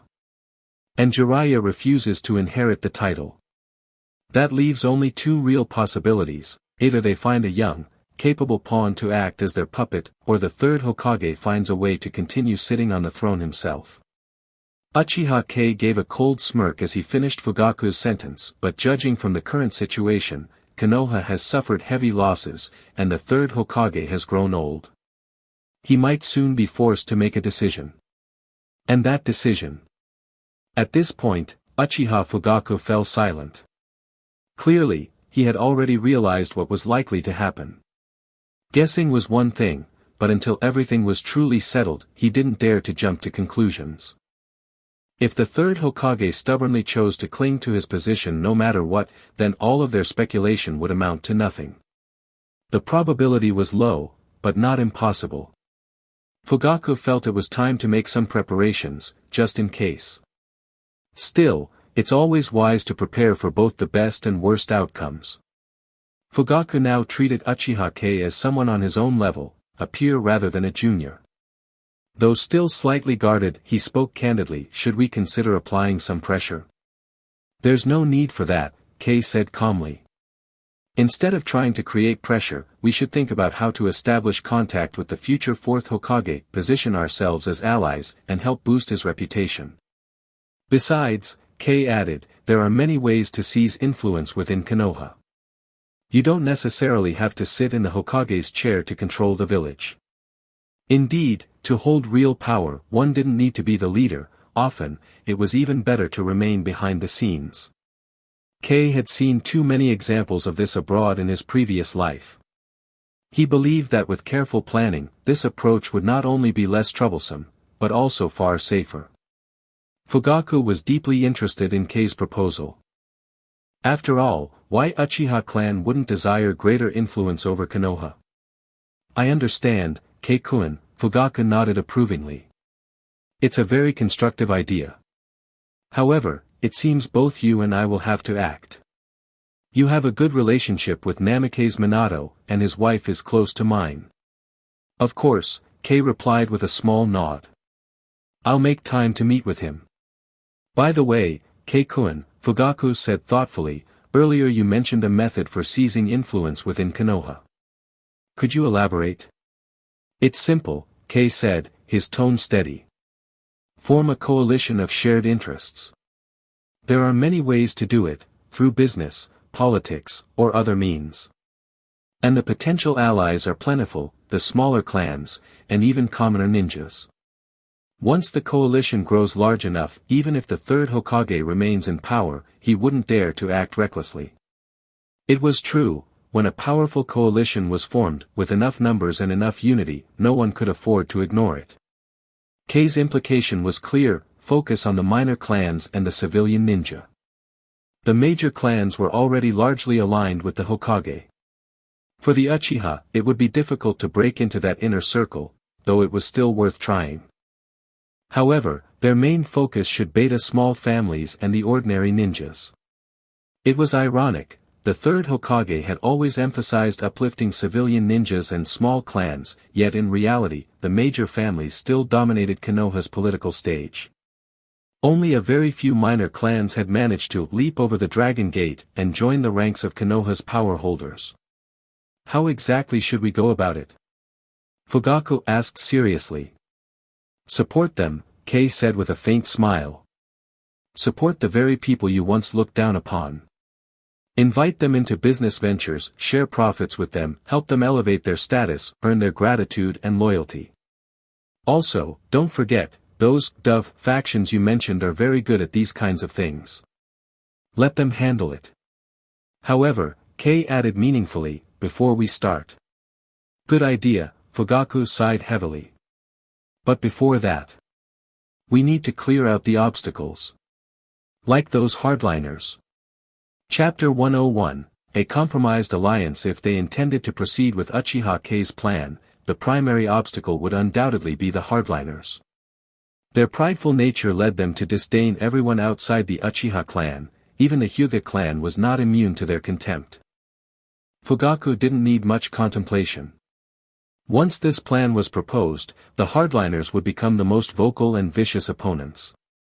Even if the proposal originated from Fugaku himself, it wouldn't alter their stance. Now, he finally grasped why Kei was so ruthless in dealing with them. However, Fugaku couldn't quite comprehend why Kei didn't simply eliminate Uchiha Yu outright. Instead, he left him suffering, risking exposure. Because of my eyes, Kei answered calmly, fully aware that such things couldn't remain hidden for long. I'm sure you've noticed the unique power lingering within your Mangekyo Sharingan, haven't you? Once that power is used, it doesn't regenerate. So, you're planning to experiment? For the sake of your eyes? Fugaku frowned deeply, clearly not expecting Kei to harbor such intentions. Using your own clansmen. Kei-kun, many of them aren't that stubborn. And your conditions. At this moment, Fugaku began to suspect that Kei had uncovered some deeper secret and wondered about the true state of Kei's Mangekyo Sharingan. He knew that the Mangekyo's power was irreversible once lost. But even so, he could never imagine being as cruel and unrestrained as Kei. Still, what choice did he have but to accept it?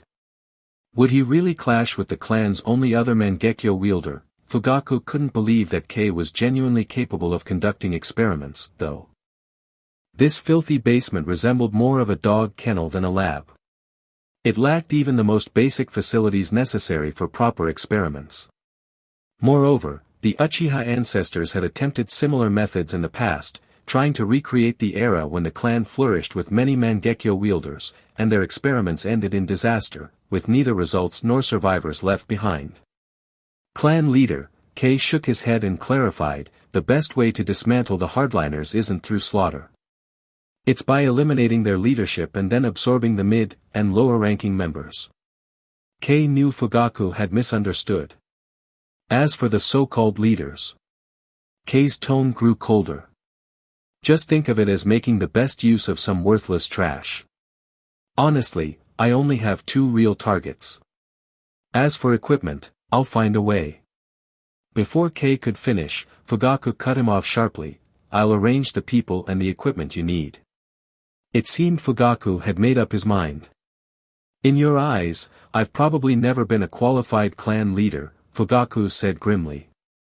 And you likely don't trust me either, just as I don't dare to fully trust you.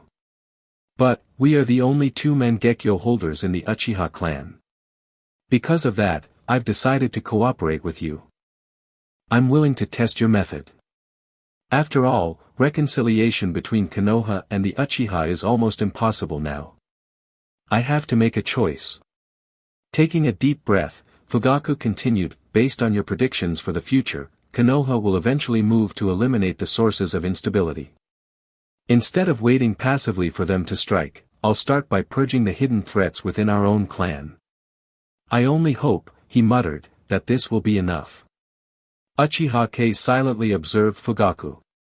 He was genuinely surprised. Was this really the same indecisive Uchiha Fugaku he remembered? Had he truly found the resolve to act ruthlessly? Kei frowned slightly, starting to understand what Fugaku really intended. Uchiha Kei was not like Uchiha Shisui. Shisui had willingly exposed the abilities of his Mangekyo Sharingan, but Kei had never once revealed the true nature of his eye techniques. This air of mystery and unpredictability left Fugaku deeply uneasy, especially since part of Kei's abilities had already been inadvertently exposed. Even so, knowing a fragment of the truth was a far greater advantage than being left in the dark. More importantly, Fugaku genuinely didn't want to fight Kei. Two Mangekyo wielders could indeed achieve extraordinary things, but only if they weren't set against each other.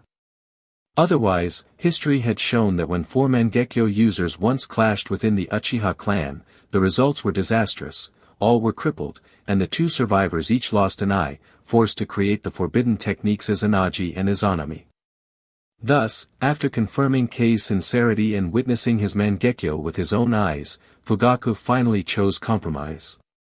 Otherwise, with his temperament, he would have dragged the entire clan into a rebellion, rather than sacrifice a few for survival, just as he had in the original timeline, leading them all to destruction. "Pleasure working with you, clan leader," Kei said with a slight smile. "I'll handle the hunting. As for persuading the others, that will be your job, Fugaku-san." Minimize the violence, Fugaku closed his eyes, nodding with difficulty. "They are still our elite. My targets are only Uchiha Yu and Uchiha Shu," Kei said calmly. "Whether the experiment succeeds or fails, I only need the two of them. However, if you can't handle the rest." "Two brothers." Fugaku seemed to realize something, but he didn't immediately respond. He waited patiently for Kei to finish speaking. "Then you won't need to lift a hand," Fugaku said decisively. "I will personally take care of it. As for your experiments, I insist on participating. In exchange, I will issue you a new official position when we return. You may recruit some who are willing to follow you, but under one condition." Taking a deep breath, Fugaku declared, "You must not divide the Uchiha clan, and you must not disrupt the stability of the village. If you violate this, even if it costs me my life, I will personally kill you." Uchiha Kei silently stared at him. To show the seriousness of his vow, Fugaku had fully unleashed his Mangekyo Sharingan once more. Naturally, Kei wasn't going to back down either. In case of a sudden betrayal, he too activated his Mangekyo. Truth be told, Fugaku's conditions weren't unreasonable. In fact, they were exceptionally generous. Even his threat carried an important caveat: he would only act if Kei betrayed their agreement. At present, Kei had no intention of doing so. If his plan succeeded, everything would fall into place naturally. And if it failed, he could always retreat. He valued a fertile field to cultivate, sure, but he valued his own life even more. Besides, whether his plan succeeded or not, Kei didn't see Fugaku as a real threat. It wouldn't be easy for Fugaku to kill him. And realistically, Fugaku wasn't the type to risk everything unless absolutely necessary. If he were, this fragile cooperation between them would never have been possible. "Don't worry, clan leader," Kei smiled faintly. "If I truly intended to destroy everything, I wouldn't have shared so much with you. I sincerely want the Uchiha clan to thrive, and I have no plans to abandon Konoha." "I understand, Kei-kun," Fugaku nodded solemnly. "For the future of the Uchiha, and for the future of Konoha." After speaking, Fugaku turned and disappeared into the night. Finally, Kei allowed himself to relax, a breath he hadn't realized he was holding slipping out. He hadn't expected that leaving behind a single kunai would be enough to lure Fugaku out, an extremely dangerous gamble in hindsight. Next time, he would have to be even more cautious. But surprisingly, this accidental meeting had yielded far more than Kei could have hoped. Perhaps their relationship had become slightly more strained, he could feel the subtle sense of distance now growing between them. But so what? He had already achieved what he wanted. As for the future, he didn't care what direction it might take. After all, this was a cooperation born from compromise. Chapter 102, A New Mission. The next day, Uchiha Fugaku's new appointment arrived. Uchiha Kei had been wondering what kind of position he would be given, but the reality shocked him. His new appointment was to replace Uchiha Yu in his position and be promoted to the deputy director of the Konoha police force. This was the very position that the hardliners had been eagerly awaiting, but Fugaku showed no intention of relinquishing control. Now, with you missing, Fugaku didn't even bother consulting with the hardliners. He acted unilaterally, assigning someone to take over the position, and it was someone who had been in direct opposition to them. This decision sent a powerful signal, a terrifying one, that Fugaku might have developed his own political leanings. However, these matters were of no concern to Kei. He had already anticipated that taking on this role would bring numerous challenges, especially when trying to carry out the necessary work. But Kei didn't care. His focus had never been on this task. The position itself was just a means for Fugaku to fulfill his promise to him. The promotion gave Kei the perfect opportunity to establish his own team. He could now legitimately form and organize his squad. As for those still part of Yu's old team, Kei could easily get rid of them. Don't think for a second that Kei would hesitate. If it were someone else, they might carefully consider the consequences or ponder the stability of the guard division. But Kei, he would remove the uncooperative elements and avoid any duties that involved guarding. After all, Fugaku had already agreed to his proposal. Soon enough, there would be even more changes within the guard division. Kei would take this time to coast along for now. Uchiha Ryoko and Uchiha Keisuke were both thrilled about Kei's rise in status. After all, the Uchiha Guard was one of the most powerful institutions within the Uchiha clan. But Kei remained remarkably calm, which left them uncertain whether to celebrate or not. Once the messenger left, Kei paused to consider for a moment and decided he would pay Fugaku a visit. Fugaku had made it clear yesterday that he wanted to participate in Kei's experiment. Kei wondered if he had figured something out. Although Kei was reluctant to agree, considering their current cooperative relationship and the fact that Fugaku would be contributing both resources and manpower, Kei had no choice but to begrudgingly accept, for the time being. But I must be prepared with some countermeasures, Kei thought as he walked. Once I've discovered something important and his desires start to clash with mine, I'll have to find a way to deal with him. Kei remained wary of Fugaku. Similarly, Fugaku would not be without his own precautions against Kei. The appearance of the Mangekyo and Kei's actions had already caused a rift between them. Whether this rift could be healed would depend on whether their paths remained aligned in the future. Although Uchiha Kei continued his research, he decided not to share his findings or conclusions with Uchiha Fugaku. Unless he could fully trust him, that is. So, where do I find someone I can trust? This question really troubled Uchiha Kei. After thinking it over, he decided not to worry too much about it. After all, time was on his side. Kei still had plenty of time to search for someone he could rely on, especially now that he held the position of Deputy Director of the Konoha Guard Division. This would allow him to gather people who were loyal to him. Even though the entire Uchiha clan sided with Fugaku, did that mean Kei couldn't recruit people from outside the clan? Fugaku himself probably knew that the Konoha Guard Division needed a massive reform. And after removing certain people, new ones would have to be brought in. To strengthen ties with the village and win over the common folk and smaller clans, it was only natural that some outsiders would be brought into the Guard Division. This could be a small opportunity for Kei. With this thought in mind, Kei stopped overthinking it and made his way to Fugaku's residence. What amused Kei was that there were quite a few clan members sitting in front of Fugaku's door, including Uchiha Hiroki, who was among them. What was even more interesting was that, upon seeing Kei, they immediately exuded a faint but palpable sense of hostility.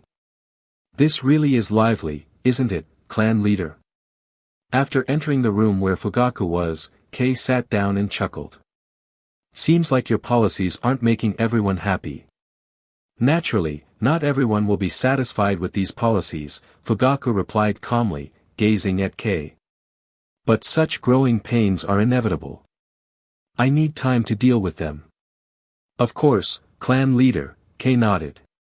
There's no rush. After all, the experiment site isn't fully ready yet.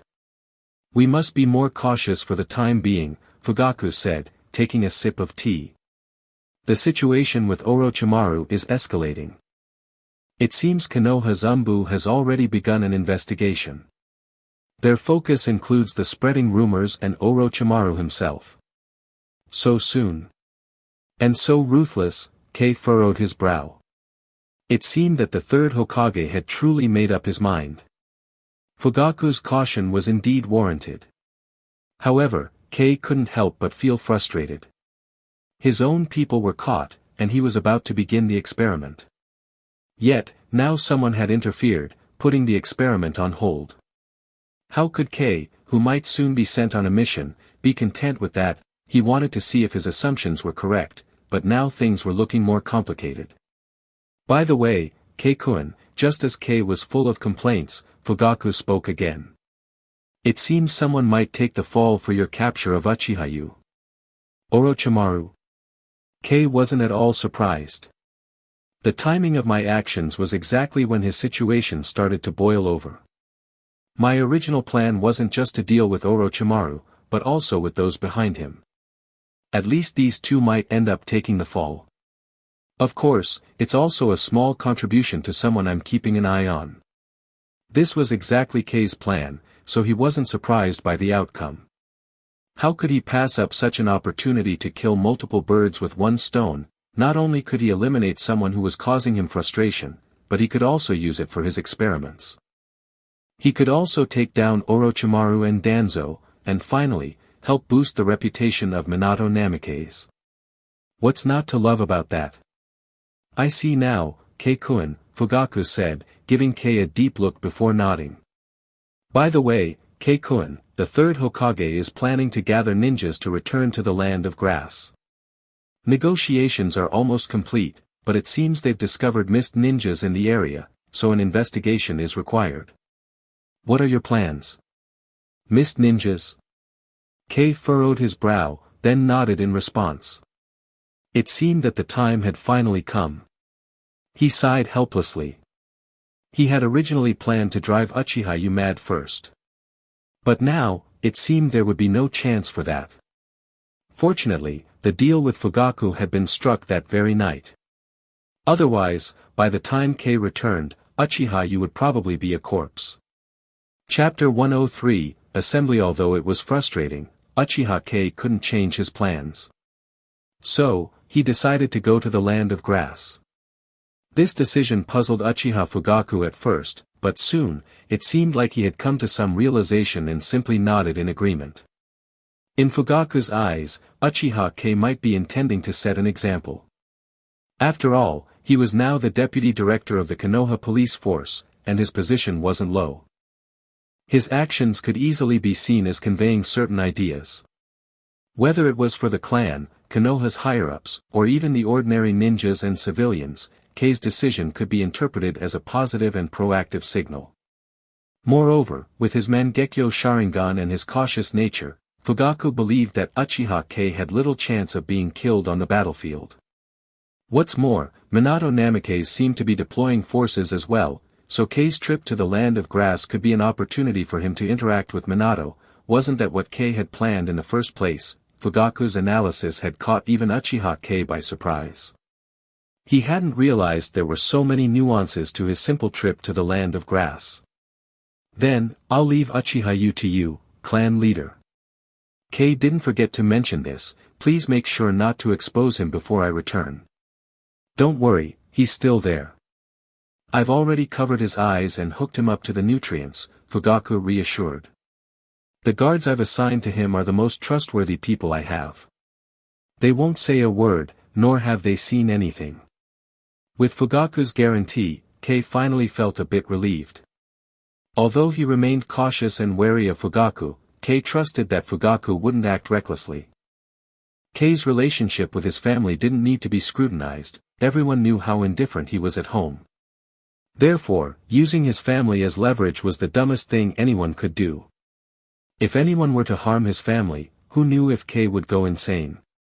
A person with no attachments was undoubtedly the hardest to deal with, even if it was all just a facade.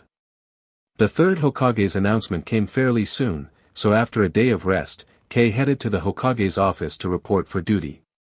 When Kei arrived, he realized that he was the last one to show up. Although the third Hokage hadn't yet arrived and the office door was still closed, Kei had definitely come late. Hyuga Ayaka, Imai Kenta, and his superior Jonin Fukuhiko Kohei were already waiting by the door. Besides them, Minato Namikaze, Kakashi, and Noera Rin were also there, standing and waiting. Kei found it a bit odd that Fukuhiko Kohei was there, as Kei was already a Jonin with a track record of leading successful missions, even completing them perfectly. But then Kei realized that perhaps the mission involving the mist ninjas was particularly troublesome. Having more people involved would certainly be beneficial. There could, of course, be another underlying implication. Uchiha Kei was the newly appointed deputy director of the Konoha police force, yet a civilian Jonin had been appointed as the team leader. This sparked a lot of speculation.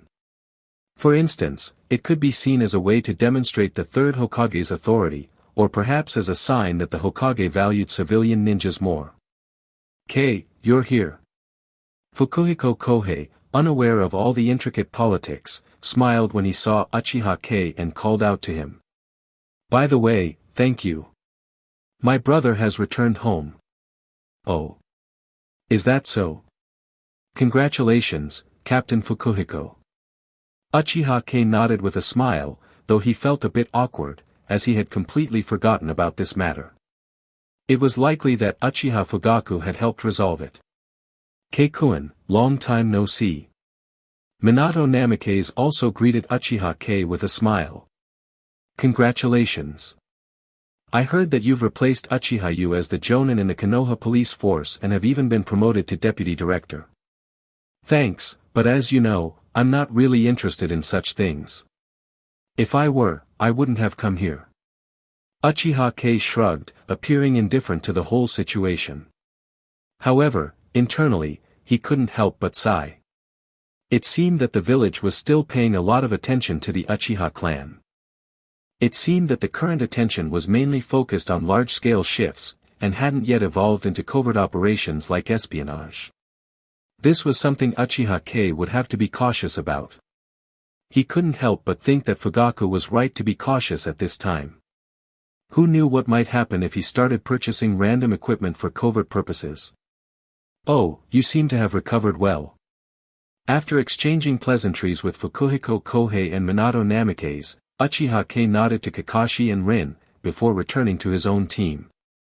Looking at Hyuga Ayaka, who had a stiff expression, and Imai Kenta, who was still forcing a smile, Uchiha Kei suddenly turned his attention to Hyuga Ayaka, though with a subtle smile. Thanks to Kei-kun, I've recovered quite well. Hyuga Ayaka glanced at Uchiha Kei calmly. I haven't had the chance to congratulate you yet, Kei-kun. Not only have you awakened the Sharingan, but your status within the clan has also risen. Truly something worth celebrating. But Kei-kun, despite your high rank, you're still participating in this mission. It seems you really love the village. Uchiha Kei smiled at her. People from prominent families were usually like this. Even if she wished she'd never see him again, she had to maintain enough courtesy in front of outsiders. However, her words were laced with sarcasm, not much less than what Uchiha Kei usually threw at her. Of course, this was probably because Fukuhiko Kohei was here and would be joining the mission. Otherwise, Hyuga Ayaka likely wouldn't have said this. After all, it wasn't wise to offend someone stronger than herself. Even though she had already made a number of enemies, she would avoid making things worse unless she had completely lost her mind. People like her would never give up on survival unless they were truly desperate. Uchiha Kei understood her mindset, but with Fukuhiko Kohei present, he wasn't going to act on his feelings. After all, Fukuhiko Kohei was a safeguard. Moreover, Uchiha Kei suspected that his recent rise might have shaken her, especially since they had once been from the same background, but now, things had completely changed. Thank you. Isn't it normal to serve the village? Uchiha Kei smiled lightly. Besides, no one forced me to come. I just missed my two subordinates.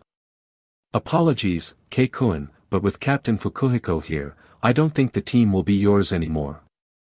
Hyuga Ayaka remained calm, though Uchiha Kei could tell she would have preferred to be anywhere else. Just as Uchiha Kei was about to say something, he noticed the third Hokage walking towards them. Instantly, Uchiha Kei stopped speaking, recognizing the moment to remain silent. The third Hokage appeared somewhat fatigued, but his aura was as commanding as ever. He nodded to Fukuhiko Kohei and Minato Namikaze before his gaze landed on Uchiha Kei, staring at him for a moment. But soon, he withdrew his gaze, wordlessly opening the office door. Uchiha Kei and the others immediately followed their respective team leaders inside. "Let's keep it short, everyone," the third Hokage said as he sat behind his desk, casually placing some documents on the surface. "Negotiations have reached a critical stage, but based on intelligence from the front lines, some mist ninjas have been spotted in the land of grass. To prevent them from sabotaging the talks, I've already sent teams to investigate. However, it seems that the stone ninjas are also stirring up trouble. Therefore, we need someone to figure out the mist ninjas' intentions." The third Hokage paused for a moment, his hands folded. His voice grew serious as he continued, "I've decided to send both your teams on this mission together. You've worked together before, so once you arrive in the land of grass, investigate the mist ninjas' movements and determine their goals. This mission is crucial. Understood?" "Yes, Lord Hokage," Minato Namikaze and Fukuhiko Kohei immediately responded, bowing their heads. "The mission cannot be delayed. Prepare and depart immediately." Dismissed. Yes. Chapter 104, Two plans. Not long after the third Hokage issued the mission orders, the two teams left Konoha together. They had already received the information in advance and started preparing, so there was no delay waiting to gather any necessary items after the mission was announced. The departure of the two teams was quiet and unannounced. After all, their mission was important, and both teams were highly renowned. There was no need to elaborate on Uchiha Kei's team. They were practically a legend in the cannon fodder circles. As for Minato Namikaze's team, they were even more terrifying. Especially after Minato captured the Jinchuriki of the Five Tails, the entire ninja world was shocked. On the other hand, Fukuhiko Kohei, who was supposed to be the leader of Uchiha Kei's team, appeared somewhat ordinary in comparison. He hadn't participated in their previous missions with Uchiha Kei's team. Luckily, Minato's presence prevented him from feeling too out of place, and Hyuga Ayaka, the girl from the Hyuga clan, seemed to listen to his commands quite obediently. However, Fukuhiko Kohei wasn't foolish. He knew that he probably couldn't lead his team effectively, so he fully handed over command to Minato Namikaze. The 7-person group spent 3 days traveling and finally arrived once again in the land of grass. Upon seeing the lush green landscape, the group couldn't help but feel a bit nostalgic. Each of the 7 had left deep memories here, including many comrades, friends, and teammates who would forever remain in this land. For Uchiha Kei, this place held especially strong sentimental value. It was here that he had undergone a major transformation, here that he awakened his Mangekyo Sharingan. However, their time for reminiscing was short. They would have plenty of time for memories later. For now, their priority was finding the main forces. They were here to carry out a mission, and with the talks at a critical stage, there was no room for failure. Uchiha Kei moved quietly alongside Minato and the others, his thoughts already far away. He was contemplating his next steps and how to proceed with the plan he had set in motion long ago. Indeed, Uchiha Kei didn't technically need to return to the land of grass, but for his own plans, it was essential. Uchiha Kei had 2 plans. One plan was to determine whether he would remain in Konoha, a long-term plan that had already been set into motion. The other was a plan concerning his eyes. This second plan was of immense importance. Its significance rivaled, even surpassed, that of the Uchiha clan's future and his decision to stay in Konoha. "I've already captured Uchiha-yu, but there's no time to deal with him yet. I'll have to focus on completing the other plan first." As Uchiha Kei swiftly moved between the trees, his mind silently pondered. Uchiha-yu and Uchiha-shu, the 2 brothers, were crucial experimental subjects for Uchiha Kei.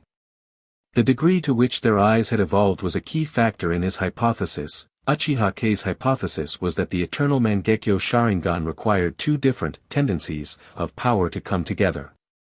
Only when the two opposing forces were interwoven could the eyes no longer succumb to blindness, while retaining all the abilities of the original Sharingan. Uchiha Kei believed his hypothesis was correct. However, triggering a Mangekyo Sharingan wasn't simple, and Uchiha Kei couldn't afford to wait much longer. If the Mangekyo Sharingan of Uchiha Yu and Uchiha Shu hasn't been activated by the time the Nine Tails attack arrives, then Uchiha Kei's other plan will likely face significant setbacks.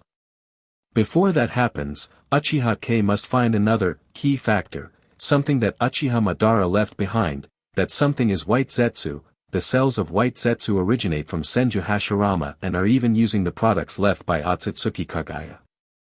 These beings likely have the highest compatibility with the entire world of Hokage. Just think, when Uchiha Madara was resurrected, he was at a disadvantage because he didn't have his eyes. He even had to sacrifice his arm after it was blown off. In a rather crude fashion, he simply chopped off white Zetsu's arm and attached it to his own so that he could use it. However, Uchiha Kei wouldn't think the situation was that simple. It was likely because Madara already had Senju Hashirama's cells in his body that things worked out this way. Nevertheless, this doesn't stop Uchiha Kei from seeking out white Zetsu and utilizing them for his own plans. Obito Uchiha relied on white Zetsu's cells to use the Mangekyo Sharingan for over a decade, yet never suffered any vision loss. With this, if someone suitable could assist with an implantation, Uchiha Kei believed he could achieve the same condition as Obito Uchiha. If no one is available to help with the transplant, Uchiha Kei could always grit his teeth and endure it. He truly didn't believe there was anything Obito could do that he couldn't. But it's better to find someone to help, Uchiha Kei thought to himself. Orochimaru should have completed the transplant for Danzo by now, right? And Orochimaru only has about a year left in Konoha. I wonder if I'll have a chance to get my hands on something from him. Uchiha Kei's thoughts drifted for a moment, but he quickly snapped back to reality and cursed himself for being so unrealistic. Even if he wanted to get something from Orochimaru, he would have to be cautious of the third Hokage. Moreover, he wasn't even certain he could get his hands on white Zetsu. Uchiha Kei didn't know where Uchiha Madara's hideout was, and even if he had thoughts of tracking Obito, dealing with white Zetsu and black Zetsu, those beings with their enhanced sensory abilities, wouldn't be easy. But the main thing is to follow Kakashi. Uchiha Kei thought silently. Obito and white Zetsu found Kakashi in just a few minutes, so the location isn't that far. Even though Kakashi was ambushed, once I find his position, I can try to track down Madara's hideout. With this thought in mind, Uchiha Kei's gaze became a bit dangerous. After all this, Uchiha Madara chose death, deluding himself into thinking that Black Zetsu was his own creation, his spiritual offspring. In reality, Black Zetsu likely wasn't much of a threat. This meant that if Uchiha Kei found Uchiha Madara's hideout, his only opponent would be Obito Uchiha, though Obito was tough, and his Kamui ability allowed him to shift parts of his body, or even his entire self, into another dimension at will. Uchiha Kei wasn't worried. He had his own Mangekyo Sharingan, and at the moment he struck, he would use one of his eye techniques to disorient Obito. The only issue with this strategy was the heavy toll it took on his eyes, and Obito had white Zetsu cells, which had drastically boosted his chakra reserves. Uchiha Kei was aware that this could make the fight more exhausting than expected. The worst part is that this guy is like a cockroach. Uchiha Kei sighed inwardly. Stabbed in the heart by Raikiri and still going strong, then taking a full hit from Kamui and still talking. If he hadn't gone down the wrong path, this guy would have been a true protagonist. Chapter 105, Beware of IWA ninjas. After arriving at the Konoha camp, Uchiha Kei and the others casually found a place to rest, while Minato Namikaze and Fukuhiko Kohei went to listen to a report. Kakashi and Rin looked somewhat downhearted. They sat off to the side, seemingly lacking the desire to speak. Uchiha Kei and the others understood their situation. Unfortunately, they had lost their close friend and teammate in the land of grass, and such grief was understandably hard to recover from. After all, Kakashi and Rin were not like Uchiha Kei, Hyuga Ayaka, or Imai Kenta. The three of them had long ago grown accustomed to cold indifference. Uchiha Kei didn't approach Kakashi and Rin to speak with them. His attention was instead focused on Imai Kenta. Though Imai Kenta still wore a fake smile, his aura seemed to have deepened. This change piqued Uchiha Kei's curiosity. What was this guy hiding? What was his true strength? These were questions Uchiha Kei found hard to decipher. As for Hyuga Ayaka, she seemed to have been putting in a lot of effort lately. However, Uchiha Kei knew a fair bit about the Hyuga clan, and he was only curious about how far her gentle fist had advanced. Speaking of the Hyuga clan, it was an interesting topic. They held a significant advantage at the Chunin and Jonin levels, but once they entered higher-level combat, they seemed to falter. Even the strongest of the Hyuga, Hayashi Hyuga, probably had limits to his strength. But if someone activated the Tensigen, even an ordinary ninja could reach the level of a near Six Paths god, right? A typical case of either being unremarkable or exceedingly strong. Uchiha Kei held a relatively high regard for the Hyuga clan. True, they had little impact during the Fourth Great Ninja War. Of the 12 elite rookies, the only one who died was from the Hyuga clan.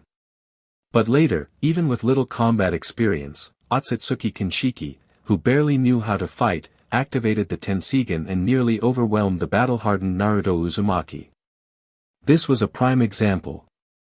Shaking his head, Uchiha Kei wasn't particularly interested in the history of the Hyuga clan, nor in their internal struggles between the main and branch families. Gather up. Just as Uchiha Kei was lost in thought, Minato Namikaze and Fukuhiko Kohei walked up to them.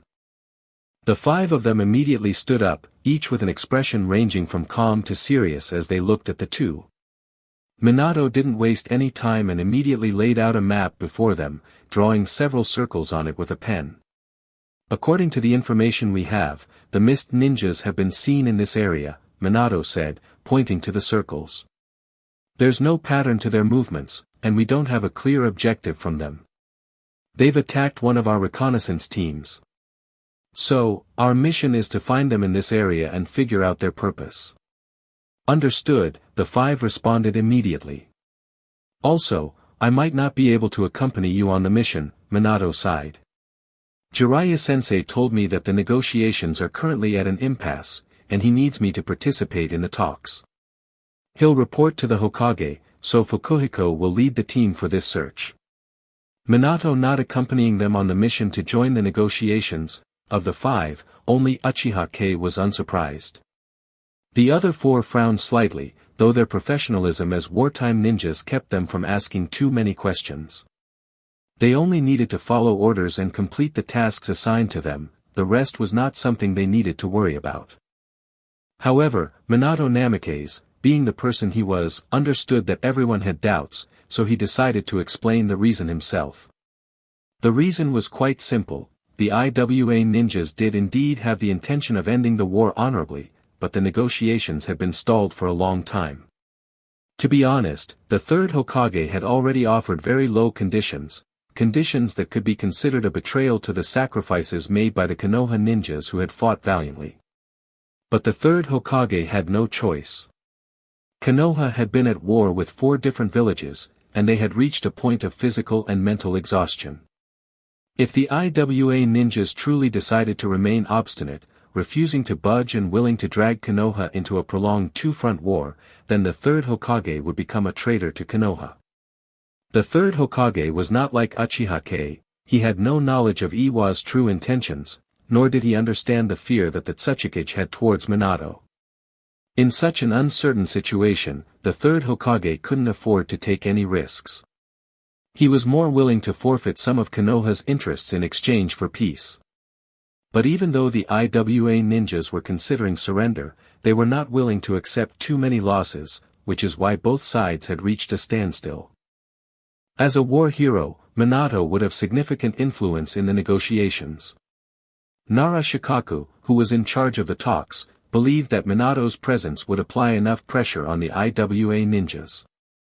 Moreover, Nara Shikaku was very clever.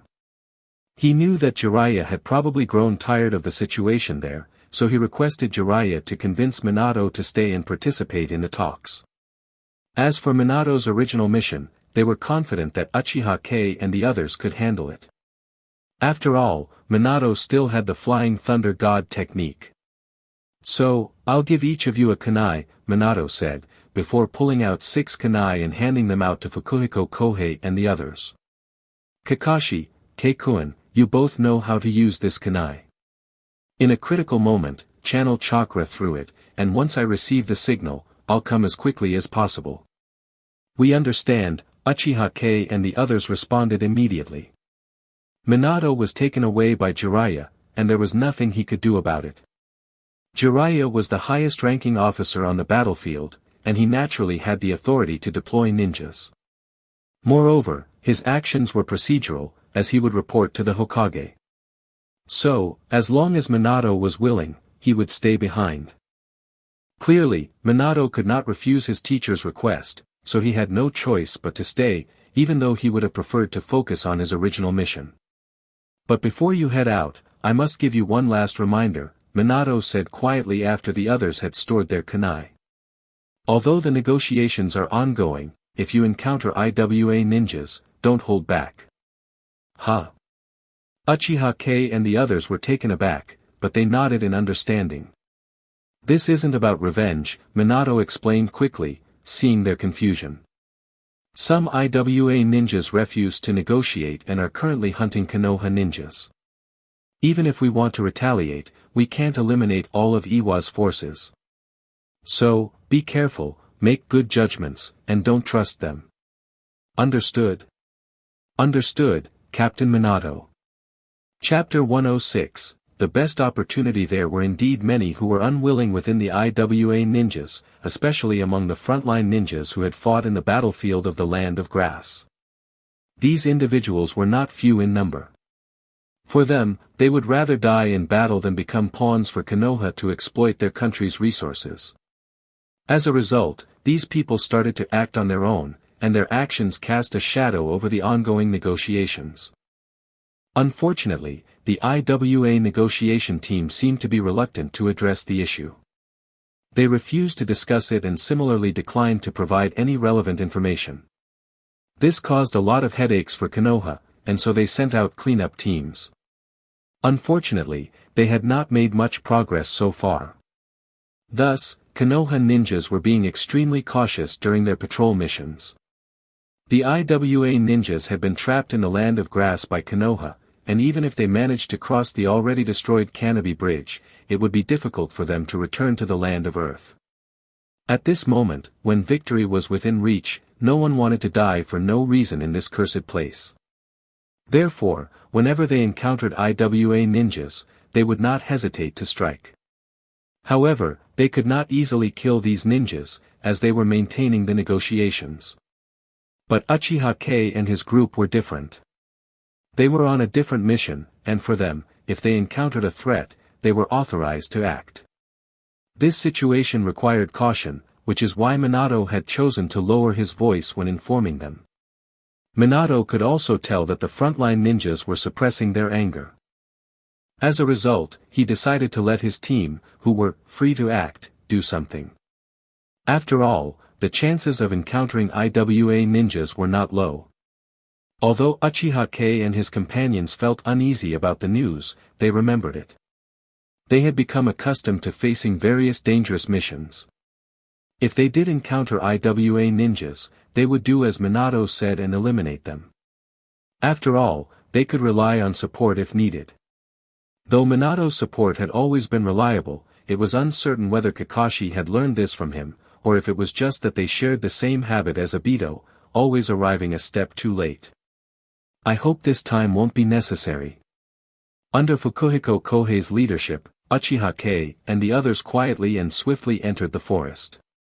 The forest still bore traces of recent battles. These traces were both old and new, some concentrated and others scattered. They could see dried blood everywhere along the way, which spoke volumes about the brutal battles that had taken place here.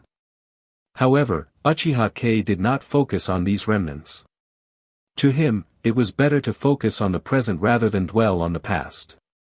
Kei, what do you think the mist ninjas are after? Kakashi suddenly asked Uchiha Kei, trying to distract himself from the unpleasant memories. Perhaps he, too, did not want to recall the bad past, so he attempted to shift his focus through conversation.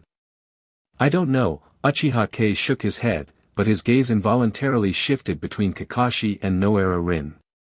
Maybe they're unwilling to let the war end like this. In truth, this was directed at the two of them and that widow Obito. But there was no way Uchiha Kei could say something like that aloud. Even if they might believe him, Uchiha Kei himself would likely end up in trouble if he said it out loud. All he could do was wait patiently and see what he could do in the future. At the moment, his mind was on Obito, or rather, on that covering of white zetsu he had. Destroying the negotiations will only lead to a greater war, Noara Rin sighed. Isn't peace better? Why do they have to fight? Because of interests, Uchiha Kei shrugged indifferently. The reason countries or villages go to war or form alliances is purely for their own interests. While conflict and hatred are part of it, they're just triggers. The real key is what each side stands to gain from the battlefield, or what they might gain if other villages go to war. Kei, don't say such things anymore, Fukuhiko Kohei, who had been listening to their conversation, immediately interrupted upon hearing Uchiha Kei's words. He understood that Uchiha Kei was right because that was the essence of war. But they were not decision-makers or leaders, and discussing such matters carelessly was not a good thing. Ninjas are merely tools. This statement, widely spread during times of war, perfectly encapsulated the role of ninjas, tools whose sole purpose was to obediently follow the commands of their masters. There was no room for independent thought. When the master said jump, the tool was expected to respond with only one word, where.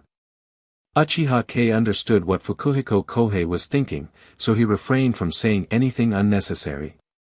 It was clear that Fukuhiko Kohei was still somewhat sensitive about this topic. Unfortunately, Fukuhiko Kohei, despite being a capable and reasonably intelligent ninja, was firmly aligned with the third Hokage's side. This was a fact.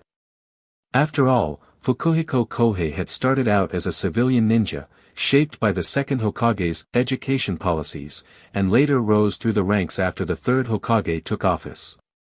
He couldn't possibly be neutral in his allegiance to the third Hokage, even though he knew the Hokage still relied heavily on the family-based ninjas. Fukuhiko Kohei, however, was a beneficiary of that system. As a beneficiary and a tool of the system, he could never openly criticize the master of the tools. He certainly didn't want voices like that within his own squad. But he also didn't dare to show too much disrespect toward Uchiha Kei. He owed him a debt. Uchiha Kei was quite perceptive when it came to reading people. He could tell what Fukuhiko Kohei was thinking, but he found it rather amusing. He wondered if Fukuhiko Kohei would feel his faith shatter if he learned the full details of the peace treaty between the third Hokage and the Land of Earth. Would that cause his faith to crumble? Uchiha Kei recalled that the peace agreement between the third Hokage and the Land of Earth had effectively sold out the efforts of the ninjas. The Hokage had given up all the reparations from the Land of Earth and had even acknowledged their actions.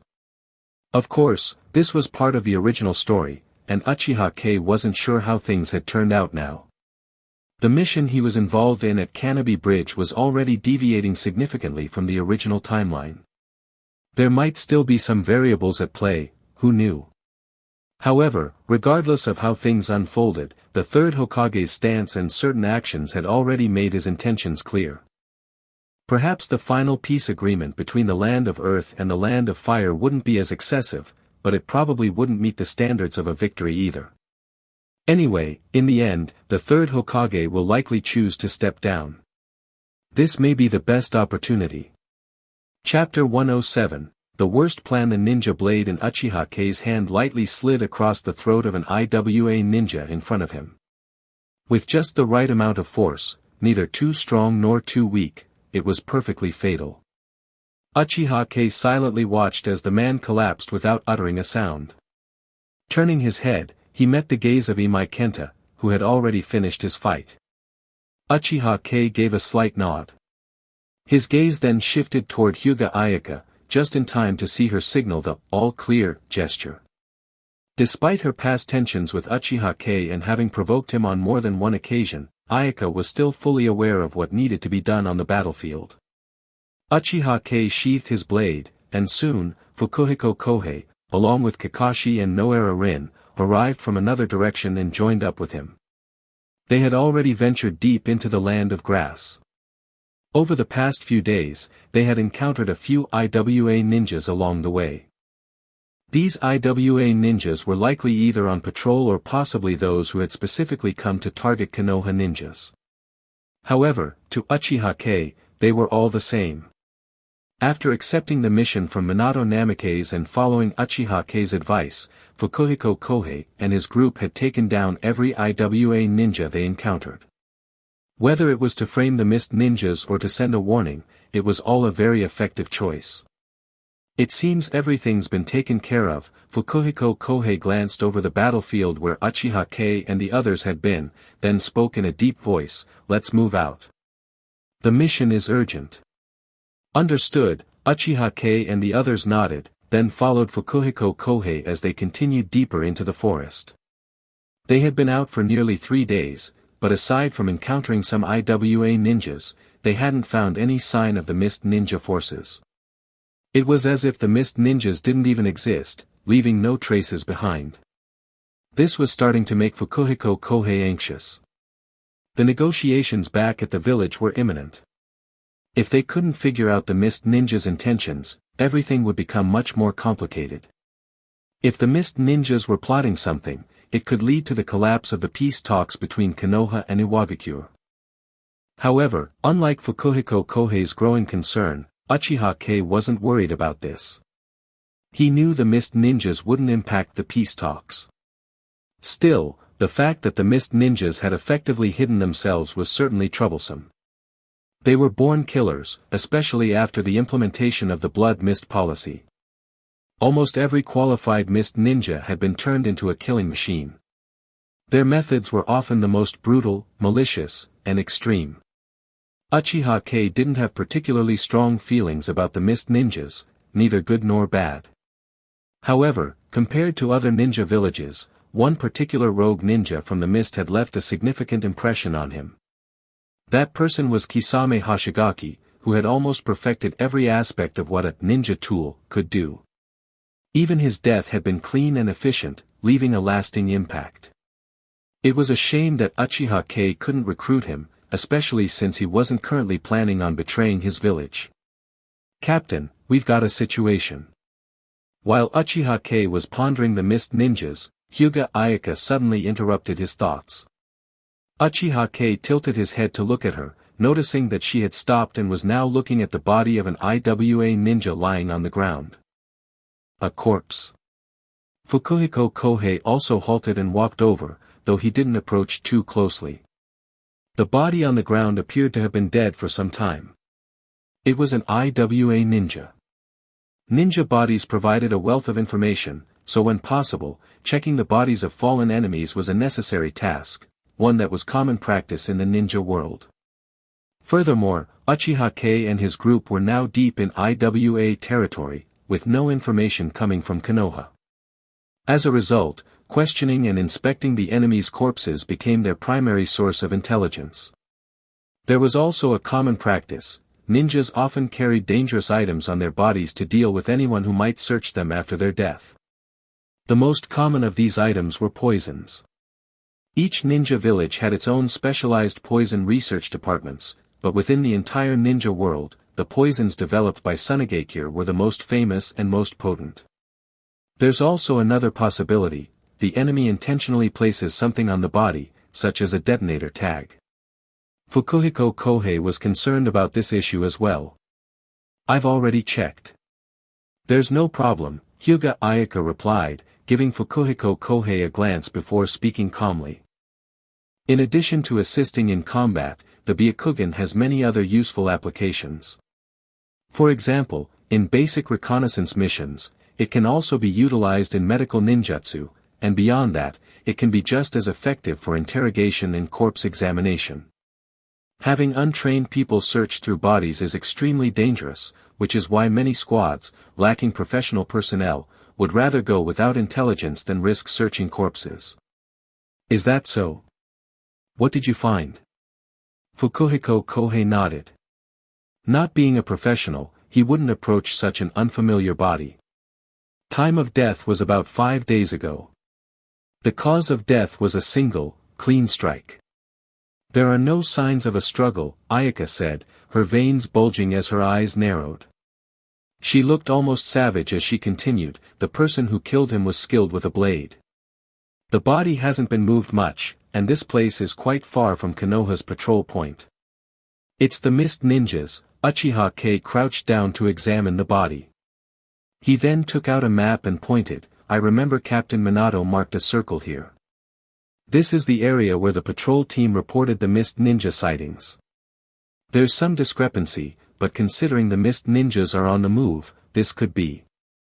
It seems we're in the right spot, Fukuhiko Kohei nodded, seemingly relieved. Any other traces? Fukuhiko Kohei indeed felt some relief. After 3 days of no leads, it had been quite frustrating. Now that they had finally found some traces, he naturally hoped for more, hoping to uncover more information. But unfortunately, Hyuga Ayaka shook her head at him, and Uchiha Kei shrugged his shoulders, signaling that there was no further specific information. The enemy is quite experienced. They didn't leave any traces behind, Uchiha Kei remarked as he activated his Sharingan and scanned the surroundings. It seems we should prepare for the worst. The worst? Fukuhiko Kohei sighed. Umbu? This is definitely bad. What do ordinary ninjas fear the most? The Umbu. This group of ninjas might not be the strongest in every field, but they are never weak. Each of them possesses exceptional abilities in a specific area, whether it's reconnaissance, tracking, poison use, assassination, or something else. If the mist ninjas are really trying to sabotage the peace talks between Konoha and Iwagakure, then the Umbu would certainly be the best choice. Just then, a series of shurikens suddenly flew through the air with the sound of cutting wind, and attached to each of them was a detonator tag. Chapter 108, An Old Friend Boom. A violent explosion echoed through the forest, thick smoke billowing in all directions. Uchiha Kei glanced at the earthen walls surrounding them, then at Kakashi, whose hands were pressed firmly against the ground.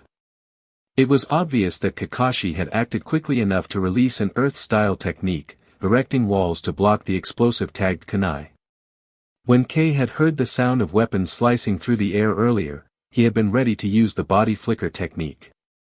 However, noticing the sudden appearance of the earth walls, he decided there was no need to move. Looks like your Byakugan isn't all that impressive after all, Kei taunted Hyuga Ayaka as he drew his ninja blade, a vivid blue chakra coating its edge. Of course, Kei knew deep down that this wasn't really Ayaka's fault. In fact, he had already guessed how the enemy had slipped past their detection, by using earth style, hiding in rock jutsu. It was true that the Byakugan offered nearly a full 360-degree field of vision. But that didn't mean the user constantly scanned every direction with focus. Unless they had specific intelligence about enemy positions, or were performing detailed reconnaissance, a Byakugan user would naturally concentrate mainly on what was ahead of them. Moreover, the distance they observed also depended on their chakra reserves.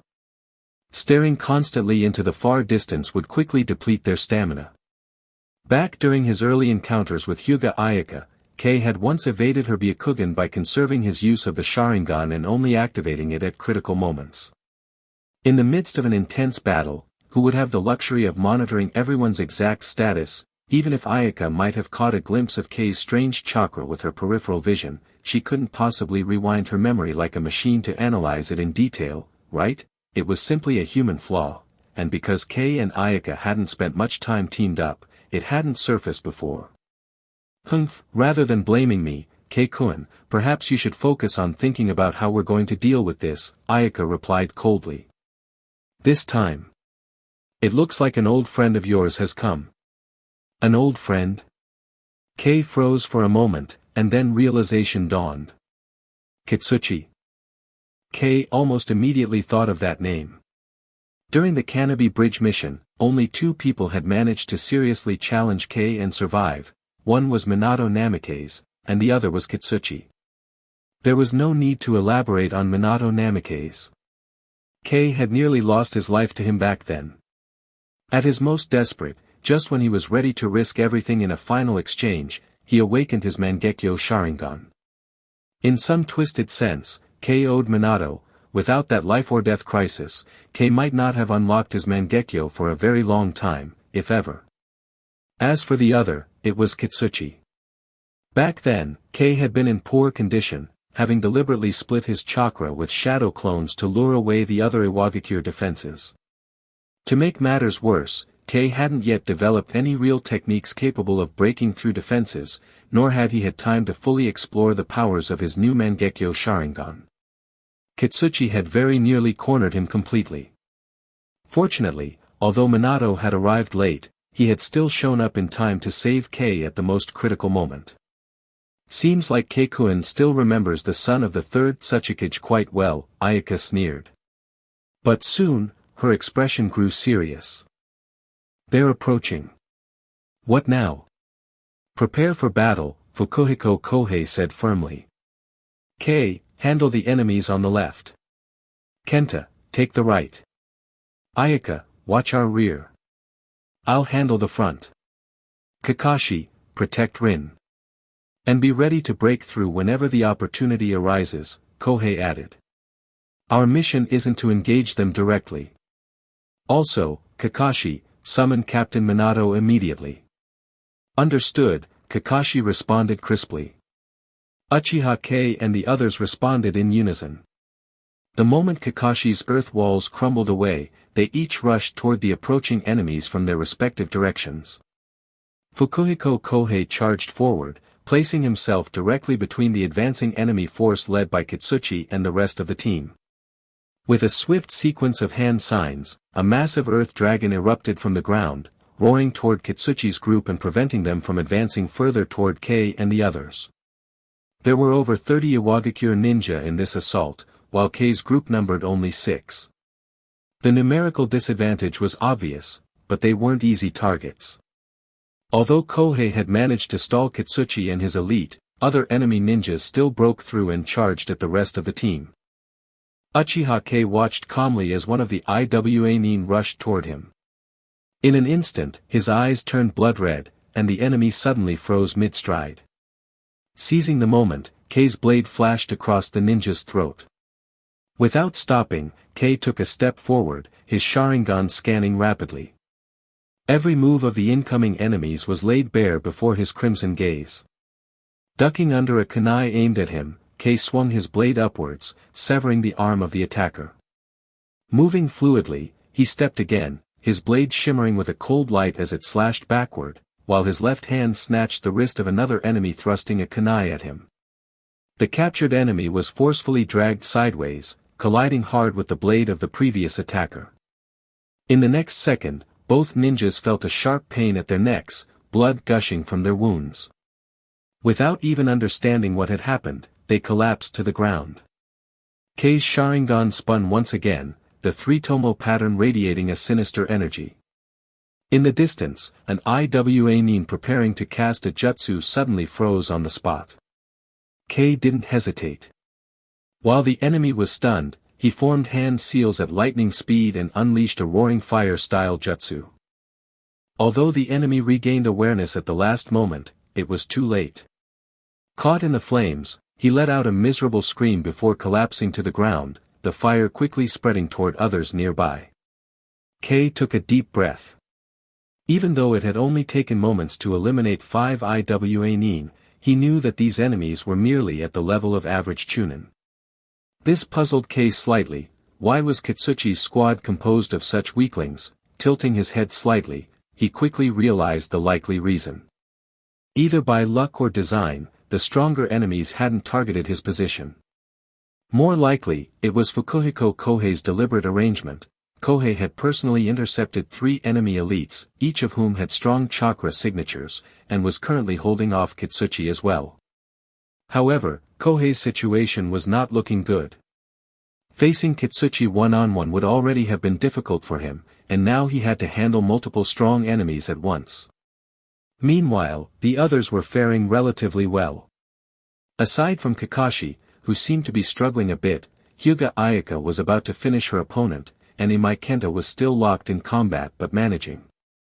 Boom! Suddenly, Kohei was kicked hard by Kitsuchi and sent flying, vomiting blood along the way. Yet even mid-flight, Kohei didn't panic. His hands moved rapidly through hand seals, and just as he hit the ground, he slammed both palms down. Earth style, rock lodging destruction. With an explosive surge of chakra, the ground split open instantly, a massive crevice racing toward Kitsuchi's group. Kohei was going all out. This jutsu had a huge area of effect, and because he had crashed down amid Kei's team, it didn't threaten his own allies. Seeing the approaching danger, the Iwa Nin immediately retreated, while Kitsuchi began forming hand seals of his own. But Kohei didn't stop there. Even as blood ran down from the corner of his mouth, he gritted his teeth and formed another series of seals. Though clearly in pain, he forced himself to complete the jutsu, earth style, mud flow, channeling his remaining chakra. Kohei smashed his fist into the ground. The fractured soil, loosened by his earlier jutsu, instantly transformed into a tide of sand-like debris, surging toward the group of Iwa Nin like a roaring wave. For a moment, the battlefield was engulfed in smoke and dust. The ground trembled violently under the force of the attack. Move! Kohei shouted hoarsely, spitting out another mouthful of blood. We don't have much time, get out of here. Chapter 109, Temporary Captain Fukuhiko. Kohei's actions left Uchiha Kei both amused and a little exasperated. It seemed Kohei had underestimated the strength of Kei's team. True, the enemy had the advantage in numbers, and there were quite a few powerful ninja among them. But Kei's side wasn't exactly weak either. Aside from Noera Rin, every member of their group was strong. There was no need to mention Kakashi's prowess, and both Hyuga Ayaka and Imai Kenta had already proven their abilities through tough battles. Yet Kohei had taken it upon himself to single-handedly block all of Iwabakure's strongest fighters, including Kitsuchi, which led to him being severely injured in less than half a minute of combat, coughing up blood. Still, Kei didn't object to his arrangement. Fukuhiko Kohei was most likely doing it to protect him. He probably knew, through Minato Namikaze, about Kei's history with Kitsuchi. All three of Kitsuchi's former teammates had been killed by Uchiha Kei. Afterward, an enraged Kitsuchi had nearly killed Kakashi and had come dangerously close to finishing off Kei and Kenta as well. Fortunately, Minato had arrived just in time to stop Kitsuchi and save them. Glancing at Fukuhiko Kohei, who was still clutching his chest with blood dripping from the corner of his mouth, Kei asked quietly, "Do you need treatment?" "No. The enemy is pursuing too closely." Kohei shook his head. "And don't forget, Kitsuchi is among them. There are at least 6 or 7 Jonin-level enemies." "Kakashi, have you summoned Captain Minato yet?" "I have, but there's been no response so far." Kakashi shook his head, then added seriously, "Fukuhiko-senpai, I really think you should accept treatment. Your injuries are severe." "There's no time," Kohei insisted, shaking his head again. "Besides, we have another mission to complete. Here's the plan, I'll lure the enemy away. You all scatter and escape." Kohei's suggestion made Kei frown slightly. Was he planning to sacrifice himself? While it was a sound tactical decision, Kohei was clearly underestimating their capabilities. Then again, Kei realized, it wasn't entirely Kohei's fault for thinking that way. Throughout their time working together, Kei, Ayaka, and Kenta had always acted moderately and never revealed their true strength. Their combat skills seemed to match the rank assigned to them, and with Kohei being strong and warm-hearted, the three had been more than happy to hide their true potential behind him. Kei's feelings toward Kohei weren't exactly warm, but neither were they hostile. If it weren't for Kohei's firm loyalty to the Hokage faction, Kei might have even considered becoming real friends with him. Shaking his head to clear his thoughts, Kei reminded himself that death and separation were nothing new to him, especially on a battlefield, a place that ground people into dust without mercy. I understand, Kei nodded solemnly. I'll take care of your younger brother. Captain Fukuhiko, Kakashi suddenly spoke up before Kei could finish. You're badly injured. But we still have 2 jonin in our squad, myself and Kei. I propose transferring command to Kei. He has led a team through top-secret missions before, and he successfully cooperated with Captain Minato during the Kannabi Bridge mission. He's the best choice. No way. Before Kei could even respond, Hyuga Ayaka immediately protested. Captain Fukuhiko is only injured, not dead, she said sharply. Transferring leadership now would be rash. Besides, even if we must assign a new captain, shouldn't Kakashi-senpai be the more appropriate choice? Ayaka clearly didn't want Kei to become captain. Her relationship with him was far from good, especially after he had seen through her secrets. She was even less willing to acknowledge him now. Still, her arguments made sense. Kohei was still alive, and transferring command while he was merely injured was indeed premature. However, to Ayaka's surprise, just as Kohei opened his mouth to respond, he suddenly coughed up a large mouthful of blood. His face turned even paler. I'm not up to it, Kakashi shook his head grimly after glancing at the rapidly approaching Iwagakure ninjas. We don't have time. They're almost on us. Alright, Kohei said with difficulty, clutching his chest.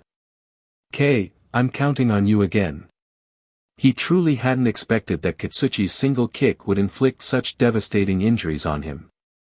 As a seasoned jonin who had fought through countless battles, Fukuhiko Kohei might not have known medical ninjutsu, but he could certainly assess his own physical condition.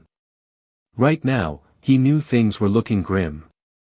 Kitsuchi's power wasn't to be underestimated. That single kick had likely broken at least 3 of his ribs and possibly damaged his internal organs. He couldn't accurately judge the extent of his internal bleeding, but he knew one thing for sure, if he tried to lure the enemy away again, he might not even last a full minute. At this moment, Fukuhiko Kohei couldn't help but silently complain, why hasn't Minato arrived yet? I understand, Uchiha Kei nodded, though inwardly he sighed and cast a sidelong glance at Kakashi.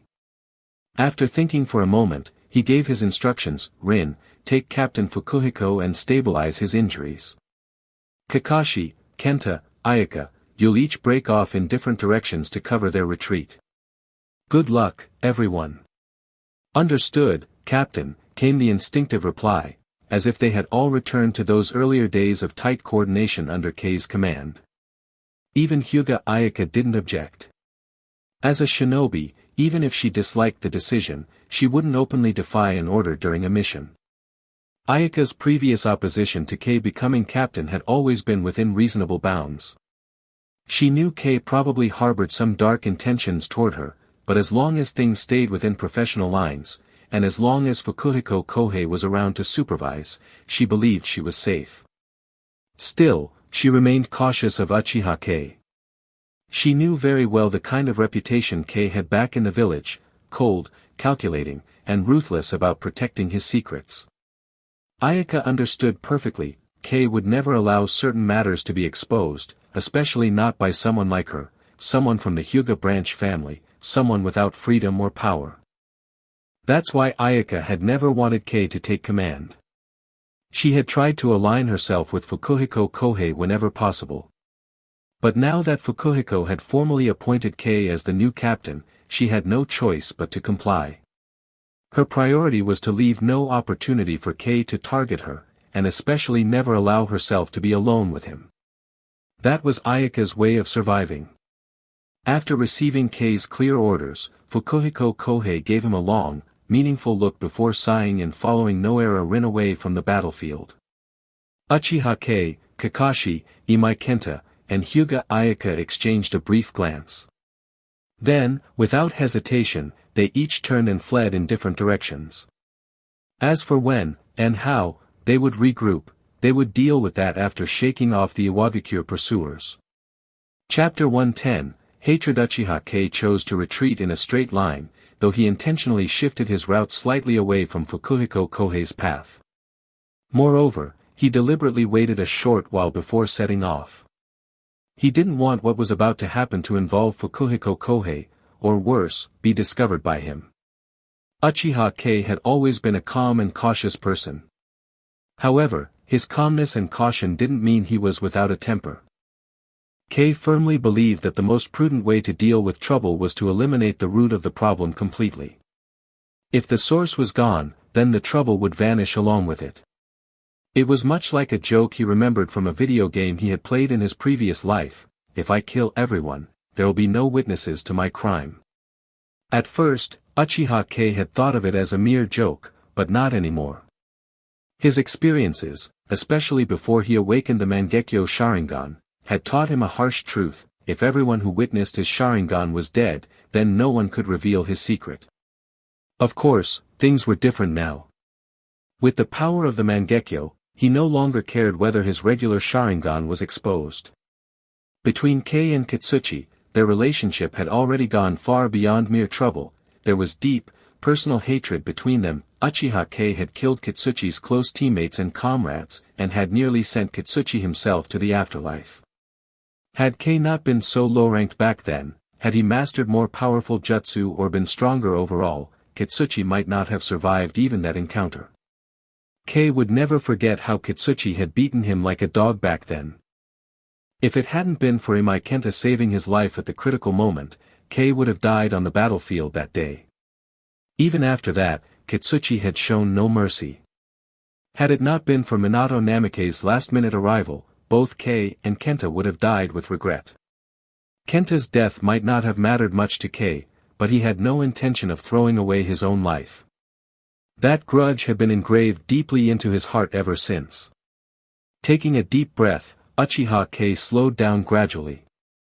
He left behind a shadow clone to observe the situation and lure Kitsuchi. Kei was confident that Kitsuchi's mindset wasn't too different from his own. Perhaps Kitsuchi wasn't as sinister as Kei, but he surely wanted revenge for his fallen teammates. Sure enough, after Kei had run about a kilometer, his shadow clone fed back information: Kitsuchi was pursuing him. Humph. Since you're so eager to die, I'll gladly oblige, Kei muttered darkly, though he didn't stop moving. If he wanted to kill Kitsuchi, he had to maximize his own advantages. After searching for a while, Kei found a relatively favorable location and quietly set up an ambush, patiently waiting. Meanwhile, Kitsuchi stood silently, staring at the dissipating smoke of Kei's shadow clone. The other Iwagakure shinobi behind him watched him intently. The Iwa Nin behind Kitsuchi shared the same mindset as him. None of them were willing to accept the failure of Iwagakure's operations in the land of grass, and even less willing to become bargaining chips in future negotiations with Konoha. As the son of the third Tsuchikage, Kitsuchi had his pride, and his own code of conduct. Even though the outcome of the ongoing negotiations was uncertain, there were still things he needed to take care of. Especially when he hadn't forgotten about that little brat from the Uchiha clan, or Namikaze Minato, the Yellow Flash. Both of them had placed him in mortal danger, especially Namikaze Minato, who had nearly taken his life, and that Uchiha brat wasn't much better. He had killed Kitsuchi's comrades, his trusted friends, and even his most loyal subordinates. Captain, what should we do now? Just as Kitsuchi stood there, glaring at the slowly dissipating smoke, a nearby Iwa Nin approached him and reported, they split up. Each direction has at least one person. The center area has two. Altogether, they've broken into 5 teams. In any shinobi village, sensory-type ninja were indispensable. Their presence could make battlefield operations infinitely easier. Kitsuchi nodded in response, then asked calmly, how many people do we have left? That Uchiha brat killed 4 of ours and severely injured another. The other Konoha ninja killed another 4. We still have 25 men left, the Iwa Nin said, scratching his head with a troubled expression. The Uchiha boy had left quite an impression on him too. Even though the true heavyweights had been intercepted by Konoha's squad leader, Kei had managed to take down 4 Iwa Nin almost instantly, an impressive feat, even if the ones he killed weren't the strongest. Good, Kitsuchi nodded and quickly gave his next order. Then we'll split into 5 squads as well. Track and eliminate them. Use your shadow clones to lead the way, you won't be involved in direct combat. Understood, the sensory ninja replied with a nod.